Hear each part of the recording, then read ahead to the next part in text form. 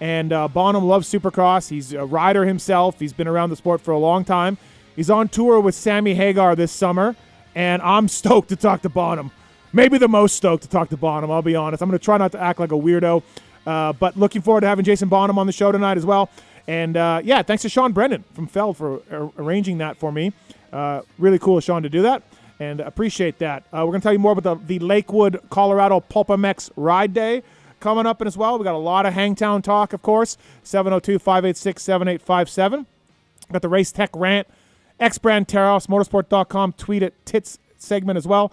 I want to thank Motorsport.com, Fly Racing and Decal Works, Race Tech, X-Brand Goggles, Renthal, Michelin, Acerbis, Firepower Batteries and Chains, Maxima USA, OGO, Renegade Race Fuels, Atlas Neck Brace, Guts Racing, FMF, Pro Filter, Works Connection, Get Data, WUSA, Motorcycle Jobs, MotorcycleIndustryJobs.com, Rocky Ridge Trucks, Factory Chassis Parts, MTX Braking, Wiseco Piston, Ethica, Troll Training, FCP, all on board with us tonight. If you want to save with a lot of those companies, go to PulpMXShow.com.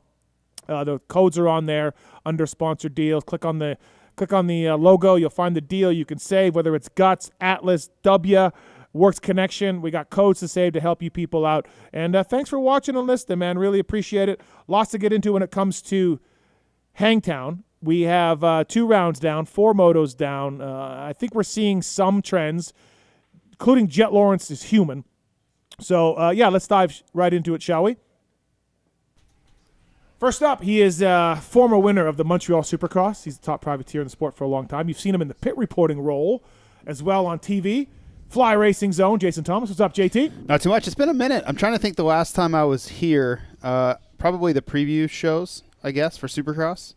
Would have been the last time I was but when was the last time? Were you in a Pulp show then? I don't think so. I think we did, because Weege was here. We did the Pulp show, then we did the Supercross preview videos the next morning. Yeah. Perhaps. Yep. That sounds about right. December. Yeah, so we got a lot to talk about. It's June now, so that's 6 months. Yep.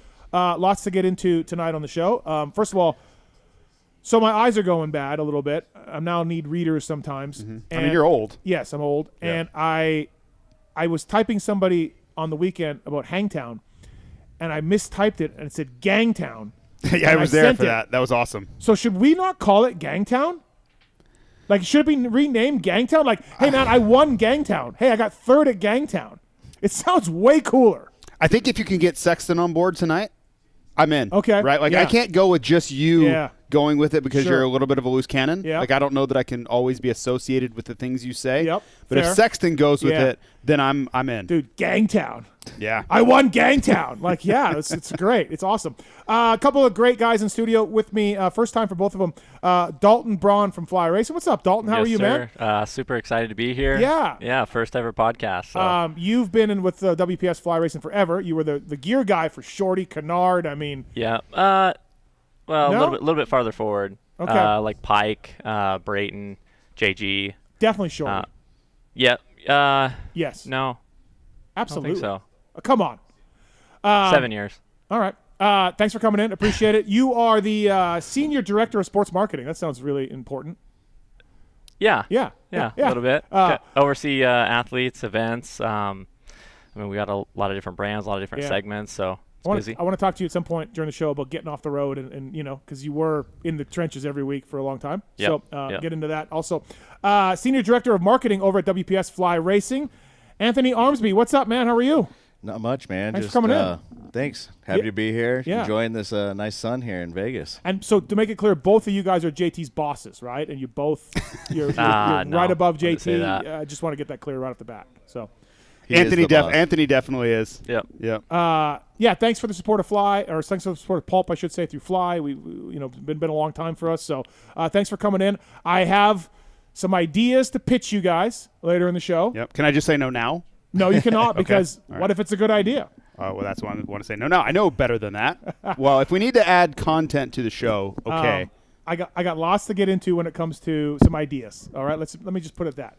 I do want to talk to you guys a little bit about marketing and Fly and signing riders and teams. I find that kind of interesting. I think our listeners do too, behind the scenes stuff, right? And all that stuff that goes on. So we're going to talk about that tonight, later on in the show as well. Taking your phone calls over there, holding things down in the corner. Tits, what's up? Hello, Mr. Mathis. Thanks for coming in, buddy. Yeah, thank you. I'm glad to be here. No, you're not. Very rare. For the next 4 hours and 53 minutes. You wish. It's a very rare Monday night show for Mr. Legendary. Yes? No? Maybe? Yeah. One out of every 3. 1 out of 3. I didn't know. It's not 1 out of 3. I didn't think no, that's not. true. It's not, but we'll just go with it. Okay. I can change it. I'll be less frequent. Thanks for coming in, though. Really appreciate thank it. you. And also, tonight, on a commercial break, Sushi. you requested sushi. Yeah. And it is coming. Yeah, man. Okay. Thank you. And I thanked you. Steve's going to be whining about the sushi bill. That's fine. It's worth it. For days. Oh, yeah. Listen, you're only allowed 3 pieces, okay? How many do you think I'm going to eat? Yeah, that's true. You're not a wasabi guy, are you? No, not a wasabi guy. Working the camera over there, holding things down, maybe in control of things. I'm not quite sure. Travis Marks. Hi, Marks. Nobody ever knows. Nobody does know. That's why I get to charge my exorbitant fees. He's working on the app. No, I'm not. Okay, all right. That's fake news. Gangtown. Look, we talked about this in a review show yesterday. We did this. Jet Lawrence is human. He's not a machine. He's a man. That was awesome. I had so many people hit me up about loving that segment. It was so. My favorite part of it is the Pookie part. Yeah. You know, like you guys probably didn't hear about it, but and for those who haven't listened to the review show, watching Jet crash, get hurt, like he finally makes a mistake. He looks human. He's not infallible. Well, Rocky IV in 1984, he finally catches Ivan Drago off balance, hits him with a left, cuts him, and everybody's like, "Oh my God!" Yeah. Right? And the announcer, Rocky goes back to his corner, and they're like, "He's not a machine. He's a man." Like you can, like. So I was thinking, this is Sexton's moment. Like he's probably thinking that, like, this guy is vulnerable. Like I can beat this guy. So Pookie in the middle of the moto, like he's filling Pookie on what happened. Yeah, she says, "What happened in the moto?" Yeah. And I tell her, I'm like, Jet had the lead, and he just crashed big time. And that's exactly what she writes him. He's not a machine. He's a man, right? So I'm telling the story, and then Steve puts the phone up right there. It was freaking amazing. It was like my favorite part of the weekend. But, I mean, honestly, I was at Hangtown, and obviously you too, JT. I thought he was seriously hurt. Like, I think everybody did. He kind of got up and then was like, oh, wait, and then he rolled back over and, like, head down. I'm like, he's hurt. He's hurt. Like, there's something going on. I mean, it was a gnarly crash. Yep.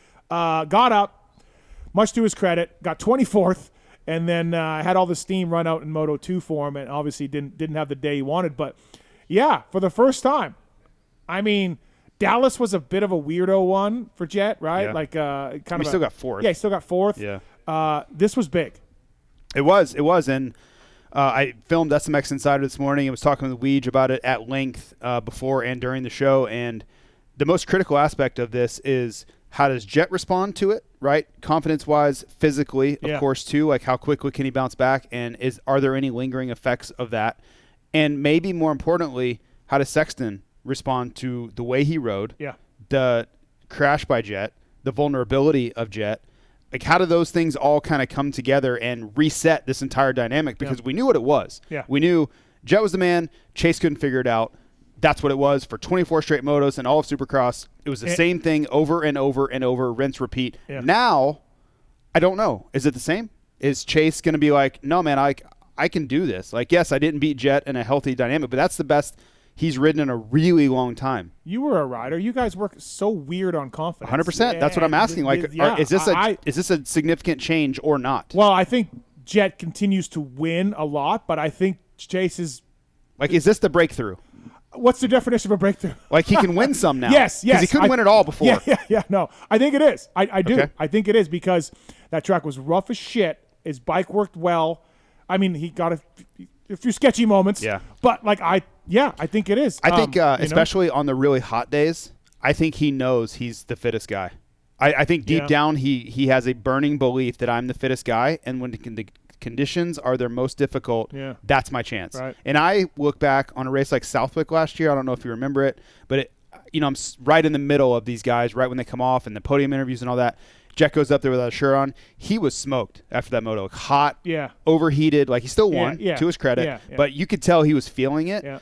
And I think if Chase remembers days like Hangtown, days like Southwick last year, he's going to know Jet could be vulnerable in that moment, right? And I've got to be my best self. And if he wants any chance at winning this championship, even with a 24-point lead, those days when things are on his side, when he has an edge, you have to win on those days. Like you cannot let those opportunities get away. And to his credit, he didn't leave those extra 3 points on the track in that second moto because it would have been really easy to lay up. I got the overall. AP, do your Yeah. thing. He didn't. He went for it and got those points. Anthony, no matter, like, you never want to see a guy crash. It's not good, but this is great for the series. 24 down. The guy that's been on a 24 moto win streak, he's 24 points down now. Yeah, it was insane. I couldn't tell at first. Put the if it mic was up a his, little bit if you can. There you I go. couldn't tell if it was his hip, but then I heard reports that he took his peg to Yeah, the gash peg out of to his the leg. leg, yeah, and then yeah. he rode his Moto 2 with that. Yeah, It's insane. Yeah, I mean, 24 down. And I'm with you, JT, on the review show, like, and again, talking about riders and confidence and everything else. And I loved the great Ross Rollerball. He used to tell me, because he was, 42 titles in Canada and won everything. He said, you can let him get you once. That's fine. Everybody loses. They beat me. I could let him beat me once. I couldn't let him beat me twice or three. Like, I can't. The narrative can't change. You got to right? stop that confidence Right. before they get any hope that they're actually on your level. Yep.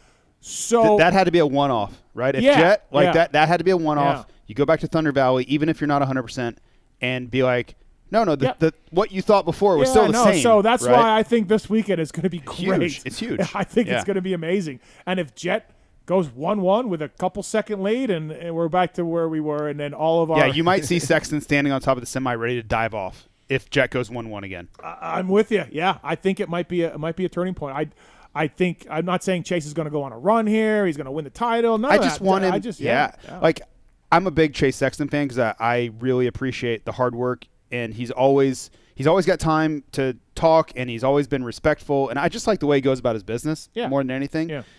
And I could see how frustrated he was and how down he was on himself for not ever winning. So I hated to see Jet crash, but I felt so good for Chase in that moment because I know what it meant to him, and I know the frustration he had been dealing with, and like the expectation. He felt like he's letting everyone down. Yeah. I know I can guarantee it. I don't know. I'm not in his head. But I would guarantee he feels like he's letting everyone down week after week after week. And that was a huge moment. Yeah. He'll never forget that day at Hangtown. Never. Yeah, I mean, look, I'm going to ask him. He's going to come on the show. I'm going to ask him if it's his best race ever. I mean, It was a wild race. yeah, like it might be. Can you guys think of a better Chase Sexton race? I mean, there's been a bunch, but No. I mean, the haters are going to say, well, yeah, Jet wasn't in it. Yeah. Right? Yeah. I don't care. Yeah. If you're looking at Chase Sexton's races alone, how could you not say it was? Yeah. How could you not? Yeah. No, I'm with you. It was a great race, and we had some 250 MX drama as well. Like Hangtown really delivered. It did. It really delivered. It did. Gangtown. Gangtown. Yeah. And it usually doesn't. Yeah. Like, it's usually like, it's good. Yeah. Whatever. Like Yeah. it's an average race. Yeah. It's not the one where you're like, oh, this one, like rubbing your hands Yeah. together going in. Yeah. But it was. Jason Bonham calling in here shortly. Can't wait. You're so excited. So excited. Ryan Gauld, Jeremy Coker, Chase Sexton coming up here on the show. 25 years of fly racing, everybody. FlyRacing.com.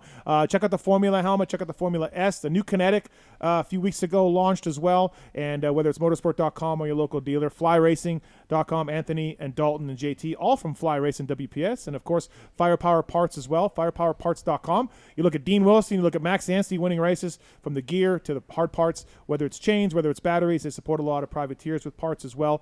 FirepowerParts.com. I went and ordered some product that I still haven't gotten. You and Dalton dropped the ball on it. Thanks, guys. That's my fault. That's my fault. You ordered 2 parts. I was gonna say, I I don't did. think I seen that email. It was me. There's 2 items on the email. Yeah, and 2 items. It's still But in my here's drafts. my point. Yeah, It's here's my fault. point.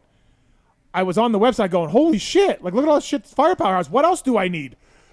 Like I was like, it's pretty cool. So a lot of hard parts on there as well. It is in my email drafts. Okay. I can show Well, you. I hope it's one my day. fault. One day, maybe. Yeah, I'll get it. So thanks to the folks at firepowerparts.com as well coming in here. All right, so Dalton, do you think this helps Chase? Where are you on that? Or is Jet just continuing to crush them?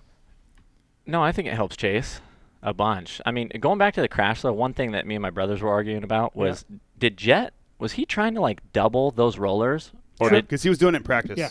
Oh, he was? Yeah. Okay. Yep. That's why I was arguing with him. I was like, He there's was the no only- way. It was a triple. like, yeah, Yeah, it was a triple down the hill. It was, okay. Yeah. All right, He well, I didn't didn't catch qualify in that. practice, and then nobody else was doing it, so it had those gnarly braking bumps. So he just And he's like, I still got didn't it. preload as much, or just he was too I deep think- in a rut, and he just I think he's like, I can still do it. And Yeah. they bump kicked him way more forward and short than he thought he was going to be. And I had 3 people, 2 or 3 people after practice when I was like, hey, how's your practice? How was your day? Go like, dude, it's fine. Did you see that jump Jet was doing? Like, that's mental. One guy told me it was mental. He may be from New York, Another guy was like, dude, I think it was Harlan, was like, I can't believe he's doing that. Yeah. Other riders are like, did you see it? And I can't believe he's doing it. And they were doing the double before that. Yeah. Like down the hill, down both the of hill. them. I'm just like, you guys are out of control. Yeah. Deegan did it one time. Deegan did it Yeah. in the first practice when it was like perfectly smooth. And then Jet did it a bunch of times, and then, And to be fair to Honda and Jet and the camp, like, obviously he was jumping it in practice and qualifying. Perfect. You have 30 minutes of a 250 moto. They did fix it before the 250 moto and knocked it a little. They rolled it, so it's going to get smaller. Now you have 30 minutes of 250s, breaking bumps and everything else. Jet could have been like, well, I don't know. Like, it was, the Jet it was screwed up. He should have seen it. I know. On the sight lap. But that doesn't stop guys from still bitching. Yeah. And no one did. They didn't take any lifeline like that. I really believe So. that it's been so long since, like, Jet gets away with a lot. Like, he does stuff that no one else can do. He puts together lines that no one else can piece together.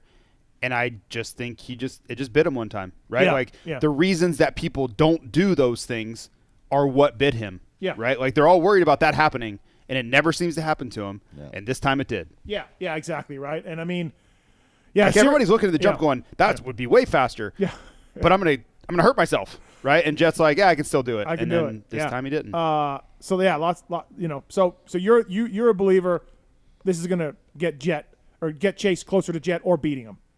Yeah. Yeah. Yeah, I think it puts him in the right headspace for sure. Yeah, Anthony, where you at? Yeah, it's Yeah. a huge confidence boost, I think, on his part, Yeah. especially from last season of outdoors. You Yeah. know? And again, like JT said, like, phenomenal second moto ride. Like, even if he got up and got fifth and went 1-5 on the day, you're like, oh shit, great ride, man. But I mean, I walked away after he was all over Cooper, and I walked away to get my microphones and get ready to do post-race interviews, and I'm like, well, he's gonna get Cooper, and he'll go 1-2 for the overall, and I'm like, oh, cool. And then I got to the media tent, and Wygant's like, he's all over AP, and I'm like, oh my god. AP fell apart, to be fair. Yeah. Like, he was cramping really bad. I told the story in the review show, but getting to watch the replay of the highlights with both of them, we were waiting to do an interview with both of them, and they're laughing and this and that, and you see Plessinger going really slow as Sexton's like behind him and passing him, and AP's like, yeah, I got a full calf cramp. I can't move my leg. Like, I was just basically trying to get to the finish line. Go ahead. You know what I mean? So you learn little things like that. It was interesting because Well, I'm it was like, dude, you got the win. Like, go. And he's like, I literally couldn't move my leg. It's like 6 seconds on the last lap. Yeah. And he did his 3 worst laps of the race, the last 3. So let me ask you this: we're 4 motos down. We left Paula being like, Hunter Lawrence is the next best guy after Chase and Jet. Now we leave Gangtown, and Gangtown. like, who's the next best guy? Like Hunter, AP, Justin Cooper, Jason Anderson had a great first moto. Yes. All of them? Yeah. Yeah. Yes. Yeah. Yes is the answer. Yeah, I think you're right. I don't think you can. I think you just throw them up in the air, right? The one I struggle with putting in there right now is Anderson. Right now. Oh, okay. Because he got pretty tired, second moto, and we've seen flashes. We all know he can do it. He just hasn't been as consistent or every single time out, every lap, the way AP and Hunter have so far. Yeah. So I know we can be on the podium. Like, that first moto is phenomenal, but I think that AP and Hunter probably deserve the most praise right now. And Cooper, or no? I think those two, because AP crashed in the first turn or in the second moto. Paula? Otherwise, he's Paula. been there every time. Yeah. Like, he's been that guy every time so far. Yeah. So I think they deserve a little bit of distinction. Right. But I still feel it's wide open. Yeah. Like, we're so early. Anthony, what about you? You got a clear third place guy, or in your mind? Hunter. Hunter? Yeah, I think he's really stepped it up this year. Look at his starts, pretty much every single race. Yeah. I think he's holding his own and kind of making his own name, and Yeah. I think this year we'll see a lot from him for sure. Yeah, he's pretty impressive for sure. I mean, they're going to go 1-2, again and again and again, probably this year at some point. I was impressed by his ability to kind of keep his composure, because you know how much they're affected by each other. Like, emotions of, they're like super tight. Yeah. Him watching Jet just ruin himself down that hill, and he was able to just kind of like block it out quickly and like focus on what he was doing. And I read an interview somewhere he did with someone, basically like, I said a bunch of swear words and was like freaking out, and then I'm like, okay, I gotta go. Yeah. Like, I just have to block that out for now. Obviously, I wrote about this in my column coming up tomorrow, or Wednesday, I should say. Hindsight is 50-50, like, so you never know. Mm-hmm. Should he have pulled in after Moto 1? I don't think after that's the crash. I think it's hindsight 2020 is the phrase you're Is looking it? for. Hindsight. Yeah, it's 50? not 50-50. That's a completely different thing. Okay. Yeah. What is 50-50 then? Something is 50-50. Sammy Hagar, that's 51-50. No, that's 51-50. Anyways, should he have pulled in? Hunter? No, Jet. Hunter. He's so worried about Jet that he's going to pull in. Should Jet have pulled in? Like he got no points. He got 24th, Well, right? Like he got into was points. So far he back. got there, and then the pain got to him because he moved all the way up. Like he was like right out. Yes, He was 21st? He faded back. Yeah, and then he went backwards the okay. last like 3 laps. Now I got a report from an AMA guy, and I can't confirm this. About 2 laps after he picked his bike up, he fell again. Oh, I don't know. AMA guy's like, one is down Yeah, again. Wouldn't shock me. Yeah, just like a tip over. but he Nothing got big. But he got further forward and then just gave it up. hold on, I gotta look. I was yeah. Go ahead. I was watching, but I think had he not like in the end, yes, right. Like if you're just doing it a binary thing, should he have or should he not have? Yes, because it didn't accomplish anything. But in the moment, he was getting really close to points, and if he could have gotten any points, I think it's worth staying out there. Yeah, I agree. If he had gotten points. Yeah. But. Let me know you have some evidence over there. It's riveting. No, he never got into points. I know. This I is didn't say he got riveting. up. I said he was forward, but then he moved backwards. Okay, but he never got into the points. As I know, but he was like I'm 20, pretty sure you said he got into 23, 22, 21. He was moving forward. So like, see where the positions were, who did, and then who passed him back. His highest scoring was 24. He got the highest point he did was 24th. I don't Where, think so. where he finished. Okay, I'm looking. Okay, I'm gonna look. Okay. I'm gonna do some recon. You guys go ahead. You do recon. Okay, thank but you. no, you're Listen to right. me. Like you can't. But you do wonder, like, hey, after the big crash, pull it in and reset for Moto 2. But I guess not. Yeah, he's a champion. Well, but, yeah. if he's healthy and able to go, and he pulled in and fixed his bike. Yeah. For one. Yep. He easily gets points. Right, so I think Sure. he's thinking maybe I can get back to full speed here. yeah, Easily. He was way off the pace. He was doing the leaders were doing 159s. Yeah. He was doing 203s.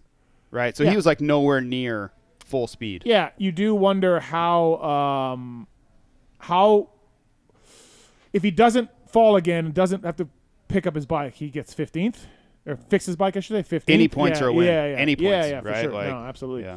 All right, PulpMX Show presented by motorsport.com, Decal Works, and of course the folks at Fly Racing. 702-586-7857. Bart's on one. What up, Bart? Yep. I want to thank JT. JT always hooks me up with nice Hangtown passes. Oh wow! I was over at the race, and right above where Jet crashed. Mm-hmm. I was wondering if you guys saw that after he crashed in Moto 1, he was still doing that jump on the downhill. Well, he was tripling it. Yeah, he was still he was the only person I saw that would I don't go on the outside and jump it. He was probably The doubling double. it. He was Are you talking doubling about the first one? The one on the first downhill? It would be on the Like the- second downhill. It was the same jump where he crashed. He wasn't tripling it. Are you talking about doubling the first part of it? Because there was 2 different jumps. There was like a double that he would clear, which was really hard to clear, and then there was a 3. I think it was the. Go ahead. It might have been the double. It Yeah, might I have think- been only the double. I think it's It the might double have only been the part. double. He was the only guy I saw do it. Really? After his crash. Yeah. Oh, okay. I thought I saw some other guys doing it every now and then. The They double would cork part, it out. they were kind of like bouncing off the top of it. Sure, yeah. But yeah. Yeah, I mean, I guess, what's your definition of clearing it, right? Yeah, I guess? right. Yeah. All right, Bart. No, that's cool. He's special I don't for sure. think he was doing the triple, but either way, to be beat up in that, yeah. So, thanks, buddy. Yep. Thank you. Thanks. Dom, what's up, Dom? Hey guys, love the show. I was wondering if we got an update on Phil. Well, I was scared he was going to get nailed where he was kneeling down. That was a bummer. yeah, he was okay. So I thought he broke his ankle, tib, fib, something because he didn't move, right? Yeah. Yeah. But after the race, I called him a pussy because he was limping. He was up limping, and I'm like, what do you? And then he said, the quote was, "I shot myself in the dick, and here I am." That was his quote to me in the interview. He's still getting checked out. We didn't have him on the night, and I told him, "Hey, I'm not going to get you on because, you're hurt." And he said that was the only Right. that was the only good news of the day. So God bless. I honestly, I don't think he knows for sure. I think he misses some time though, Dom. Yeah, he was on a heater these last 2 rounds, man. Oh, dude, he was on I was fire. getting so stoked. Yeah. Well, you what's the fucking saying he does all the time? Hindsight's 50-50. No. Oh, you rock and roll. You got to pay the toll to rock and roll. That's his favorite saying. Yep, it is. So that's what he did. Yeah. You want to rock and roll, you got to pay the toll. Yep. And he paid the toll. So I do think he misses some time, Dom. I hope not all the rest of the year. You know what I mean? But he'll figure it out. He'll let us know. I'm shooting for him. Yeah, thanks. Don't shoot him. Don't shoot for him. Don't shoot at him. Don't shoot at him. Yep. Don't shoot for him. He's already hurt. You say Gangtown one time. Yeah. Right? Look who you started. Thanks, Dom. All right, I have evidence here. Okay. I have. Yep. Okay. So Jet's doing 203s, as I mentioned, right? Like decent times, 202, 203, whatever. Yeah. He drops to a 208 and then gets worse, 209, 210, 214. That's not evidence.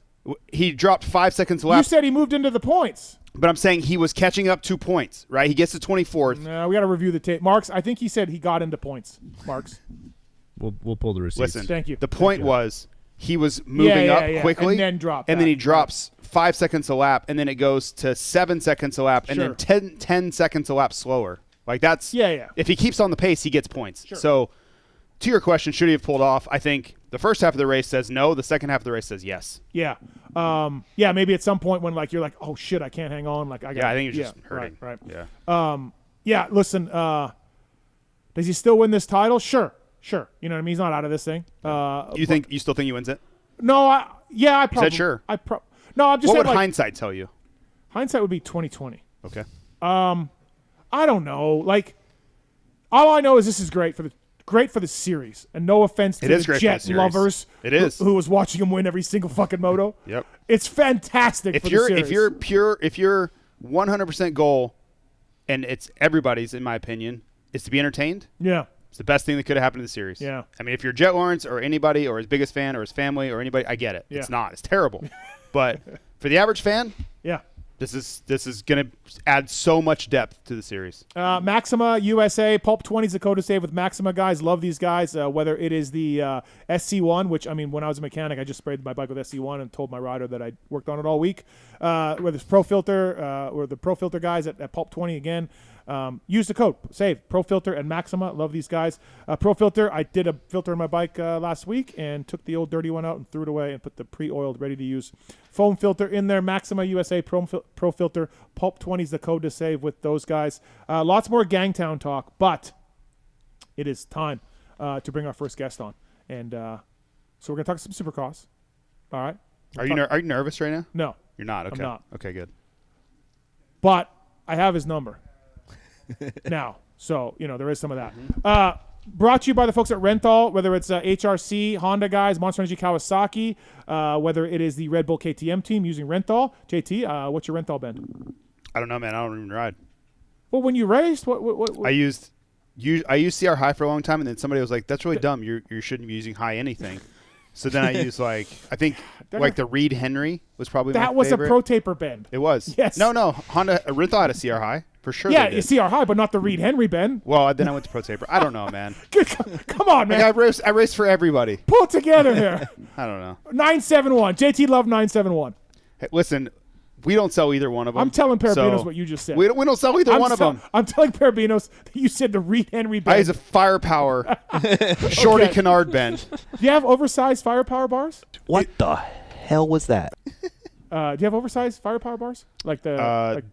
They're in the works right now. Okay. We're switching everything over, so we have our Aero Taper. We do have a taper. Yeah, but they're getting rebranded. All right. Yeah. Renthal.com. Rebuild championships. # grab life by the bars. They got a Works Fit tool. The best place to learn and determine what bend you are looking for. Inventory locator as well on Renthal for the USA only. So if you're looking for a particular bend, you can check out the Renthal. We are going to give away. Let me tell you how to win one pair of limited edition purple Renthal bars right now. Email contest@pulpmxshow.com. That's all we're going to do. And Anthony, what number email do we pull for the winner for the limited edition purple Renthal bars? 69. All right, 69. Sounds fair. That's what I was going to say. We will pull that number. And so email us at contest@pulpmxshow.com. Will you get 69 emails? Oh, yeah. Really? Oh, Okay. I'll get All right. 300 to 400. Oh, really? Yeah. So thanks to the folks at Renthal for bringing you our first guest. He's rock royalty. You can see him on tour this summer with Sammy Hagar in the Best of All Worlds tour. He's got his own Jason Bonham band. He drummed for Foreigner. Lots of things going on with this man, and he's a fan of Supercross. Super happy to welcome Jason Bonham. What's up, man? How are you?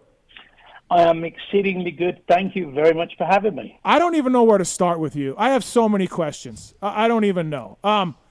Okay, back in the day in the UK, your dad, of course, the famous drummer, John Bonham, had a Cowie team that Dave Thorpe rode for?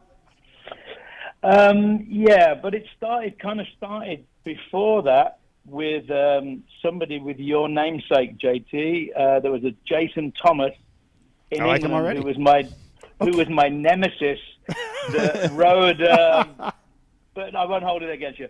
But I rode against him in the 80cc class when Dave was riding 125 and I was on the 80s. And that guy, it was the first time it's 77, so they started to bring in, they're putting the Suzuki engine or a Yamaha engine into these large Italian framed bikes. So it was before the big wheeled version came along. Okay. So he was my thing. So I became second to him, and then Kawasaki came to my dad and said, "We want to sign your son and give him bikes." And my dad said, "We don't need any bikes. We can afford our own." And so that's how the conversation started with Alec Wright, who was there for many, many years. And sure. Yeah. Wow. The Okay. next thing, so Dave Thorpe became a very good friend of mine for many years. Yeah, I had no idea. I knew you rode, I knew you raced, and you were pretty good, but I didn't realize, going back and doing some research, that, it was a whole Kawasaki thing, and you were involved in all of that. That's pretty neat, for sure. I've got to say, Mervyn Anstey, which is Max's dad, was in the same team as well on 125. Unbelievable. Wow. That's crazy. So do you think at some point, like, again, you were pretty good from what I read, were you going into moto? Was this going to be a career for you as a racer? I always say music is my work, but my passion is motocross, and it always has been. And anybody that has ever ridden a dirt bike from the first moment they ever do it, they'll always go back to, you can never put it down. Even if you get old, you never give it up. Right. That's cool. That's awesome. Do you still ride? Are you still got a bike and ride every now and then? I have a couple of bikes every now and again. As I got older and larger, the help got better. So, I have a few A-kit things put on the bike and a few factory additions. And, it's been very, very I've been very fortunate in my life. I love motocross. That's my main thing. Yeah. But I play music to pay the bills, so it's whatever. Now, there's a famous story when you were a kid that you showed up at the races with your bike in the trunk of a Mercedes. Your dad he was just like, "Yeah, we're going racing, and I got a Mercedes." Is that true? No, it's even better. We turn up, we see a poster, and it says, "Racing at 10 a.m." We get there at 10 a.m. in a Rolls Royce. Oh, it's a Rolls, okay. And it was a silver cloud Rolls Royce with a trailer on the back. And I had an Italojet 50 bike. And I was wearing a Chicago Chiefs or Chicago Braves, wherever it was. Blackhawks. Jersey. Yeah, Blackhawks. Yeah. Hockey jersey, Wellington boots, leathers, DeCosta leathers. And a kid said to me, "I've missed practice," and he said to me, and it was like elastic start. Yeah. And I said, "Oh, which way does it go?" And the kid said to me, "When we get up here, it goes to the right." Little son of a bitch. Oh, he got you. Way. He got you. Yeah. I was hole shotting as well. I was like, "Yeah, I got this." Yeah, wrong straight off the edge. Yeah. Oh, that's funny. Yeah, God, the stories back then. Now, did your dad ride at all? Was he into it? No, that was the one thing when I did that. He wasn't very good at riding bikes. Okay. And there was a few other reasons because of that, which was something to do with alcohol. Yeah. But it was. He tried to race me one time. He was like, "Yeah, I could take you," and he just said, "I can just do a start." So we had the backup bike, and I said, "All right, Dad, you're going to make a fool of yourself." And he he wheelied and went off the back and went straight down the barbed wire fencing of the farm we lived on, and like really banged himself up bad. I felt bad, but he tried. At least he tried. Oh, that's awesome. But, I have many a motocross story. I mean, as I said, I got to even ride at the Coliseum in 80. I think it was 87 or 97. 97. I got to ride around with Jeff, which was at the day in the afternoon. It was great because he said, we're going to do this. You're going to follow me. Go up the turnstile, come down. I'm thinking the greatest dream in my life. This is what I've always wanted to do. Sure. I drank back in those days. So between noon and then 7 o'clock when we were going to do the opening ceremony and do the bike giveaway, I'd had a few beers in between. So it didn't feel so good. It was the night when Brian Deegan launched the bike. Oh, 97. Yeah. Okay, yeah. Emig never wore orange again. Oh, so you got to do it or you didn't do it? Yeah, I got to do it. Oh, okay. But it was so intimidating. Yeah. When you suddenly go up, I got to ride a couple of the tracks, Houston Astrodome, and it's embarrassing when you go to walk the bike out and all the pro practice is going, why are we waiting? Who's holding us up? And I come walking through, and Jamie Dobb had got me a bike to ride. Okay. And I'm like, I go to do a lap with Jamie around the Houston Astrodome, which was like phenomenal to do. And it was just like, I just went, how you guys do it when you come to the face of those jumps and you can't see nothing. Yeah. And it's just blind. It's like, So, JT did it for 15 years. Yeah. I mean, blind jumps are the worst. Oh, it's like riding in the dust. Whenever you used to have those races where you just couldn't see a thing. Yeah. It's just crazy. I think that's why I gave up in the end. I did a race in the dust. And I said, I'm just growing along and you're pinning the bike and just suddenly, boom, you'd hit somebody who you didn't see. And you're going, why am I doing this? I'm going to go and play music and drink and do everything else. Yeah, really, right? Well, I think you made the right choice, to be honest. I always thought it's going well, I always thought blind jumps are like, you ever hear people in the service or flight attendants when there's an emergency and they always – my training kicked in, and it's like this muscle memory thing. Yeah. Like that's blind jumps. Like you just have to trust that good things are going to happen because you've done this 10,000 times, and you know what to do. Like that's what I feel like. It's the same thing. I don't have any experience knowing what that's like, but that's what I was like.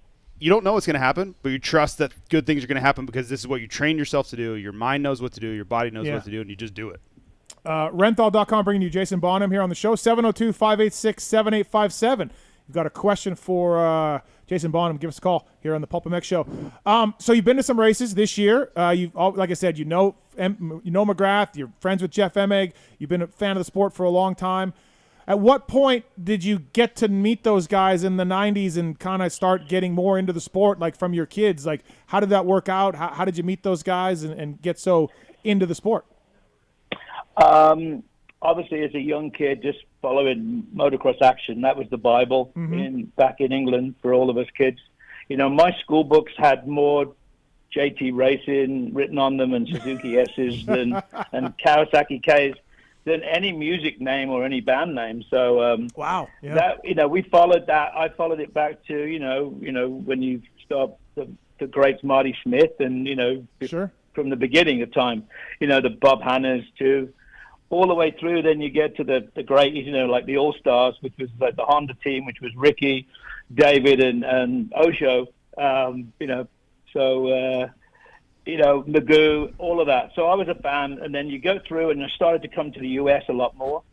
I got offered to do some shows at a Supercross, and I was like, that's the greatest gig in the world. I get to play at the party in the pits and then be at the Supercross. So we did three events, and I think we did Tampa, Houston, and one other one. I'm trying to think where it was. But then of course I met McGrath and met Emig and started to hang out. And I didn't realize Emig was such a Zepp fan. Yeah, he loves it. So, yeah. And he had the all the different symbols of Led Zeppelin on the back of his pants when he was racing in the outdoors. Yep. So, and it had 10 years gone written on it, and then he had the Zepp symbols underneath. So seeing stuff like that for me was mind-boggling because they were the superstars. Yeah. I'm just a kid, like being 12 years old, going, oh my God, they're the rock stars. You know, they were rock stars. Factory Phil, Lawrence. Oh my God, had a good. That's awesome. Oh my God, Factory Phil was a good time. Factory was he had a lot of ladies, and he's so different now. Yep. It's crazy. Yeah, he was gifted. He was gifted. He was gifted. Yes, some would say that. Oh no. That's hilarious. That's so funny. So funny, dude. That's his drop when he was in studio here a couple years ago. And then so at some point, MX's just grilling you on your dad and Zeppelin, and you're grilling him on Supercross. You guys are like the best friends ever. It is. It's that thing where I one of the things when I said this to Brennan when he said about doing this, I went, hey, you know, I only want to, you know, if I have to talk music, I want to talk about, you know, motocross more than anything else. And, you know, I would just agree with, you know, everything that's been going on with, you know, the Jet love, which we all know, and of course the Jet hate, which is all out there. We can't help ourselves. The internet has lots of demons. I just think it's, as you said earlier on, yes, this will give Chase a huge amount of you know, confidence coming into the next round, because it's that. But also at the same time, now the win streak is over. Now Jack can just focus on riding. Yeah, so And don't you think, like what JT was saying, like this weekend in Lakewood, Jason, is so huge either way? Like whatever way it goes, it's just so big for these guys. Yeah, he's got to come in and pretend that he's not hurt, even if he is hurt. Right. And because, you know, you don't want everybody now. It's like that magical thing, like in soccer, when there was like that time when you have a win streak and Manchester United wouldn't lose. They lose all the time now. Now it's like, oh, they can be beaten. So it's that thing. Now we can see he makes mistakes outdoors as well. Everyone thinks they have a chance. Yeah, it's gonna be great. I saw too. You got to meet Osho this year at was it Nashville?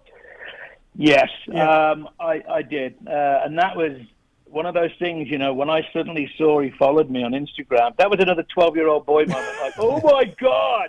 And I started like pouring like 20-page emails to him and sending him pictures of me with Scott boots on, wearing the cuffs and the flares. You remember when they used to attach the flares? Yeah, the Gators. They're called Gators. Yes. Yeah.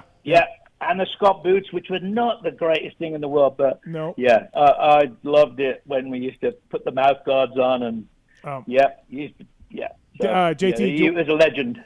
JT, do you want to tell Bonham what Coombs said when we told him? We told Coombs about getting Jason on the show? I got to remember what. Oh, so I told Davey this weekend, I said, hey, Davey, Bonham's calling in Monday. I'm like super stoked. Davey's like, ask him where my fucking $2,000 is. Oh, yeah, that's right. Bercy. He claims you owe him $2,000, Bonham. I mean, that could have been right. I mean, Bercy was a bit of a blur for me. I remember Team Green banned me from the pits because I sat on the table and the table broke. And all of Jeff's parts went flying around. Yeah. Well, the story I was told was that you and Lawrence Lewis, who was around a lot in those days, got behind the bar and started making your own drinks to the tune of a $2,000 bar bill. Yeah. So. Yeah, well, he shouldn't have put his credit card down. Fair point. That's a fair point. That was the problem right there. Never offer to buy rounds when a rock star's around. Yeah, no, absolutely. You know, Dave, so I rode at Hangtown in that year, '97, on the amateur day. Oh, and really? Davey did. Okay. Davey did too. Yeah. That's cool. Davey rode as well. That's awesome. No, that's great. Listen, I had no idea you were this into it. I knew you liked our sport and followed it, Bonham, but I didn't know you were like this. Maybe we can have you like a correspondent on the weekends. Yeah, I could outfact anyone on European motocross back in the I got to watch DeCosta ride more than once. I got to lead him around Farley Castle in the presentation. So I'm cool. You know, but I was a typical 125 rider. I see a challenge of an uphill step-ups at Farley. And I decided to go for it to see if I could do it on the 125. Let's just say it didn't end well. It didn't go well. Jason, do you know Paul Malin at all? Oh, yes, I know him. Yeah. Mailer's such a great guy. him and Jamie were on the 50 cc's when I was riding like 125. Okay. So they were, they were up and Jeremy coming. Watley, they were the kids. They would come and watch me because I was the only kid who used to have JT racing stuff. Yep. So I would have all like I believed that you got to fake it to make it at the beginning. I'd change in the pits even before I rode the bike the next time just to intimidate, and it was that. Mind games. Like Nick Way, you can't win if you don't look cool. Yeah, that was Nick's thing too. Exactly. Yeah. And the older I get, the faster I was. Yeah, I know. And your dad, you would bring JT over from the U.S. is what I read. Yeah, he went into JT one time, and they apparently just froze and went, "The drummer from Led Zeppelin is in here." Yeah.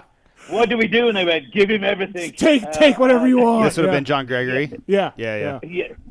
Yeah, awesome. Between that and as I said, I actually raced against. I had a Mugen Honda in 1980, a water cooled before they even. Oh shit! Wow. Yeah. Jesus. Yeah. Hey, in the end, money talks. It right? does. So, Yep. But the year before, I was riding. The year after, I didn't have that bike, and I ended up riding at a British Championship race. My Yamaha blew up, and I just bought a stock 125 Suzuki. And this was like 81. And Mark Banks, who was the son of John Banks, was riding Johnny O'Mara's white Mugen Honda at the event. And I slaughtered him on a stock 125R. And I loved the moment. And I said to Johnny, I went, "Hey, Osho," I said, "thank God you weren't riding that bike. But, man, I don't think the kid knew how to keep the momentum in the corners because it was probably all like top end. Yeah, for sure. And he goes, "Oh yeah, it was. You had to just keep that thing screaming, otherwise it's not." So it's the only way they can make them fast. Jason Bonham here on the show, brought to you by folks at Renthal. We got a call for you, Bonham, on 3. It's Jason himself. What's up, Jason? What do you want to ask Jason Bonham? Yeah, I was just curious of what's your first bike that you started out on, that for your first memories of riding, and the first thing that Jason Bonham would have started out riding. So the first bike was an Italia Jet 50, which was an Italian-made. We saw in a supermarket in the south of France. And as soon as we got home, we found the store. It was a famous store called Vale Enclos in Birmingham, which and we went into there and we bought this bike. And after a few months of running around a field a few times, the farmer got involved and said, "Hey, you need to ride one with gears if you're going to go and do anything more serious." So we got one with gears, and then that was it. We took the Rolls Royce to the first race, and from then on, we went to the Elsinore 75, and I used to get top 5 with that against the 2-strokes, and somebody said, "Hey, you need to put him on a 2-stroke if he can." And the bike that changed my life was a 77, the first 80cc Suzuki. That changed. That was it. After that, I was one of those showboating, winning every local race kind of kids.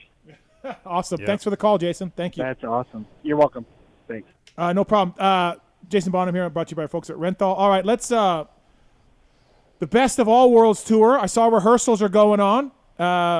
This is going to be. I'm stoked for this. I'm a huge Sammy Hagar and Van Halen fan, and when they got together back in '85, I loved it, and I'm stoked for this tour, man. It's gonna be great. I got tickets for Vegas.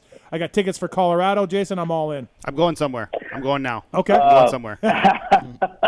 It's for me. It's a long time coming. 40 years ago, I saw Michael Anthony play with Van Halen in England, and if you'd have said to myself, "Hey, you're going to be in a band one day with that guy and playing some of these amazing songs when you're 58, I'd have said, "Yeah, you're high already." So this is a great thing for me. I'm looking forward to it. Yeah, it should be great. Now, I know nothing about music, okay, so this could be a stupid question. That's not true. You know a lot about. You don't know how to play music. I don't know how to play music. You know how to read music. I don't know anything about but you know a lot about playing music. Yeah. Obviously, Alex Van Halen, right, did all the drumming to these songs. And you're a great drummer. We all know that. Actually, it's funny. People say you sound like your dad, which tells me like it's in the blood, right? It's just something you inherit. Do you change your style to drum like Alex, or is there anything you need to learn that Alex does differently than you? And again, maybe a dumb question. No, it's not a dumb question at all. It's like it would be saying, have you got to change the suspension when you go to a different racetrack? Yeah, Okay, of course, yeah. yeah. Okay. Yeah, it's as simple as, for me, I adapt. I change the drum setup. I'll change which toms I use. I listen to what he did. He was a phenomenal drummer. So slightly different style, a lot more double bass drum technique than I was brought up on or grew up with. Okay, yeah. But so I relish the challenge. I love playing this stuff because I'm a fan. It helps when you know the music already in the back of your mind. So there's a lot less work involved than, if you go and play with an artist that you've actually know nothing of. And I've done that before as well. Now that's a really hard day to work because you are literally just going off the fly. So with this stuff, we all know them. Everybody knows them. Right, Everybody can hum most of these songs. They've all been pretty big hits. It helps to have a set list like that where you've got, I'm very fortunate. I think the different bands I've been in have always had great drummers. So, most drummers we're all karaoke guys. We're all basically playing somebody else's song unless we're fortunate to be in a band where we played those parts. So, I've kind of been in that, in that role most of my career. But you know what? I'm still doing it. As I said, if I'd have chose motocross, I'd have stopped doing it a long time ago. So I'm fortunate that I'm still doing both things I really love, and I get to incorporate both of them in my life. So that's really cool. Steve, have you ever tried to read music? No. It's freaking impossible. Yeah. I have. It's really hard to do. Yeah. Drum music is even harder. I can't even imagine. I've tried to learn, and I'm just this is like Greek. I'm out. I'm just gonna go ride. I'm just gonna do that. I know how to do that somewhat. I'm gonna do that. I heard you guys on Stern and listen to Joe Satriani, who's playing lead guitar in this tour this summer. Listen to him, who's a great guitarist. Everyone's like, Joe Satriani is one of the best in the world, and to hear him talk about Eddie Van Halen doing things that Joe is like, I don't know how he did this stuff. Right. Pretty mind-blowing, huh, Jason? Yeah, I mean, as I said, when you listen to Eddie, he was an innovative guitarist that came out in the 70s, really. We look at him more in the 80s frame, but he was around when Jimmy Page was around and went, so it might have been the end of the Jimmy reign, but there was these new kids that could do this tap-in and really change up things. But there was more to it. He had a certain way, a rhythmical way. He was a drummer originally, and his brother was a guitar player, and they swapped. Okay. So yeah. you've got to love the fact that and having that knowledge of the way he plays guitar, it really helps. He's very rhythmical. He was an excellent timekeeper. Innovative. I mean, as I said, it's like, to put it in motocross terms, it's like the moments when you have a James Stewart and Matt, when they come onto the track for the first time, and everybody goes, what did he just do? Yeah. it's that. Change the physics of it, right? Like Bubba Scrub and things. You're like, I didn't even know a dirt bike could do that. Yeah. Exactly. And that was what, that first phase was like with Eddie when it came out. So for Joe Satriani, who he was a guitar teacher. I mean, he taught, when you think about it, he taught the Metallica guitar player how to play guitar. Right. And Steve Vai. So two other, hugely successful guitar players. And he says, when I'm doing this, I'm having to really think about it because I have tried to avoid to play like Eddie because otherwise I was just going to be another Eddie copy, like there was so many around in the 80s. So as I said, he's got the hardest job on this tour. And, and the internet is the hardest thing on him. They're the ones that are going, he's not playing it right. He's not doing it. I just feel if you want to have a good time and hear these songs live, which you will never hear again, done in the best way possible, give the guy a break. He's really doing his homework and he's really changing the way he plays to do this, which that takes I'm not going to do that. Yeah, watching it on Instagram, the little bit that Sammy's been posting, it sounds great. I can't wait. Sammy doesn't have a filter, so sometimes he puts that stuff up and I'm going, did you actually hear it yet, Sam? Yeah. Did you really hear that? Yeah. What song do you like drumming of that era? Is there one that you like, the one that you can get into it?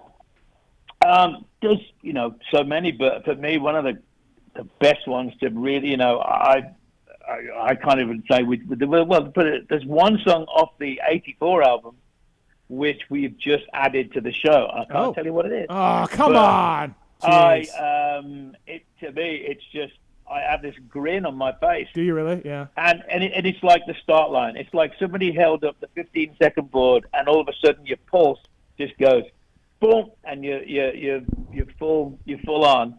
And every time we come to do it, I have to try and like stop myself from getting too.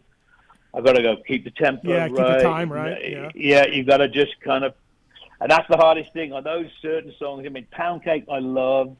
I love the fact we're doing 5150, which was like an album cut from the first time Sammy joined the band. That's my favorite. That's my favorite. Steve can tell you everything about that song. The 5150 is my favorite Sammy Halen song. When I saw you guys do that, I was like stoked. I'm like, yes. So. Yeah, that's an epic song to play, especially because of all the double stuff in the guitar solo. So yeah, I mean, it is. As I said, I'm fortunate that I get to go and have a bit of fun, and I will be paying homage to Alex in more than just the drumming. I've decided to add another 2 extra kick drums to the drum kit. Oh, I thought you were going to say you decided to add a headband. Yeah. I have nothing. I have nothing to put around the headband other than the bald head. Yeah. Alex was big on the headband. Didn't stop Tupac. Right. Yeah. I'm glad you said Tupac. One last call for you here from Jordan Burns. He's also a drummer and moto guy. What's up, Jordan? What's your question for Jason? I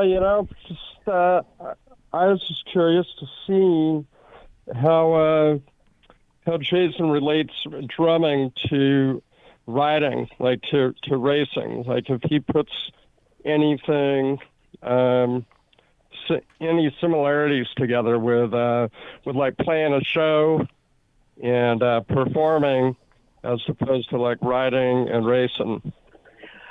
Good question. I do think there's a certain amount of similarities, which is, one, you have to be comfortable. We all know when we're in the zone, and you will know this, JT, more than anybody else, when you're actually not thinking about it, no thoughts, the voice in your head has gone away. Yep. And you can just ride. Same as me when I drum. When all the voices in the heads have stopped, and before you know it, you're at the end of the song. Similar when you're at the end of the race, you're thinking, what happened? Where did the race go? That was Sexton in second moto. That was Sexton. Literally that was in full instinct. Like he wasn't thinking; he was just reacting to everything. Totally. What was was it the similar? Didn't Tomac? Yeah, well, just because he put it on Dungey. When was the race? Yeah, 2015. 2015 at Hangtown. 15 Hangtown. Yep. Because then Dungey suddenly went, I can't ride now. Yeah. I mean, he was 5 seconds a lap faster than Dungey that day. Yeah. It's unbelievable. That was a mentally, that slapped a big fish, right? It's like everything was on the table then. But yeah, you know what it's like. So that feeling of when you could do that and play, and you didn't once think about anything. It's like when you ride and you just get everything works right. You get every section right, every corner right. And it's not even a chore. That's the greatest feeling in the world, and you can we all know those. Right. Well, I related it to doing if you play a show and you're riding, it's like your 45-minute moto. Although with the music that I played was really upbeat with a lot of 200 BPM type of songs, where you're just going for it and you got to play multiple songs. So you have to have the energy and everything, and you don't want to get the forearm pump, Exactly. You don't want to do everything on the first 3 laps and then everyone is catching you, right? Thanks, Jordan. Thanks for the call. Thank you. All righty. All right, that's Jordan Burns from Strung Out. All right, Jason. Thanks for the time. I appreciate it. I can't wait for this tour. Thank you. It's going to be fantastic. Thanks for the time. I really appreciate it, and enjoy the tour, man. Thanks. Hey, thanks for letting me talk motocross. Enjoy the racing. That's what he wants to enjoy. Can we get you back on to break down the Nationals later on this summer? Anytime you want me, just purely to talk about what I feel over race, I am here for you. Okay. All right. It's fantastic. Dude, awesome. That's so funny. Thanks, man. Thanks, Jason. Thank you very much. See you. That's Jason Bonham, everybody, brought to you by the folks at Renthal. I didn't. I mean, I love that he's so into it. Dude, it's awesome. I knew he was into it. I didn't know he was that Like, into I wanted it. to hit you with my coffee for asking him about music because he wanted to talk about dirt bikes. Yeah. No, listen, Sean Brennan from Feld got him on to promote the tour. He wants to talk about dirt bikes. I know. He did not want to. Do what the man says. He didn't want to talk about. No. I want to talk about Sammy. I know you do. Yeah. I could have had a lot more questions about Sammy Hagar. I know you had probably locked and loaded 100 of them in your head. Yeah, I didn't want to be that weirdo guy like, hey, man, and then so Sammy said I'm glad you acted somewhat normal. Yeah. Not like freaking out. You remember that one time that Sammy, he was on stage, and then he sang that one song? Like, that was what I was expecting you to do. I had to fight it. I had to fight it. But, you got his number now, though. So I do. All right, speaking of Jason Bonham, the great drummer from The Circle and Sammy Hagar and his dad Led Zeppelin, he wanted to talk more about this man on the line than the tour this summer. What a race this weekend at Hangtown, brought to you by the folks at DecalWorks, DecalMX.com, PulpMX 24. It's Chase Sexton, man. What's up? How are you, buddy? What's up, guys? How you doing? What's up, Chase? Is that the best race of your career or what? I mean, to date, for sure. I would have. I mean, it'd be hard to argue that. I mean, phenomenal. If you asked me before I went out if I'd go from last to first, one, I wouldn't want to, and two, I probably wouldn't be like, oh yeah, it's like super possible. But yeah, I don't know. Yeah, everything kind of just fell into place, and I don't know. I think towards the end of the race, I was still like not fresh, but I wasn't getting tired, and I had a good flow going. So towards the end, it was just easier to pick off guys if they were tired, and it was kind of hot. So yeah, the cars kind of just lined up. I don't want to do that again. Right? No. When did you? Sorry, I didn't mean to cut you off. When did you think you could actually win the moto? Like, at what point? Because there was a time about 10 minutes ago, I'm like, I think he could win this. And then I switched from like, no, I think he's going to lay up and take second. And I was like, oh, no, he's not. He's going to try to win. So I was like curious in your head when you thought or what you were thinking during those moments. Yeah, I mean, my whole, like I said, I think a few times, I think the biggest thing was getting, well, first off, when I went down, I'm like, man, I'm just like, I'm an idiot. I just blew a shot to an overall. And then I think we were all well, thinking that. Yeah, we were all thinking that. Yeah, if I can get back to like an overall like podium position, that'd be like a good salvage, I felt like. And then, so I have like a mark on the guys in the front, and I was going like around the first turn, and those guys were coming into the turn before you go up the first or the second hill. Mm-hmm. So I mean, that's a big gap. Like that was early in the race too. So I was just trying not to lose time to those guys passing like through the pack. And then I started catching them, and I could kind of see. I couldn't see who was leading. I like only see Justin Cooper, so I didn't know who was leading. Didn't know where he was, but I knew those guys were like in the lead pack. And I don't know. I started clicking off guys. Got to Barsha was like the first like of the, I would say, the front group. Mm-hmm. And then it was like kind of, it was spread out between, honestly, I think I passed maybe Norin or something like that. And then there was a big gap to Barsha. And then once I got him, it was a big gap to Jason. So then once I got to Jason, that he was fairly close. And then once I kind of smelt like blood in the water and realized that I could win this overall, I'm like, all right, we're gonna go for it. And then got Hunter, which I didn't even realize. I think when I got Jason, that was like the overall win. It was moving around a lot.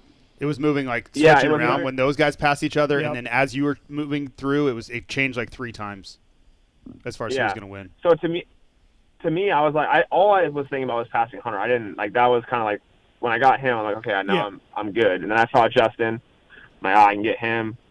And then I saw AP, I'm like, I mean, he was kind of a little bit up the road, and I didn't take like a breather lap, but I took a lap to like kind of gather myself.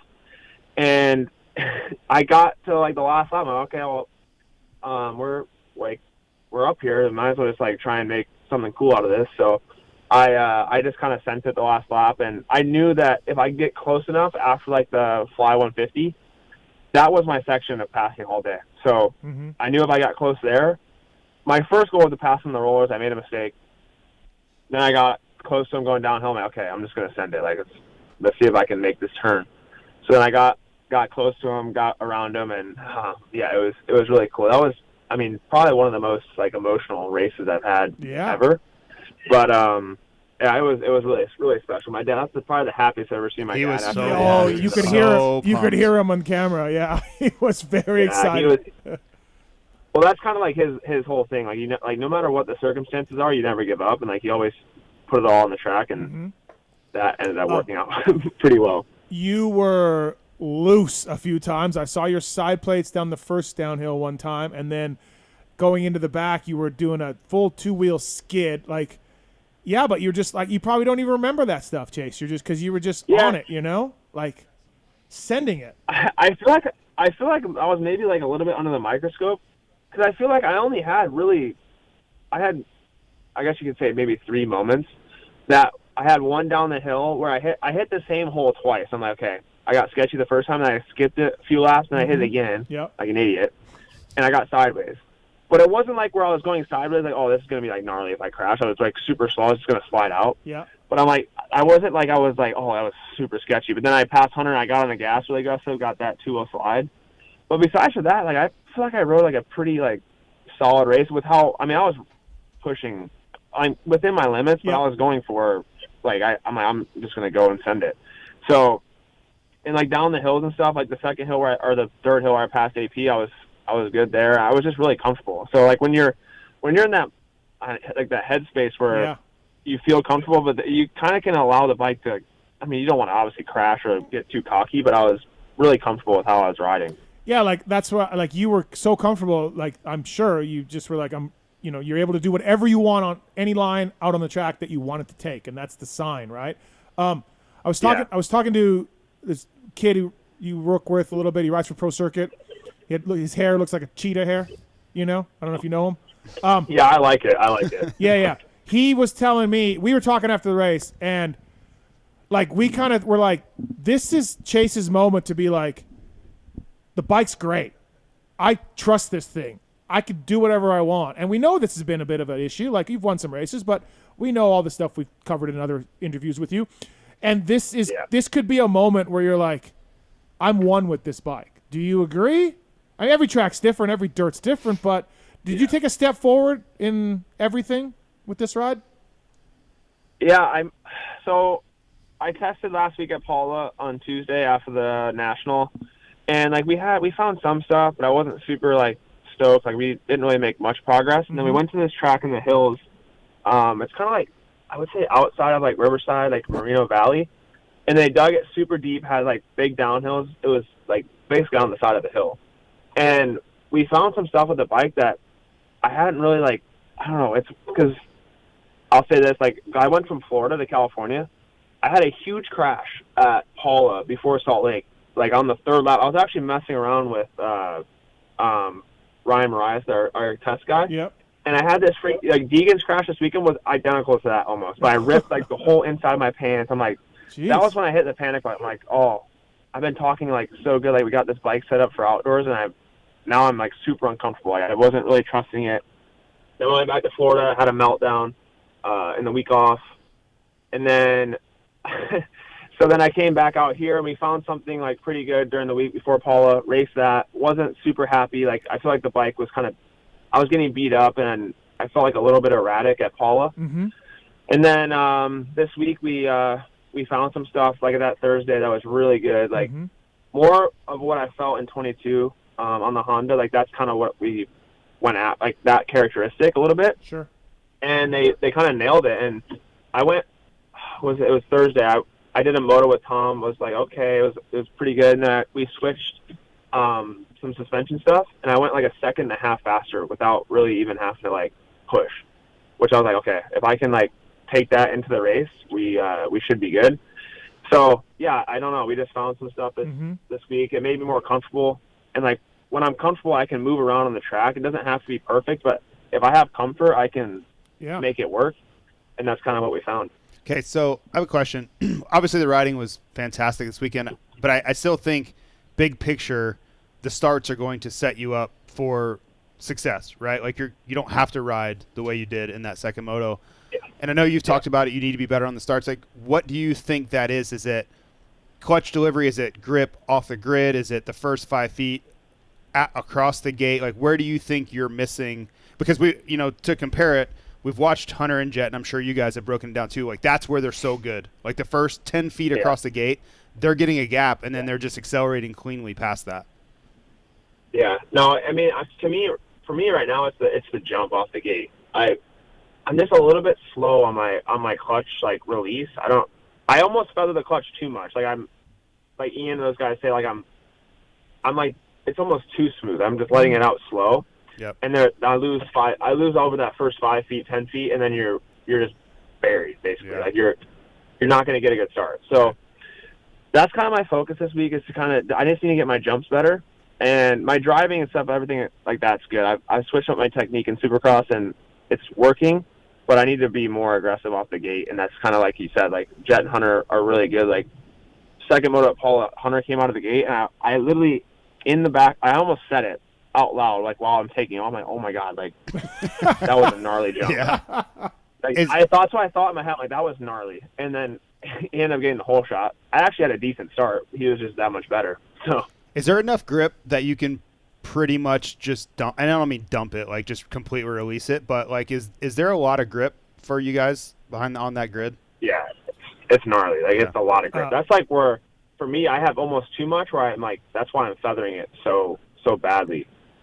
There's so much grip, and I don't know. I like the grates, and for outdoors, like I don't know, it's just nice to have like that. It's flat, like you're not coming out of a hole.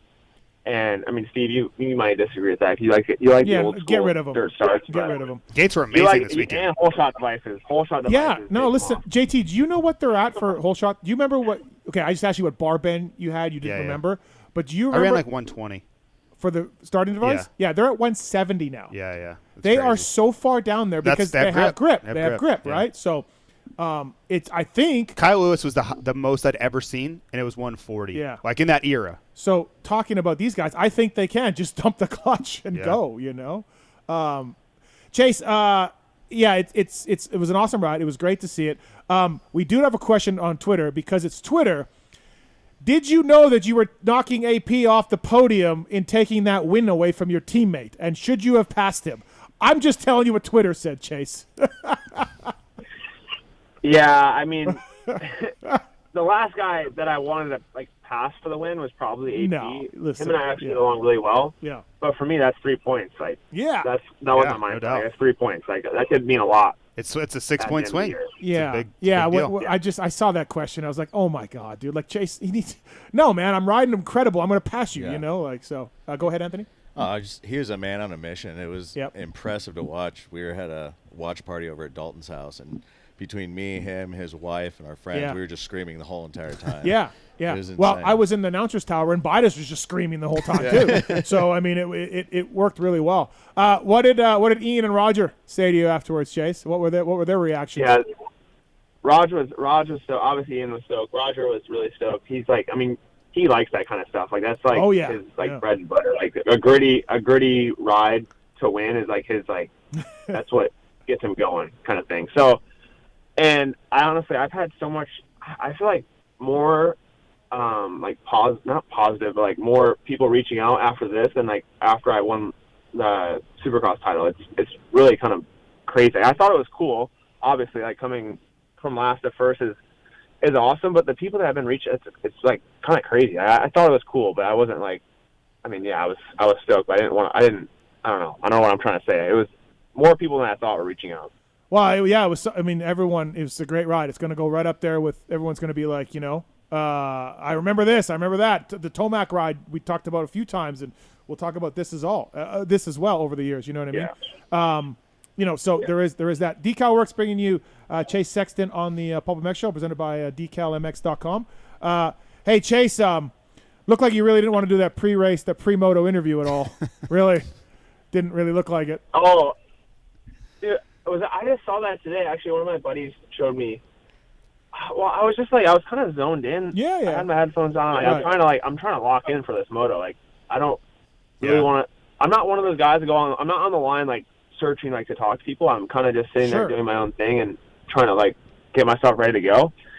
And I saw, I don't know what her name, but she was walking over, and I'm like, man, like I didn't want to blow her off, but I wanted to like, I'm trying to like get ready to race. Like this is my job. Yeah. So. I don't know. I kind of felt like an ass. Well, hey, just so you know, there's this huge discussion that goes on behind the scenes where they want to hear from you guys right before we go out. And I'm pushing back all the time, and Will Christian's pushing back all the time. And Supercross is like, this isn't the right time. Like, these guys are not in promotional, let's talk to the fans, tell me what you're thinking mode. Like, they're thinking about this is their life's work about to go down, and you're judged on Saturday nights. Everything you do is judged in the next 22 minutes, right? Like, your whole life, what people think about you, if they think you're a good or bad human or not, is about to be decided in the next 22 minutes.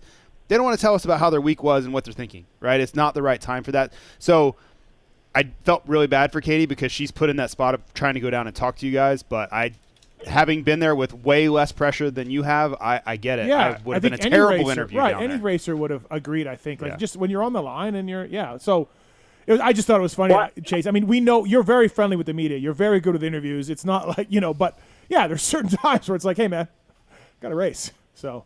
Yeah, I mean, I think there's also, like, people or certain riders that will, like, they're fine with that. Like, that doesn't, not that it bothers me, but it's just, like, there's some people that are more open to doing that stuff. Like, AP is a good example. Like, guys that are really, like, outgoing. Yeah.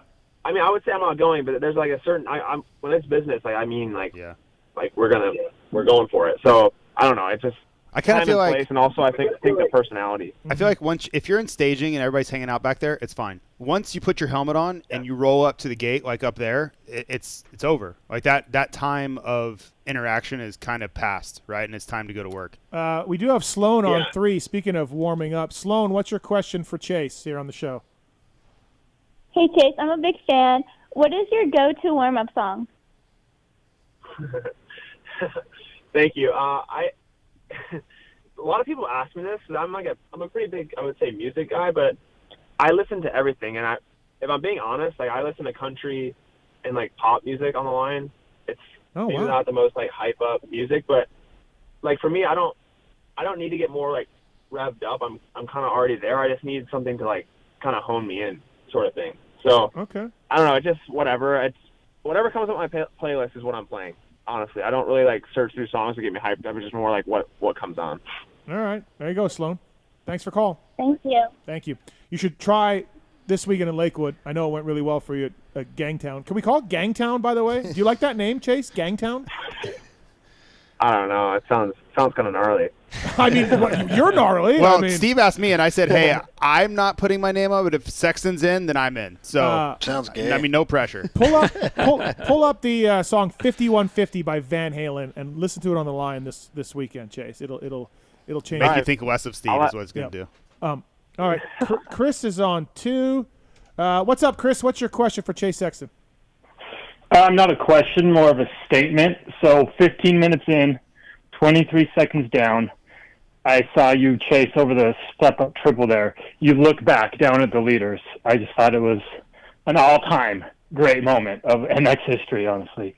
That's about it. I love that. You look back 23 seconds down, you look back, and then went to work. Thank you. Yeah, like I said, I was marking the leaders at all times just to see, like, where I was at, and kind of like it's a reference for what kind of pace I was running.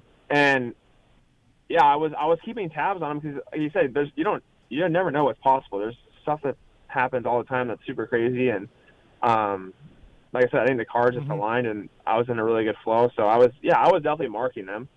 Did I think I was gonna get there? Like, probably not, but yeah, it worked out. Chase, where are we at on reading the pit board? Because every time I ask you about it, you're like, yeah, I didn't look at it. I didn't even know what it said. Yeah. Like, are we still there? Like, it's just like you're marking them, so you don't even need it.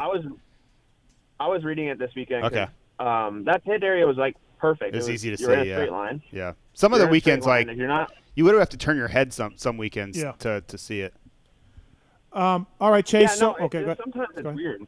Yeah. Sometimes they put these mechanics areas in the worst spot. Yeah, Supercross sometimes it's you're turning left and it's on the far right, exactly. right? Like, it's not good. Chase, so track prep. I don't know if you saw this, but the track prep even got Tomac to come out of Twitter retirement. I saw. Yeah. So Tomac loved it. Most of the guys I talked to loved it. They said it was a little fast. Track was a little fast, but that had nothing to do with the prep itself. Where are you at with the way they prepped it? Shane Schaefer was a little bit new to Hangtown this year. What'd you think? I liked it. I mean, I wasn't a big fan of the downhills at first. I watched on press day. I'm like, dude, these downhills are going to be so fast. if one and they get bumps, like Impresso was smooth, so it was easy. Like they were doing these doubles down the hill, and I was like, okay, that's cool. But like when it gets rough, that's gonna be really sketchy. And like especially the one like the second downhill into the turn. If someone like was to get sketchy there and like make it and then go into the turn, dude, they would end up in the finish line if they were out of control. What if they tried to triple down the hill the first lap and didn't make it? Yeah, what happened then? Yeah, I mean that was honestly like super gnarly. It was especially really gnarly. Yeah. Yeah, if you'd have made it, it would have been fast though. Yeah. I mean, I'm not hating on it. It was like, no. If you'd have made it, it'd have been unreal. It was fast, even in practice. Like you were going inside. We had the dartfish like on both, and it was fast. Yeah, no, I wasn't messing with it. Yeah. Was it a lot faster? A lot? Well, I mean, because I felt like going inside wasn't too bad. So it was really interesting. Like at the beginning, it was kind of the same, but Jet would go outside and he would carry momentum all the way back up that hill, and then it was faster by the end. Sure. Yeah. But Chase, we were talking about Jet's crash. I know you don't want to talk about your competitor, all this stuff, but JT. I mean, we both thought about it. Like, he's coming down there. He sees the sight lap. He sees this gnarly jump. Because I had a few guys tell me just how mental that thing was. But like Chase, you've been there in Supercross on the Honda. I remember a couple of times. I can do that. I'm awesome. I'm amazing. I can do it. And that's probably what Jet was thinking. When you're on that level and you're there, you guys have this thing in your mind where you're like, "Yep, I can do that." So, you know. No, I've had that. I've had the same thing happen to me in Supercross. I mean, you think you can make a jump and you don't make it. I mean, like I said, he obviously thought he was going to make it. That was full on commitment. There was no second guessing that. Like, he was committed. So you can't knock him for that. That was pretty impressive. But then. Yeah, it's just I don't know if it had enough. I think the biggest thing, if you look at the video, his rear kind of came up a little bit before he tried to preload, and I think he lost that little bit of drive to make it. But there was no lip on it. Like he was basically going to try and jump it off a bump. I think he was trying to. Like I said, he thought he was going to get more pop off that braking bump, and instead of pop, it kicked him forward, and then it was game over from there. Short and like over the front is a bad combo. In the ruts, not good. So Chase, you're a fan of the prep. Going back to the prep question about being able to move around more, going inside, outside. Yeah, we get some dust. Yeah, we have some square edge stuff, but yeah, you like it? Yeah, I actually do like it. I think for me in the second moto, it was allowing me to be creative and like move around on the track where I needed to make passes. And there was you can make passes on almost every turn on the track, which is really unheard of. Like when you till the track super deep, there gets like those main lines, but then also it makes the middle of the track like unraceable. Like we're not touching because it's so deep, and if they don't form a line there, you can't use it. So like for this, like this instance, like the track where you were able to be creative, move around, more like MotoGP style, where you could set the turns up, flow, and I liked it. I was not like the first practice. I wasn't completely sold. I'm like, man, the track's gonna be kind of a freeway, but it gets rough and it was gnarly still. Yeah, I really liked, and I didn't get to ride it obviously, but like the section by the mechanics area, I don't think I've ever seen traction at Hangtown like that. Like it was deep, like okay, a little ruddy in practice there, but like the corners actually like tacked up and they were pretty good. Like that is not typical Hangtown at all. And the corner for the mechanics area second moto was so fun. Yeah, like. I love that turn. It was really they kind of put those like little windrows in it, and it created like a nice rut, and it kind of just stayed the whole moto. So I was a big fan. I liked the dirt there. I've always liked it. I didn't get to race there last year, but I've always enjoyed the dirt because I think like for California, you don't really get much better.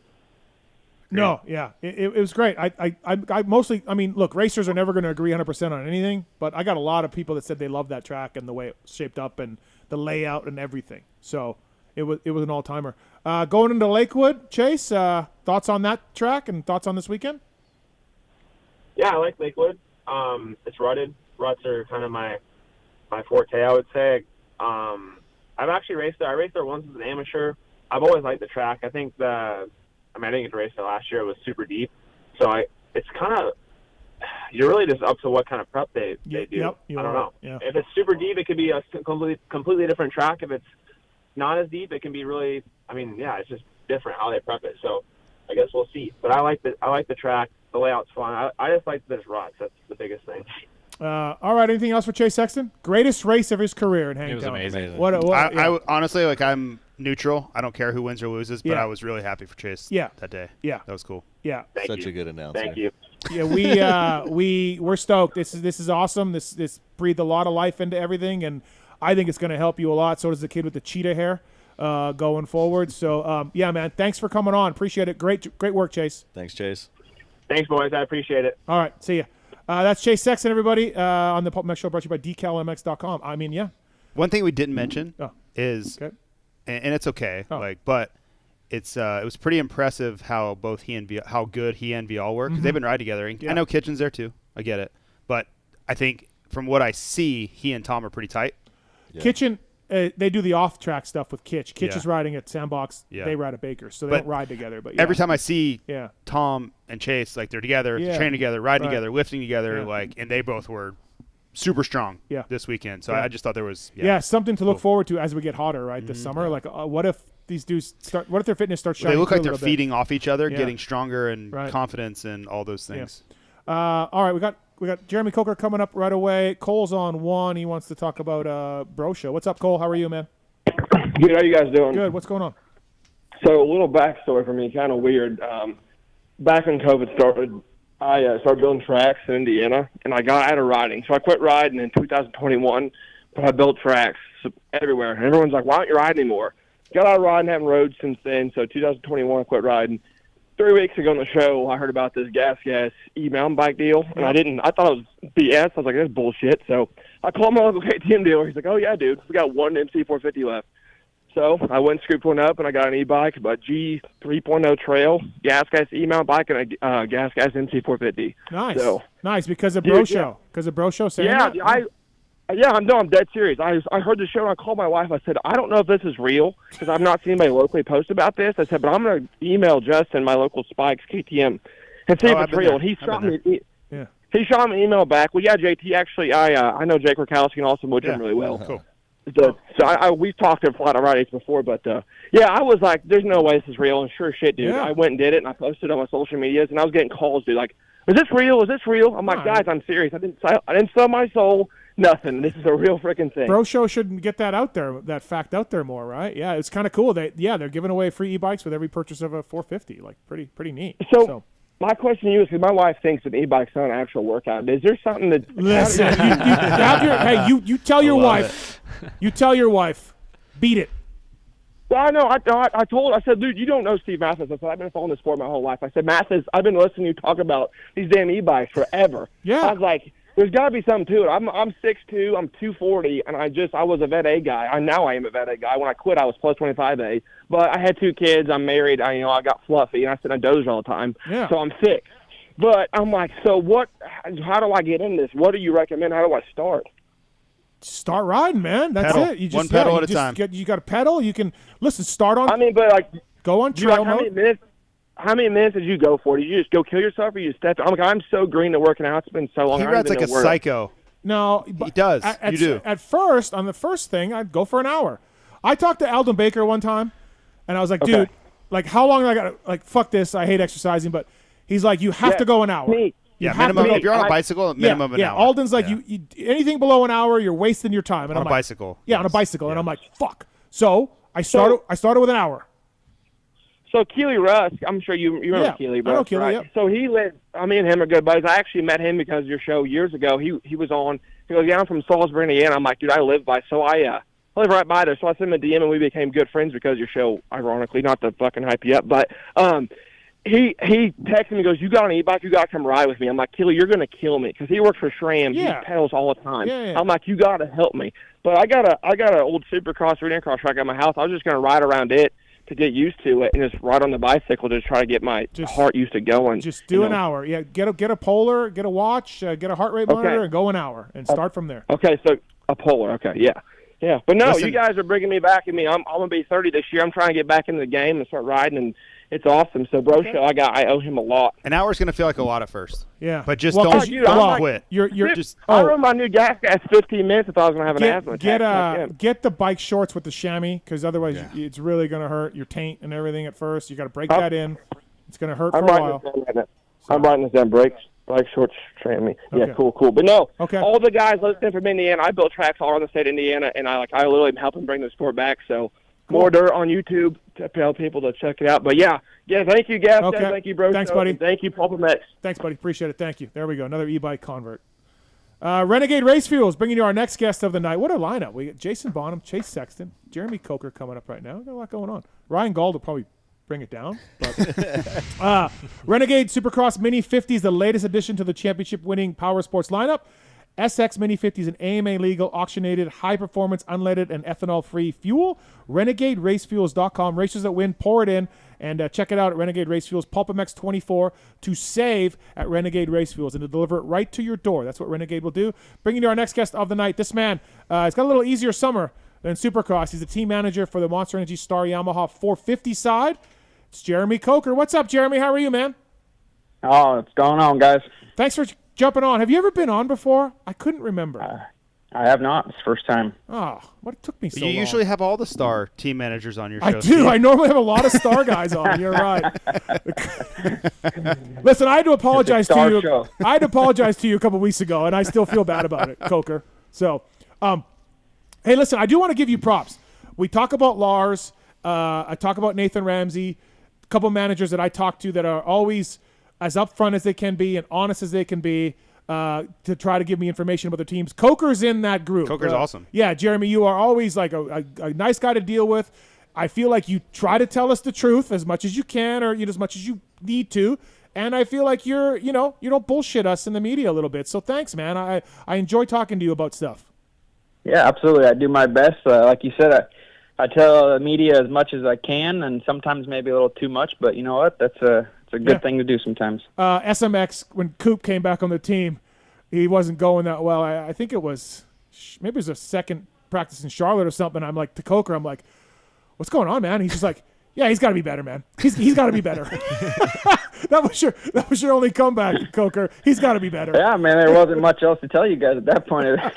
No. All there was too. It was got to be better. Hey, speaking of Cooper, though, Jeremy, like, what was the thought process? You're going through the Supercross season. You have two of the best guys in the sport, period, in Eli and Cooper Webb, and then of course Justin Cooper's in his kind of rookie-ish season, and then all of that flips, and now Justin Cooper's the only guy, right? So how does that thought process change about the focus on Justin Cooper? Because we all knew he was going to be really good in pro motocross, but he goes to the only guy and really the sole hope for your team to have 450 success. Like, what does that change? Is there any change at all? Like, does he get more testing time, more focus, more attention, or is it just kind of business as usual?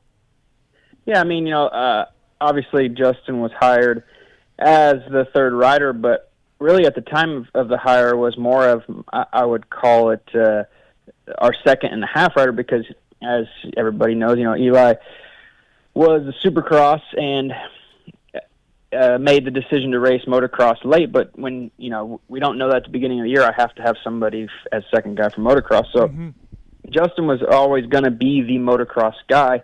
And, our hopes of Cooper Webb coming back to being a motocross guy like he once was on 250 was also the hope too, but we obviously hired Cooper Webb as a Supercross guy.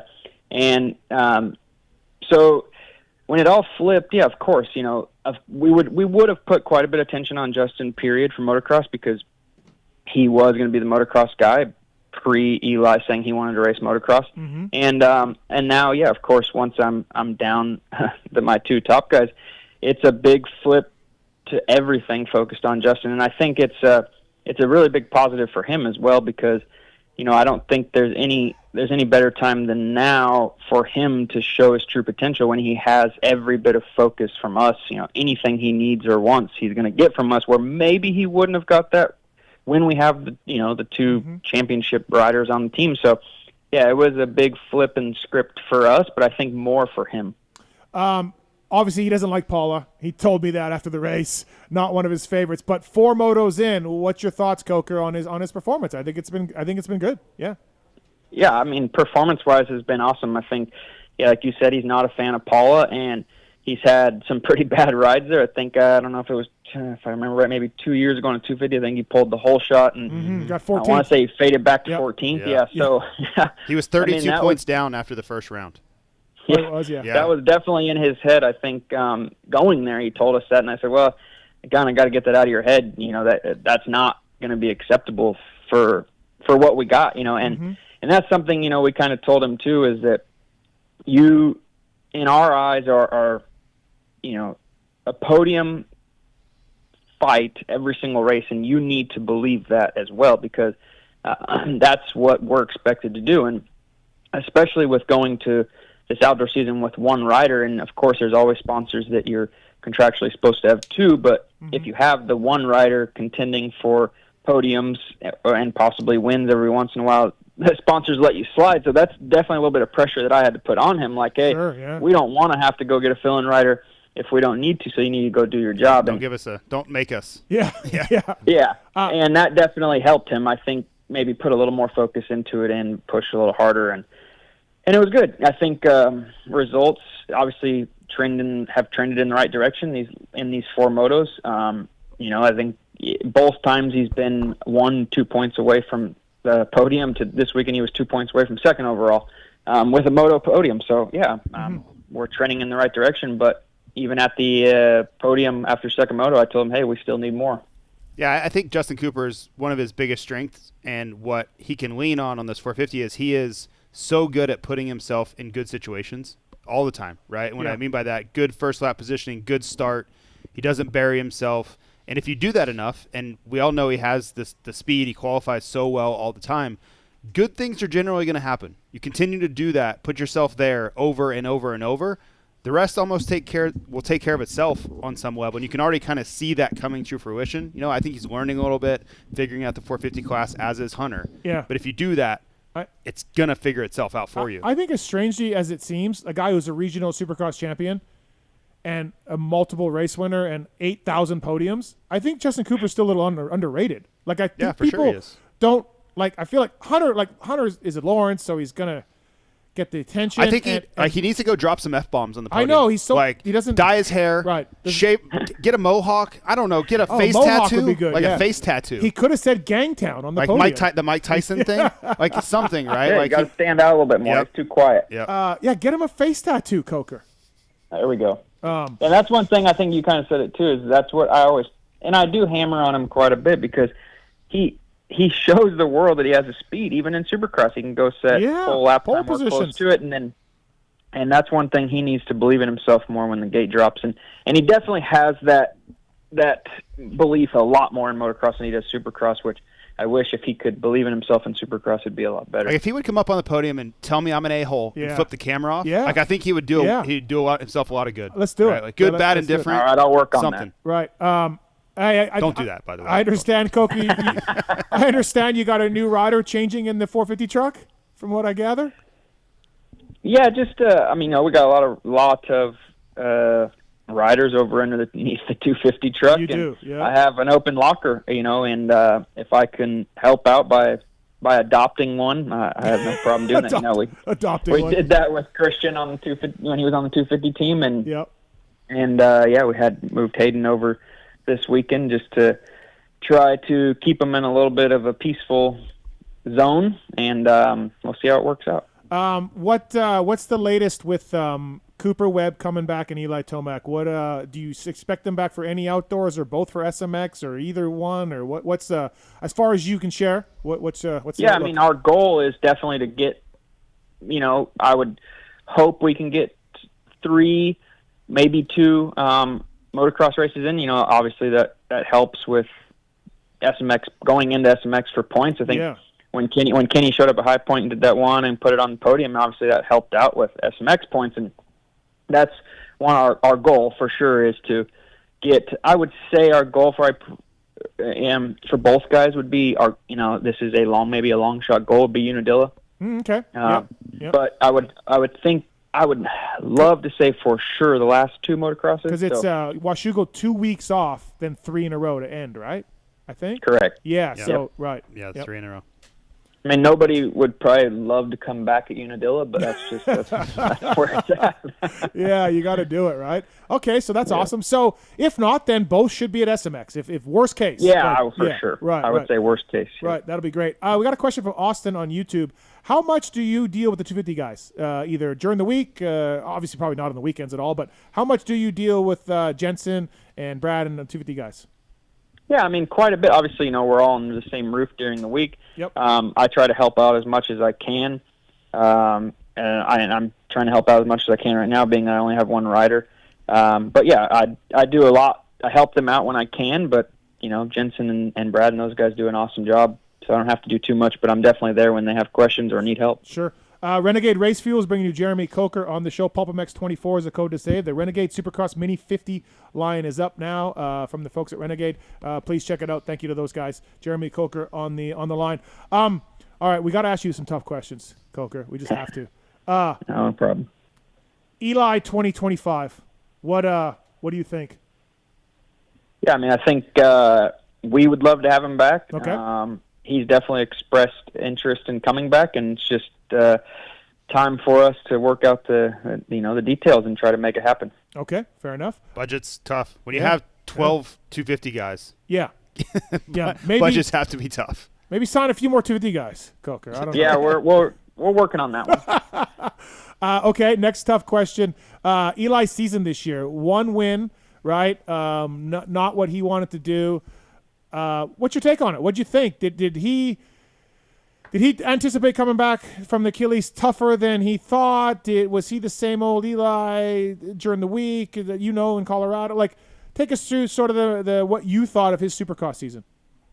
Yeah, I mean, I think Supercross, his comeback was a little rougher than he wanted. Mm-hmm. Definitely nothing to do with his injury. He had never complained about it once, never had a bad feeling with it or anything along those lines. I think just purely missing riding and racing for that long was not good. And it wasn't it was a lot tougher class, I think, this year than it was when he was racing previously. And he definitely showed the moments of it and showed that he can still do it and showed himself that he could still do it. And obviously the win that he got was a roll in the right direction that he wanted to go. Mm-hmm. And it was just one of those tough years, I think, for him. And I feel like that's why he's definitely thinking about, hey, I can't be done. I can't end on that. Sure. So, okay. Yeah, it was tough for him. It was tough for us. We did everything. It was a continuous trying to help him improve in any way we could. And, I mean, we're not going to quit trying. So it wasn't so much injury as just the time off from the injury that more or less was in your mind, you think? Yeah, I think it was more time off. And I think that's one reason why he had such a good year. The two previous years, especially the first year, was that, I should say, after the first year going a second, we never stopped racing. We did one Supercross, one motocross, did nations, went and did that one World Supercross round, went and did Bercy, and then bam, straight back into Supercross. And that was a big positive, I think, for him that we never stopped. It's really hard to replace base fitness and momentum. Like it's really hard. Correct. You can't really overstate how important that is. But you're absolutely right. But if anyone would do it, you think it'd be John and Eli to be like, hey, here's where we were last year. Here's what you're but the bar, here's the mountains are climbing now. The bar though is to be the best rider in the world. Yeah. You know what I mean? That's the tough part. To come back and be really good, he can do that. Yeah. But it's to be literally the best rider in the world is the ask. That's so hard. If you take away the rookie, it's a lot closer.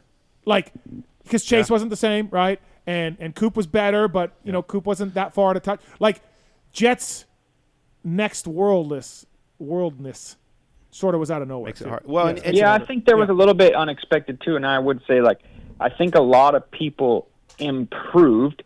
I would say Jason got a little bit better. Cooper got better. I would say Chase got better. Throw Jet in there. Throw Hunter in there. And so all those guys made steps up where Eli never got to make a step up. Yeah. Mm-hmm. And so he came in, I would say, pretty close to where he left, but those guys had elevated. Sure. So it took him time to try to find that where he needed to be. And I think that was a little unexpected for him. I'm also, by the way, Coker, I'm done counting out Cooper Webb because I'm done with that. Like, I did it this year. That's a smart move. He was a little heavy. I was in Paris. I was very concerned in September and again in November, though. I was. Yeah. I was very concerned. And I counted him out 1 year at KTM, too. I'm done with that. Like, he's just a gamer. All right. He's great. Like, yeah. Coker. I'm done counting him out. You know. Yeah, that's a smart move. Never count him out, and that's one thing that I've been the same way. Never ever count Cooper Webb out. And that's one thing for sure. I was nervous same time you guys were nervous, absolutely. Mm-hmm. But every day I could see improvement. He would just keep reassuring me, "Don't worry, come Anaheim." I'm like, you better be right. Yeah, I mean, but he was right. Yeah, you know what? He figured things out with his health, right? He got that a little bit, figured out his weight, some stuff with that, and it worked. And yeah, so has he changed at all, Coker, from the 250 days, getting him back on your team? I would say that, you know, I people always ask me about him from the 250 days, and I always call him the world's angriest little man. Yeah. And I would say, yeah, he's changed. I mean, he's definitely being a dad now, and along those, he definitely has worked on those temperament issues, and it's shown. And obviously, just the knowledge that he has gained from being over at KTM and just winning some 450 championships. Of course, it's different. He's not so much a kid anymore. But that part of him, the part of him that when the gate drops, that Cooper Webb is still the same. When the gate drops, that Cooper Webb's been the same since day one. So we had a big discussion on our show. JT, you were part of it over the phone a few weeks ago, Coker, and we don't expect you to totally tell us everything, but Tomac wants to come back next year. Cooper is going to be back next year, and Justin Cooper is an emerging star. Can you go 3 guys again? Can you figure that out with budgets like JT? You know Justin Cooper probably wants a raise. He's a full-time guy now. He's going to get some podiums. He's a fast qualifier. Can you do that, Coker? Keep 3? I mean, I would say, yeah, of course we can. It just comes down to the budgets at the end of the day, depending on what we work out with Eli and depending on the kind of outdoor season that Justin Cooper has. I mean, honestly, I would say his future, his immediate and easy future here depends on, it's in his hands. I would say the ball's in his court right now. If he goes out and does what everybody knows he can do, I would say, yeah, I'll probably have a 3-man team next year. Yeah, because we were talking about, like, you love Eli. He's a fan favorite and he's an all-timer, but 2025 is probably it. And then if you lose Justin Cooper to another OEM, and he's certainly on the rise, Coker, you could be like, God damn it, you know, should have kept Cooper somehow. Right. Like, 2 years from now, you could have found a way. I would say for sure, especially with the, I guess we can call it the evolution of Supercross tracks. It might be a bad time to lose Justin Cooper. Yeah. If Supercross tracks were what they used to be, but I think Supercross tracks are trending in Justin Cooper's direction. Speaking of tracks, where are you at with this track prep for outdoors? A lot of guys like Hangtown. The rut cross stuff is not liked. I mean, Eli even came out of retirement on Twitter to comment on it. Coker, what do you tell these guys? What do you tell Jimmy Perry, Davey, and MX Sports guys about track prep from your point of view? Yeah, I mean, especially now that we have a track and, track prep's a big thing that we have to do every day. Mm-hmm. And going back to especially on the, say, R250, yeah, the deeper, the thicker, the heavier, the ruddier it is, the better for us. And that's my opinion. I think, especially on a start, and our goal is always to rip our track as deep as possible. I thought Hangtown was the best that it's been that I can remember, personally. I thought the track layout was good. Track prep was good. Paula track prep was a little rough, I would say. Pretty dry, clumpy dirt, but that is Paula, Southern California. I mean, I don't really know what I'm so glad I never raced there. So glad. It was be there. Especially on press day, it was probably one of the worst I've ever seen. So, but I'm sure they'll get it figured out. Yeah, it's funny how they sealed Colorado a few years ago and for a rainstorm that never came, and then they were like, wait, riders love it because Colorado's one of the worst ones. You get down in a rut, down a hill, and last year was tough that way. Yeah, it was so ruddy. You're riding that rut. But if I remember right, last year wasn't it snowing the week before or something? Yeah. It was just wet. I think. Yeah, there's not much they could do. And it definitely, we were talking about that. Colorado, the upcoming. What are we going to get? Because just like you said, I mean, I feel like you go 4 years now, and every year is a different. You showed up a different track prep. I think it's supposed to be hot this year coming in, so we'll see. Yeah, it's been, I think, 90s or something. So yeah. All right. I would probably get a hard one. I'm gonna ask you another tough question, Coker. You ready? Sure. Motocross the Nations. You guys always supported this event. Last year you didn't. Think you'll be back? Yeah, I think. Yeah, absolutely. And then we told them that last year. I think the biggest thing was it's a big investment. I don't think that's a big secret. No, the teams spend a lot of money to go, and you guys have always done it. It's been admirable. Star Racing's commitment. I mean, if you can't, in our eyes, if the what we can call the winning team is not chosen to go, it's too big of an investment for us, to go get our asses kicked. So that's just the truth. We did it too many times getting beaten. We had the team that we thought could go win, and we went and won. And obviously, it was on home soil, didn't cost so much, but yes, we will always support Motocross Nations. Which guy is a bigger pain in the ass, Alex, Jelly, or Austin? Are you Austin Kent, you're saying? Yeah, biggest pain in the ass on the team. Alex is a liberal. Yeah, biggest pain.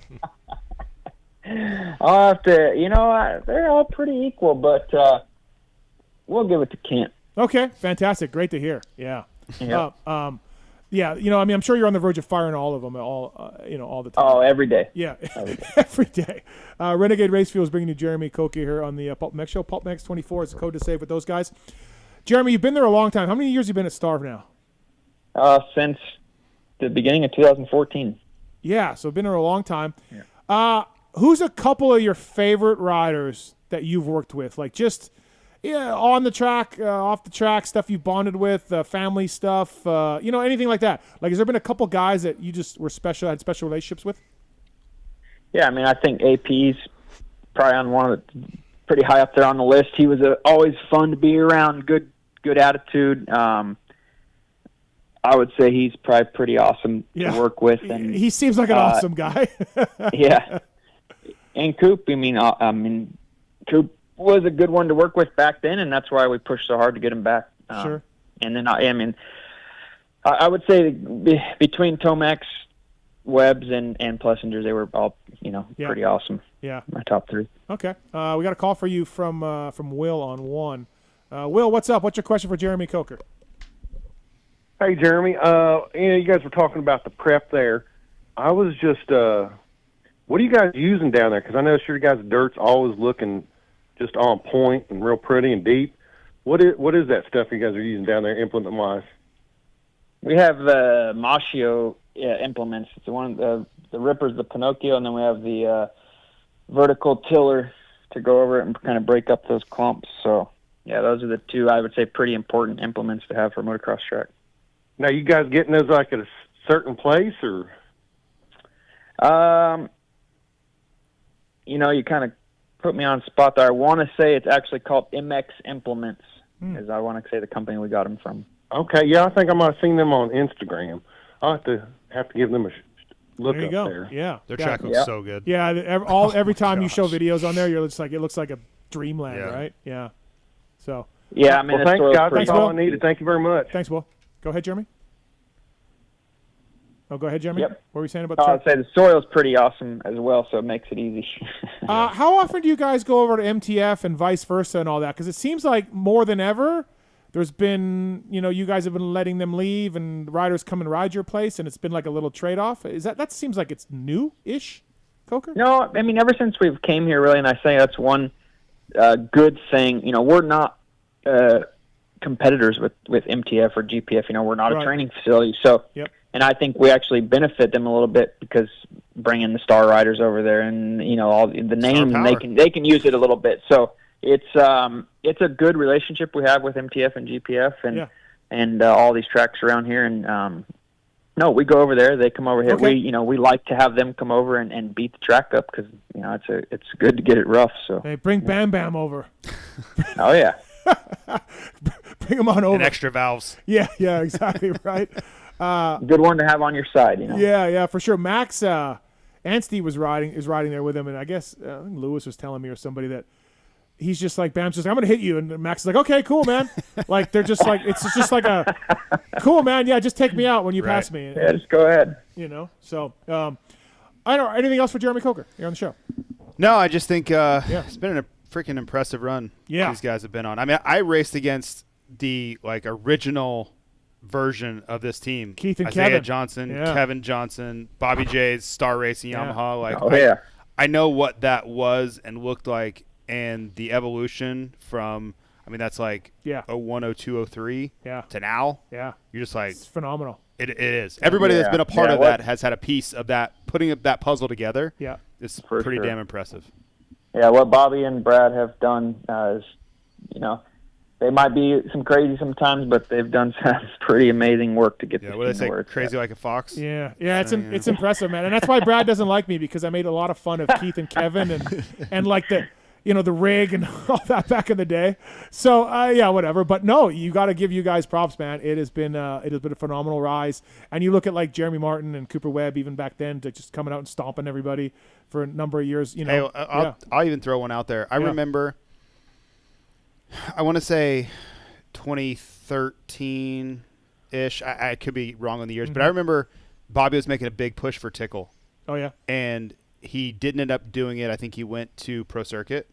PC, yeah. Yep. And, like, I remember everybody being like, yeah, but, like, can't go to Star. Like, he's not going to win there. He's got to go to Pro Circuit. Like, that's where he's going to win.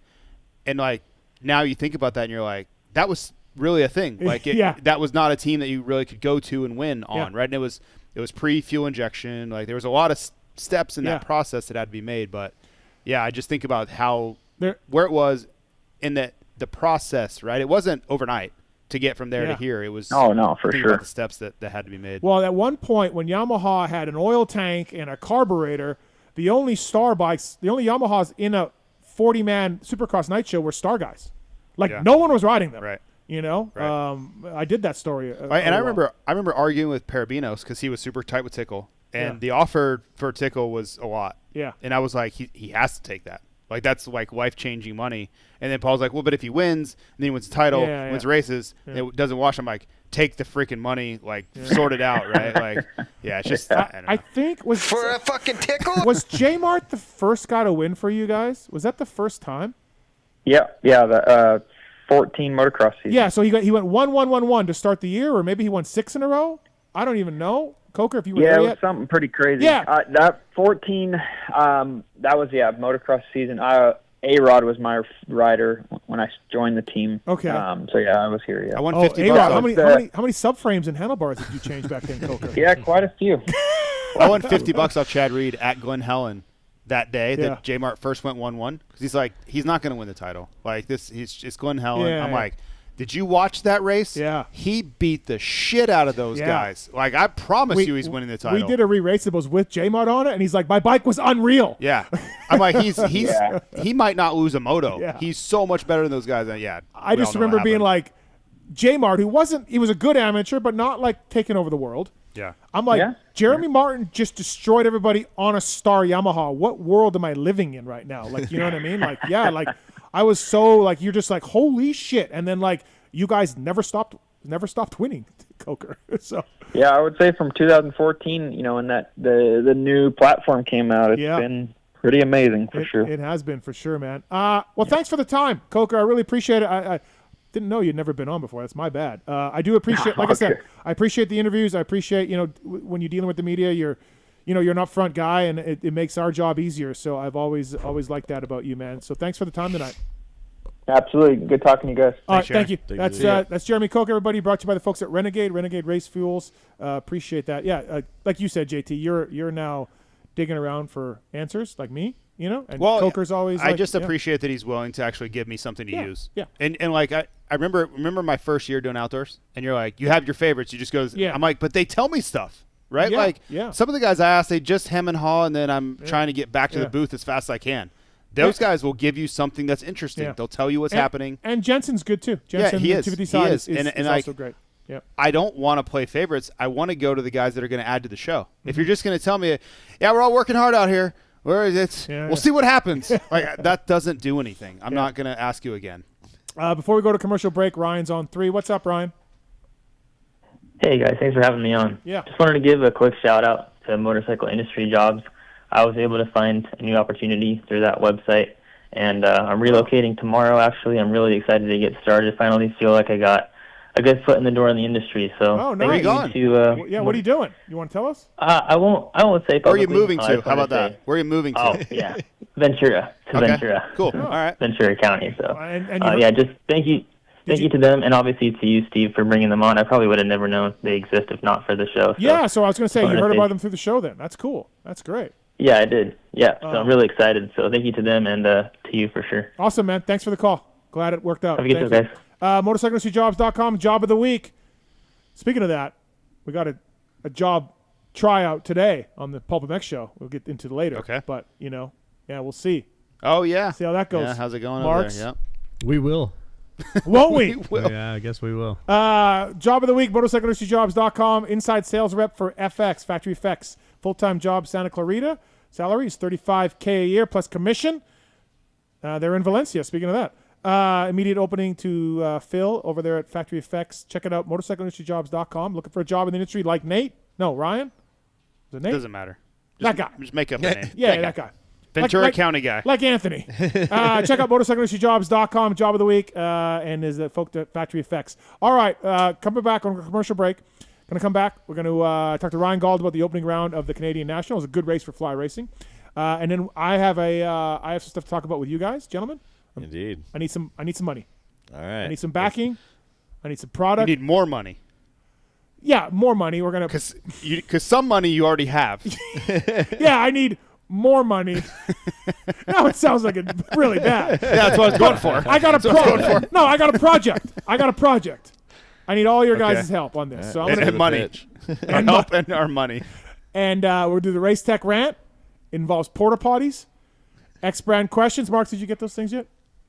Yes, confirmed. Okay. All right, going to commercial break. We'll be right back after this, everybody. Anthony, Dalton, JT, myself. We'll be right back after this. Thanks for listening. An unintentional sharding. 25 years ago, greatness was born. Since then, the only thing that mattered was riding. At motosport.com, we've made it our #1 priority to make your next ride your best ride. With free shipping on all orders over $79, dedicated and knowledgeable gearheads, and a huge selection of parts, gear, and accessories. Here's to 25 years of never missing a ride. To celebrate 25 years of greatness, Motosport and KTM are teaming up to give away a 2024 KTM 250 SX 2-stroke. Don't miss out on weekly prizes and check out the bike at each round of the Pro Motocross Championship. Scan the QR code on the bike during the broadcast or enter online at motosport.com/win. Now, let's get out on the track, trail, or open road and make that next ride your best ride with motosport.com.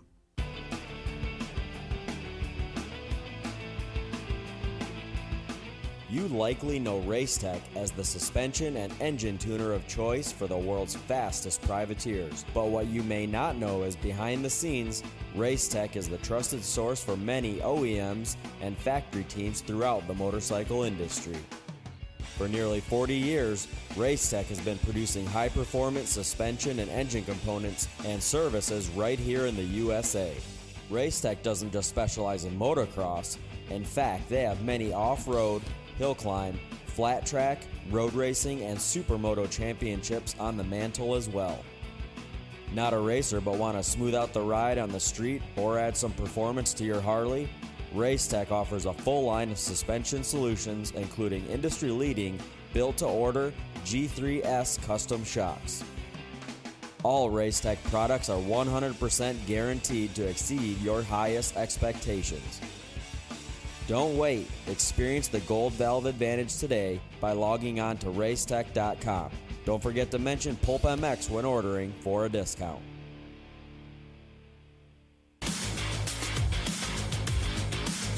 Established in 1989, Eric Phipps had the idea to manufacture factory-styled products for the everyday rider.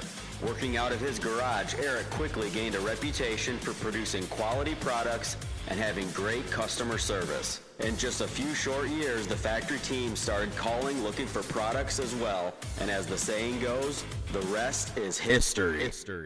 Fast forward to 2024, and they are on their 35th year of producing high-quality products while still providing exceptional customer service. While they are no longer working out of a small garage, they are still producing the finest products available. Teams like HRC Honda, Star Racing Yamaha, HEP Suzuki, Phoenix Honda, BarX Suzuki, AJE Motorsports, Solitaire Yamaha, and countless privateers still rely on the same quality products that are available to you too. Products like their Pro Launch start device, radiator braces, skid plates, clutch perches, and tons more continue to be a staple in the pro pits and amateur scene as well. Check all they have to offer for your ride at WorksConnection.com. Use the code PulpMX20 to save 20% off your order. With over 80 years' experience manufacturing power sports pistons right here in the USA, Wiseco has evolved into a full range of performance components for dirt bikes and other power sports machines. Whether you ride a 2-stroke or a 4-stroke, Wiseco has a variety of pistons from reliable forged replacements to the performance-focused Racer Elite series. Wiseco offers race-proven components for the rest of your engine, too. From garage body engine rebuild kits, clutch and valve train components, USA-made Racer Elite connecting rods, and their CB4 thermal protection line. Wiseco is proud to be a technical partner with Factory Honda HRC for the 2023 Supercross and Motocross, driving professional-level product development that gets passed down to you. Visit your favorite online or local dealer or wiseco.com to find products for your machine.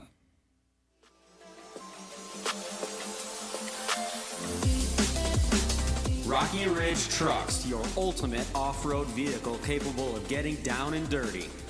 Rocky Ridge has a rich history and has been building custom vehicles since 1983.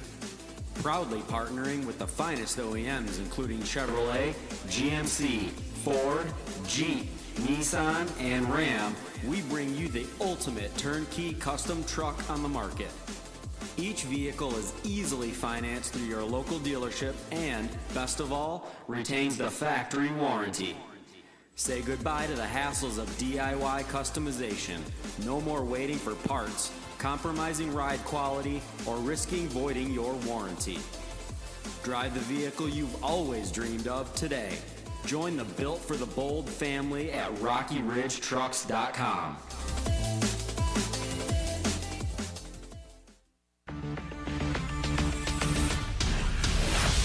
Factory Chassis Parts, established in 2018, is the home of the original high-performance FCP racing engine mount kit, designed to improve traction, handling, cornering, and feel.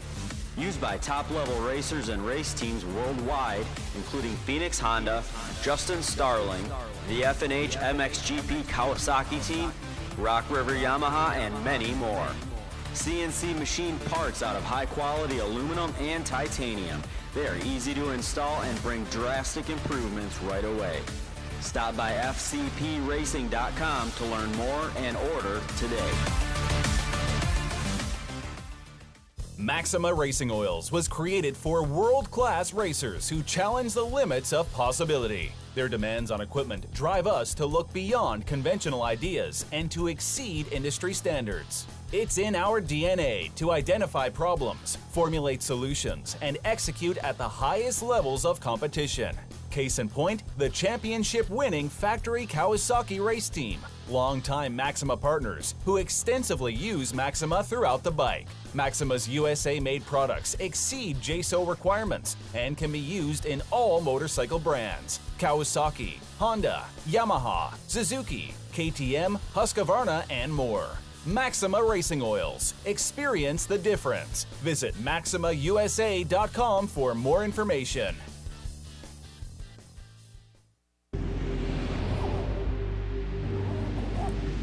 I'm Cooper Webb, and I choose OGO.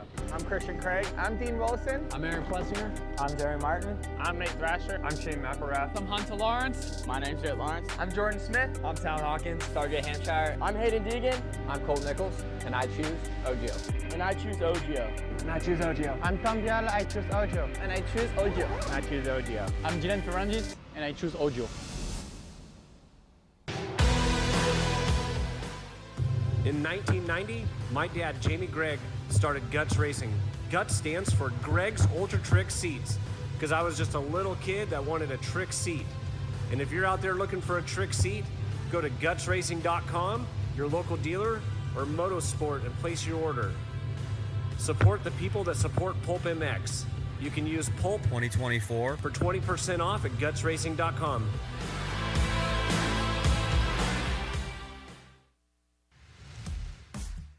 FMF Racing is proud to celebrate over 45 years of fun, building every FMF exhaust right here in the USA. Owner and founder Don Emler may have started FMF Racing in his garage 45 years ago, but Don is still hands-on in our 100,000 square foot state-of-the-art manufacturing facility in Southern California. FMF's goal?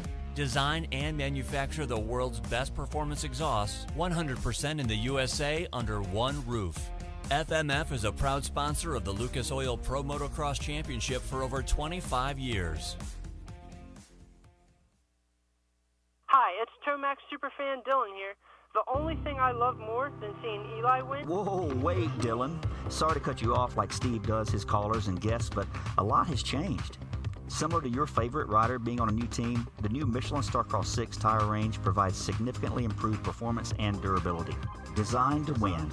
The new Michelin Starcross 6 tire range offers up to 16% more traction when new and up to 19% more traction when worn in comparison to the previous generation. This means consumers will not only benefit from improved performance on their first few rides, but that this performance increase will continue throughout the extended life of the tire.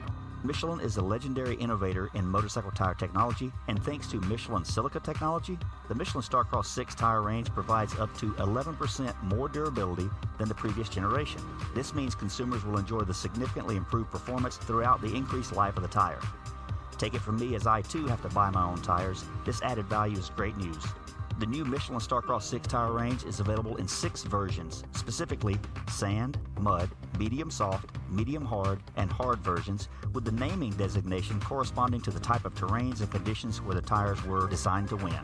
Another innovation is the Michelin adaptive design, with specific positioning of the tread blocks in 3 zones: central, intermediate, and lateral zones, with the single goal to offer exceptional grip for the front tire and exceptional grip, traction, and longevity for the rear. To learn more about the new Michelin Starcross 6 tire line and all the quality products that Michelin offers for motorcycle segments that Steve cares nothing about, visit michelinman.com/motorcycle. And then visit your local dealer or online retailer to choose Michelin product to maximize your riding experiences. Also, too, make sure to follow at Michelin Motorcycle on Instagram and Facebook. Attention riders! Welcome aboard the all-new Atlas Vision. We hope you enjoy the added mobility, quicker flight time, and additional views. Please follow along as we outline the safety features of this revolutionary device. The first thing you will notice is the added headroom. The fore and aft positions no longer come with annoying restrictions, so feel free to move about the cabin. Quicker flight times can be achieved by unmatched comforts and unencumbered movements.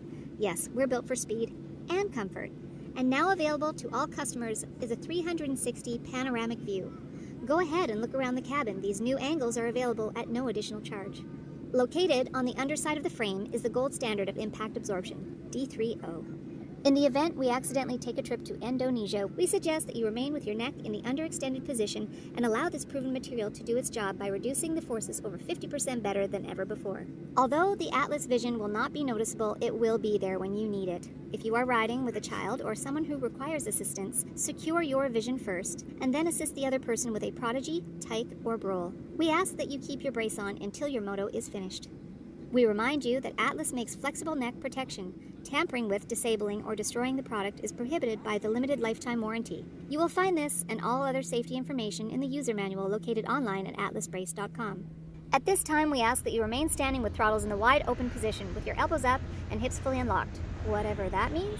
On behalf of the captain and entire crew, thank you for flying Atlas Vision. Enjoy the views. From beginners to seasoned vets, race teams, project builds, and magazine tests, Decal Works' mission is to cater to those who love to ride, upholding the true definition of quality, service, and knowledge. Visit decalmx.com and use promo code PulpMX23 to get 20% off your custom graphics. Decal Works, #1 for many reasons. 25 years ago, greatness was born. Since then, the only thing that mattered was riding. At motorsport.com, we've made it our #1 priority to make your next ride your best ride. With free shipping on all orders over $79, dedicated and knowledgeable gearheads, and a huge selection of parts, gear, and accessories. Here's to 25 years of never missing a ride. To celebrate 25 years of greatness, Motorsport and KTM are teaming up to give away a 2024 KTM 250 SX 2-stroke. Don't miss out on weekly prizes and check out the bike at each round of the Pro Motocross Championship. Scan the QR code on the bike during the broadcast or enter online at motorsport.com/win. Now, let's get out on the track, trail, or open road and make that next ride your best ride with motorsport.com.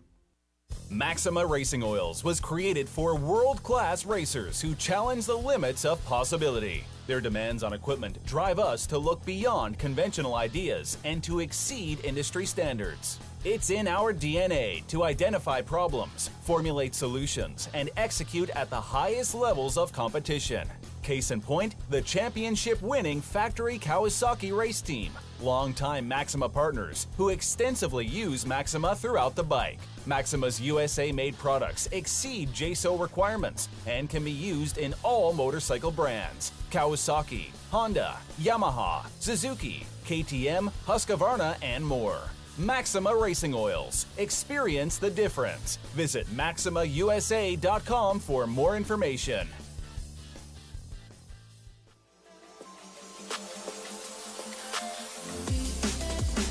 Rocky Ridge Trucks, your ultimate off-road vehicle capable of getting down and dirty. Rocky Ridge has a rich history and has been building custom vehicles since 1983.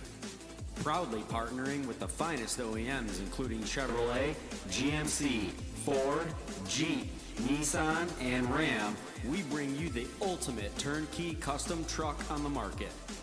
Each vehicle is easily financed through your local dealership and, best of all, retains the factory warranty. Say goodbye to the hassles of DIY customization. No more waiting for parts, compromising ride quality, or risking voiding your warranty. Drive the vehicle you've always dreamed of today. Join the Built for the Bold family at RockyRidgeTrucks.com. Hi, it's Tomax Superfan Dylan here. The only thing I love more than seeing Eli win... Whoa, wait, Dylan. Sorry to cut you off like Steve does his callers and guests, but a lot has changed. Similar to your favorite rider being on a new team, the new Michelin Starcross 6 tire range provides significantly improved performance and durability. Designed to win. The new Michelin Starcross 6 tire range offers up to 16% more traction when new and up to 19% more traction when worn in comparison to the previous generation. This means consumers will not only benefit from improved performance on their first few rides, but that this performance increase will continue throughout the extended life of the tire. Michelin is a legendary innovator in motorcycle tire technology, and thanks to Michelin silica technology, the Michelin Starcross 6 tire range provides up to 11% more durability than the previous generation. This means consumers will enjoy the significantly improved performance throughout the increased life of the tire. Take it from me, as I too have to buy my own tires, this added value is great news. The new Michelin Starcross 6 tire range is available in 6 versions, specifically sand, mud, medium soft, medium hard, and hard versions, with the naming designation corresponding to the type of terrains and conditions where the tires were designed to win. Another innovation is the Michelin adaptive design, with specific positioning of the tread blocks in 3 zones: central, intermediate, and lateral zones, with the single goal to offer exceptional grip for the front tire and exceptional grip, traction, and longevity for the rear. To learn more about the new Michelin Starcross 6 tire line and all the quality products that Michelin offers for motorcycle segments that Steve cares nothing about, visit michelinman.com/motorcycle. And then visit your local dealer or online retailer to choose Michelin product to maximize your riding experiences. Also, too, make sure to follow at Michelin Motorcycle on Instagram and Facebook.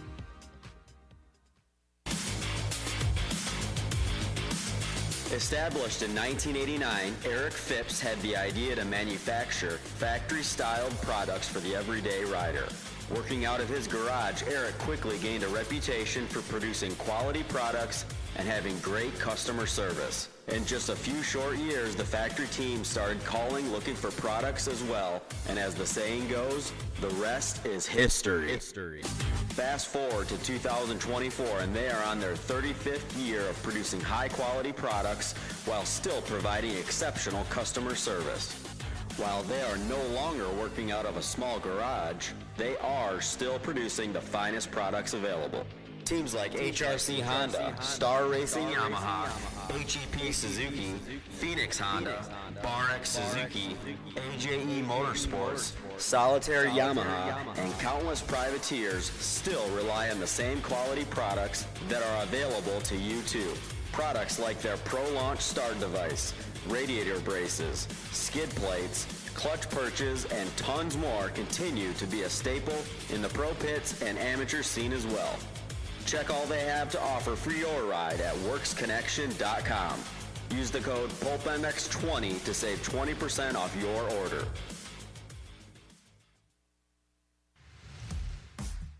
FMF Racing is proud to celebrate over 45 years of fun, building every FMF exhaust right here in the USA. Owner and founder Don Emler may have started FMF Racing in his garage 45 years ago, but Don is still hands-on in our 100,000 square foot state-of-the-art manufacturing facility in Southern California. FMF's goal? Design and manufacture the world's best performance exhausts 100% in the USA under one roof.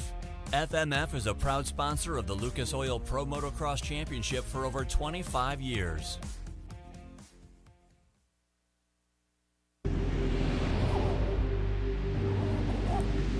I'm Cooper Webb, and I choose OGO. I'm Christian Craig. I'm Dean Wilson. I'm Aaron Plessinger. I'm Jerry Martin. I'm Nate Thrasher. I'm Shane McElrath. I'm Hunter Lawrence. My name's Jett Lawrence. I'm Jordan Smith. I'm Town Hawkins. Stargate Hampshire. I'm Hayden Deegan. I'm Colt Nichols, and I choose OGO. And I choose OGO. And I choose OGO. I'm Tom Biala. I choose OGO. And I choose OGO. And I choose OGO. I'm Jiren Ferrangis, and I choose OGO.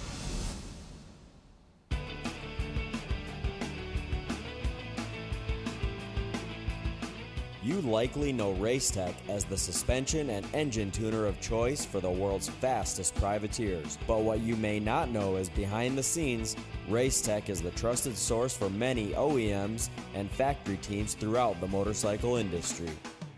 For nearly 40 years, Racetech has been producing high-performance suspension and engine components and services right here in the USA. Racetech doesn't just specialize in motocross. In fact, they have many off-road, hill climb, flat track, road racing, and supermoto championships on the mantle as well. Not a racer but want to smooth out the ride on the street or add some performance to your Harley? Racetech offers a full line of suspension solutions including industry-leading built-to-order G3S custom shocks. All Racetech products are 100% guaranteed to exceed your highest expectations. Don't wait. Experience the Gold Valve advantage today by logging on to racetech.com. Don't forget to mention PulpMX when ordering for a discount.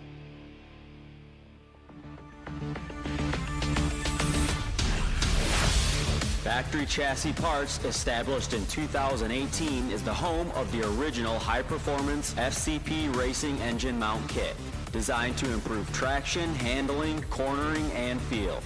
Used by top-level racers and race teams worldwide, including Phoenix Honda, Justin Starling, the F&H MXGP Kawasaki team, Rock River Yamaha, and many more. CNC machined parts out of high-quality aluminum and titanium. They are easy to install and bring drastic improvements right away. Stop by fcpracing.com to learn more and order today. With over 80 years' experience manufacturing powersports pistons right here in the USA, Wiseco has evolved into a full range of performance components for dirt bikes and other powersports machines. Whether you ride a two-stroke or a four-stroke, Wiseco has a variety of pistons from reliable forged replacements to the performance-focused Racer Elite series. Wiseco offers race-proven components for the rest of your engine, too. From garage body engine rebuild kits, clutch and valve train components, USA-made Racer Elite connecting rods, and their CB4 thermal protection line. Wiseco is proud to be a technical partner with Factory Honda HRC for the 2023 Supercross and Motocross. Driving professional level product development that gets passed down to you. Visit your favorite online or local dealer or wiseco.com to find products for your machine. From beginners to seasoned vets, race teams, project builds, and magazine tests, Decal Works' mission is to cater to those who love to ride, upholding the true definition of quality, service, and knowledge. Visit decalmx.com and use promo code PulpMX23 to get 20% off your custom graphics. Decal Works, #1 for many reasons. In 1990, my dad, Jamie Gregg, started Guts Racing. Guts stands for Greg's Ultra Trick Seats, because I was just a little kid that wanted a trick seat. And if you're out there looking for a trick seat, go to gutsracing.com, your local dealer, or Motosport and place your order. Support the people that support PulpMX. You can use Pulp 2024 for 20% off at gutsracing.com.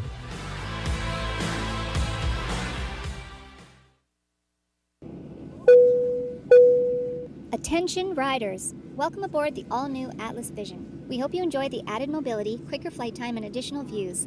Please follow along as we outline the safety features of this revolutionary device. The first thing you will notice is the added headroom. The fore and aft positions no longer come with annoying restrictions, so feel free to move about the cabin. Quicker flight times can be achieved by unmatched comforts and unencumbered movements. Yes, we're built for speed and comfort. And now available to all customers is a 360 panoramic view. Go ahead and look around the cabin. These new angles are available at no additional charge. Located on the underside of the frame is the gold standard of impact absorption, D3O. In the event we accidentally take a trip to Indonesia, we suggest that you remain with your neck in the underextended position and allow this proven material to do its job by reducing the forces over 50% better than ever before. Although the Atlas Vision will not be noticeable, it will be there when you need it. If you are riding with a child or someone who requires assistance, secure your vision first, and then assist the other person with a Prodigy, Tyke, or Brole. We ask that you keep your brace on until your moto is finished. We remind you that Atlas makes flexible neck protection. Tampering with, disabling, or destroying the product is prohibited by the limited lifetime warranty. You will find this and all other safety information in the user manual located online at atlasbrace.com. At this time, we ask that you remain standing with throttles in the wide open position with your elbows up and hips fully unlocked, whatever that means. On behalf of the captain and entire crew, thank you for flying Atlas Vision. Enjoy the views.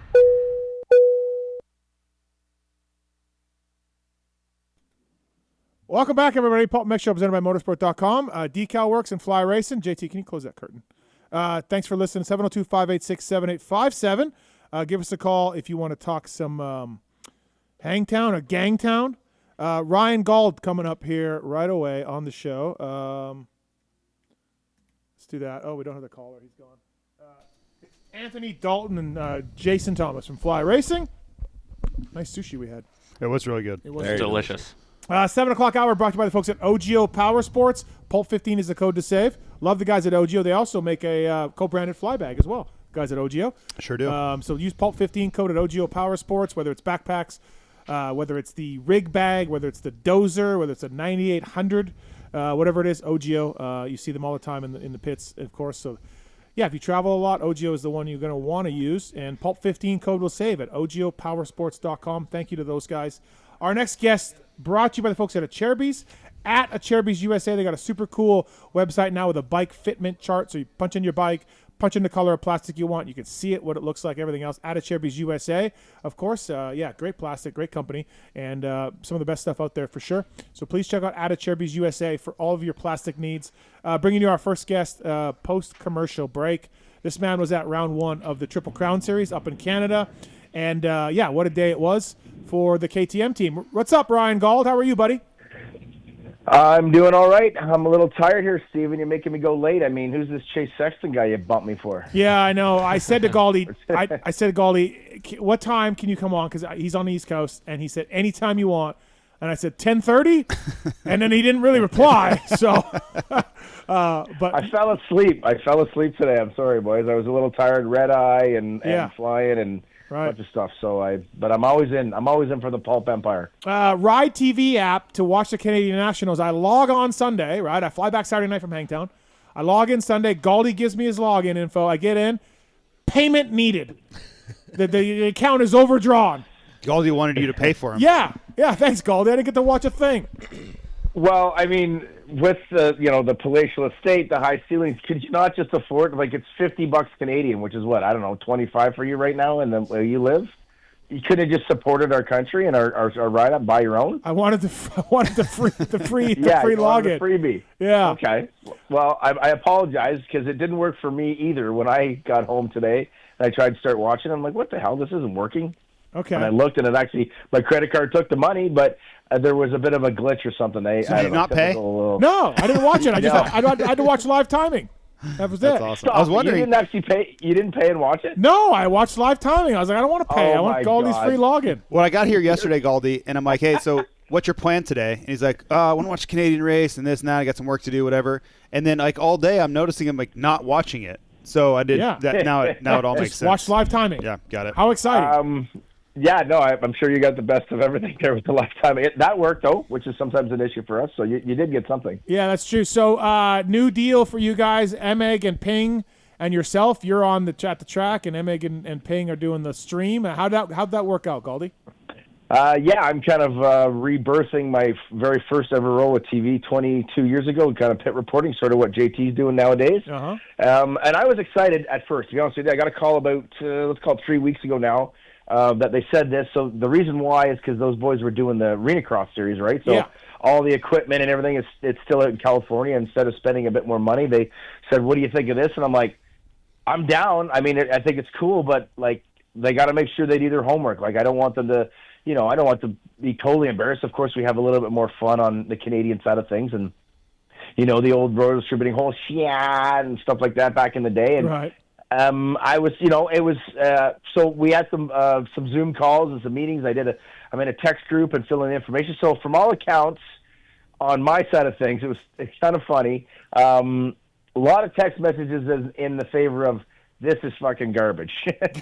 So oh no! A lot of messages, few tweets, but a lot more personal people messaging me, like, what the hell? This isn't good. These guys, yada yada yada. So then I finally was able to watch it today, because there was a bit of a glitch too. We had some camera issues, first round stuff like that, which I can't handle that when people say that it's first round. We got to get going. There's some breaks. I'm like, this is a professional series, isn't it not? But anyway, I'll get into that. Anaheim 1 was the same as Salt Lake, from this side of things, right? Yeah. Yes, exactly. So anyway, I watched it today, and I think it was a bit of both sides. The boys, they did do some homework. They carried the show. They're not quite as enthusiastic as I personally would like them to be, as what it was for years, and with the Costa Travers days and myself doing it. But a lot of the camera work stuff was a little bit harder, I think. There's a bit of a delay. The drone, I feel like the drone was on the moon. It was so high. It was like a Google Earth thing that starts coming down from image. So WestJet drone. Yeah, exactly. So that'll have to change this weekend, which is cool. It's nice that we've added the drone, but holy shit, it was even myself. I'm like, if I didn't know anybody, I would have a hard time figuring out who the hell this was. Yeah. So a few little hiccups here, but a lot of stuff. Again, on the personal side, people texting me. Not very happy. Well, listen, Fro and Ping are good guys. They know the sport, but I don't think homework is their number one thing they want to do. So, but they need to do it. They got to find out what's going on. If you're going to talk about the Canadian series, do some homework. They did do some stuff. Okay. They did drop a few things that you wouldn't have thought they'd known. Like Tanner Ward, for instance, was on 250 last year and then jumped into the 450 halfway through. So that's okay. Sure. Yeah, they did drop some stuff like that. That was pretty cool. There was a funny. So Dylan Wright has a new nickname now. He's called the Black Bear. This came in. I kind of missed it today. I was in and out, like I said, and it was something to do with how he trains and gets prepared to basically be the animal that he is when the series starts. But he hibernates in the winter and he becomes a black bear. It was.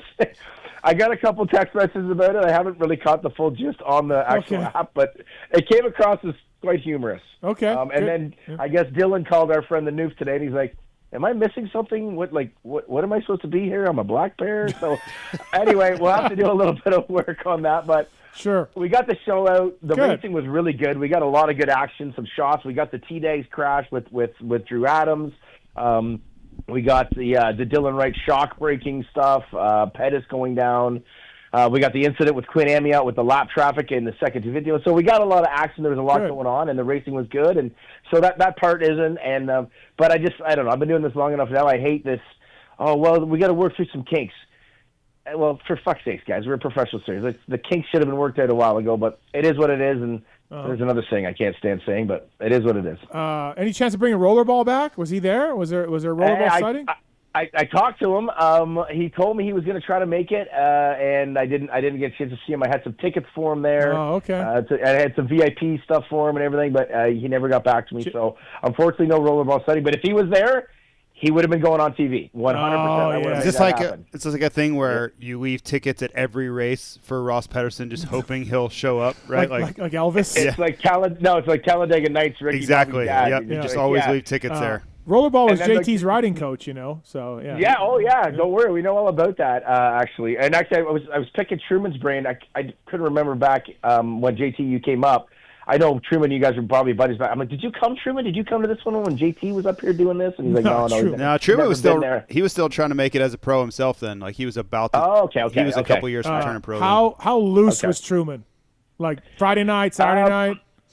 Well, Friday night, I think we all enjoyed ourselves. We had a Team Canada MX-ON mixer, and the whole gang was there. I met the Adams family and the mechanic, and Truman was there, and stuff like that. And so there was a silent auction, and myself and him were going back and forth on this golf bag.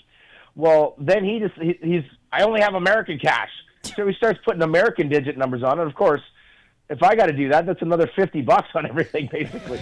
So I don't know. I forgot about it. I guess I got it. I didn't get quite my last PulpMX show wasted, but I had a good time. Okay. And I think he was enjoying himself, but he was out there doing work too, right? He's got a bunch of Get and Athena teams that he helps and stuff like that. But yeah, he was hustling. He was out there, and I still cannot believe that him and this Adams kid aren't related, man.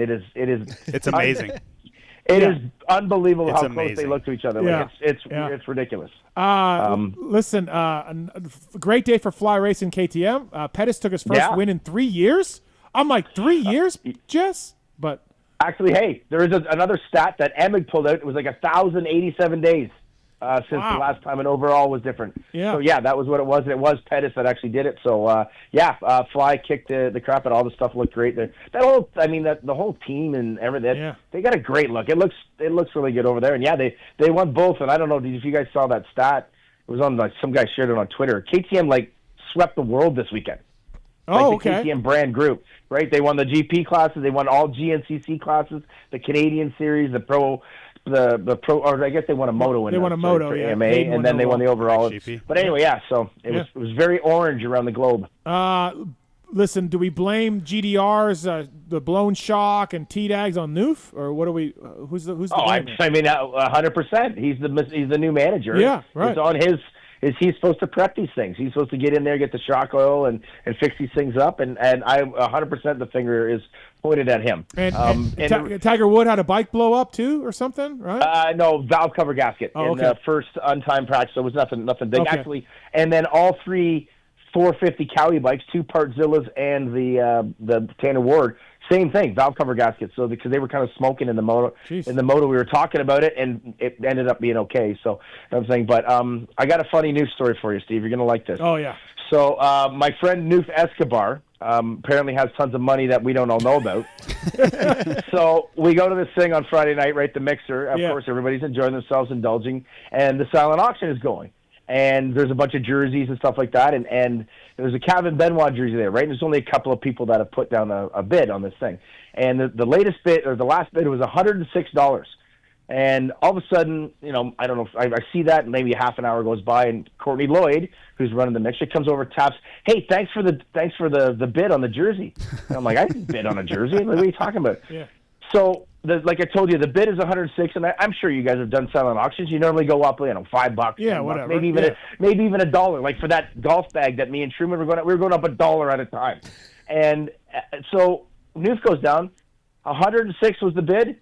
He puts down $500 and writes Canadian Motocross Unfiltered podcast.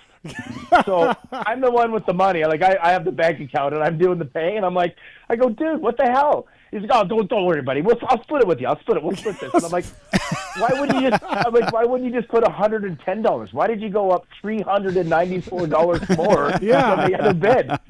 So apparently, I'm on the hook here for a jersey here for $500. Yeah, that's an expensive Kevin Benoit jersey. You could have just asked him.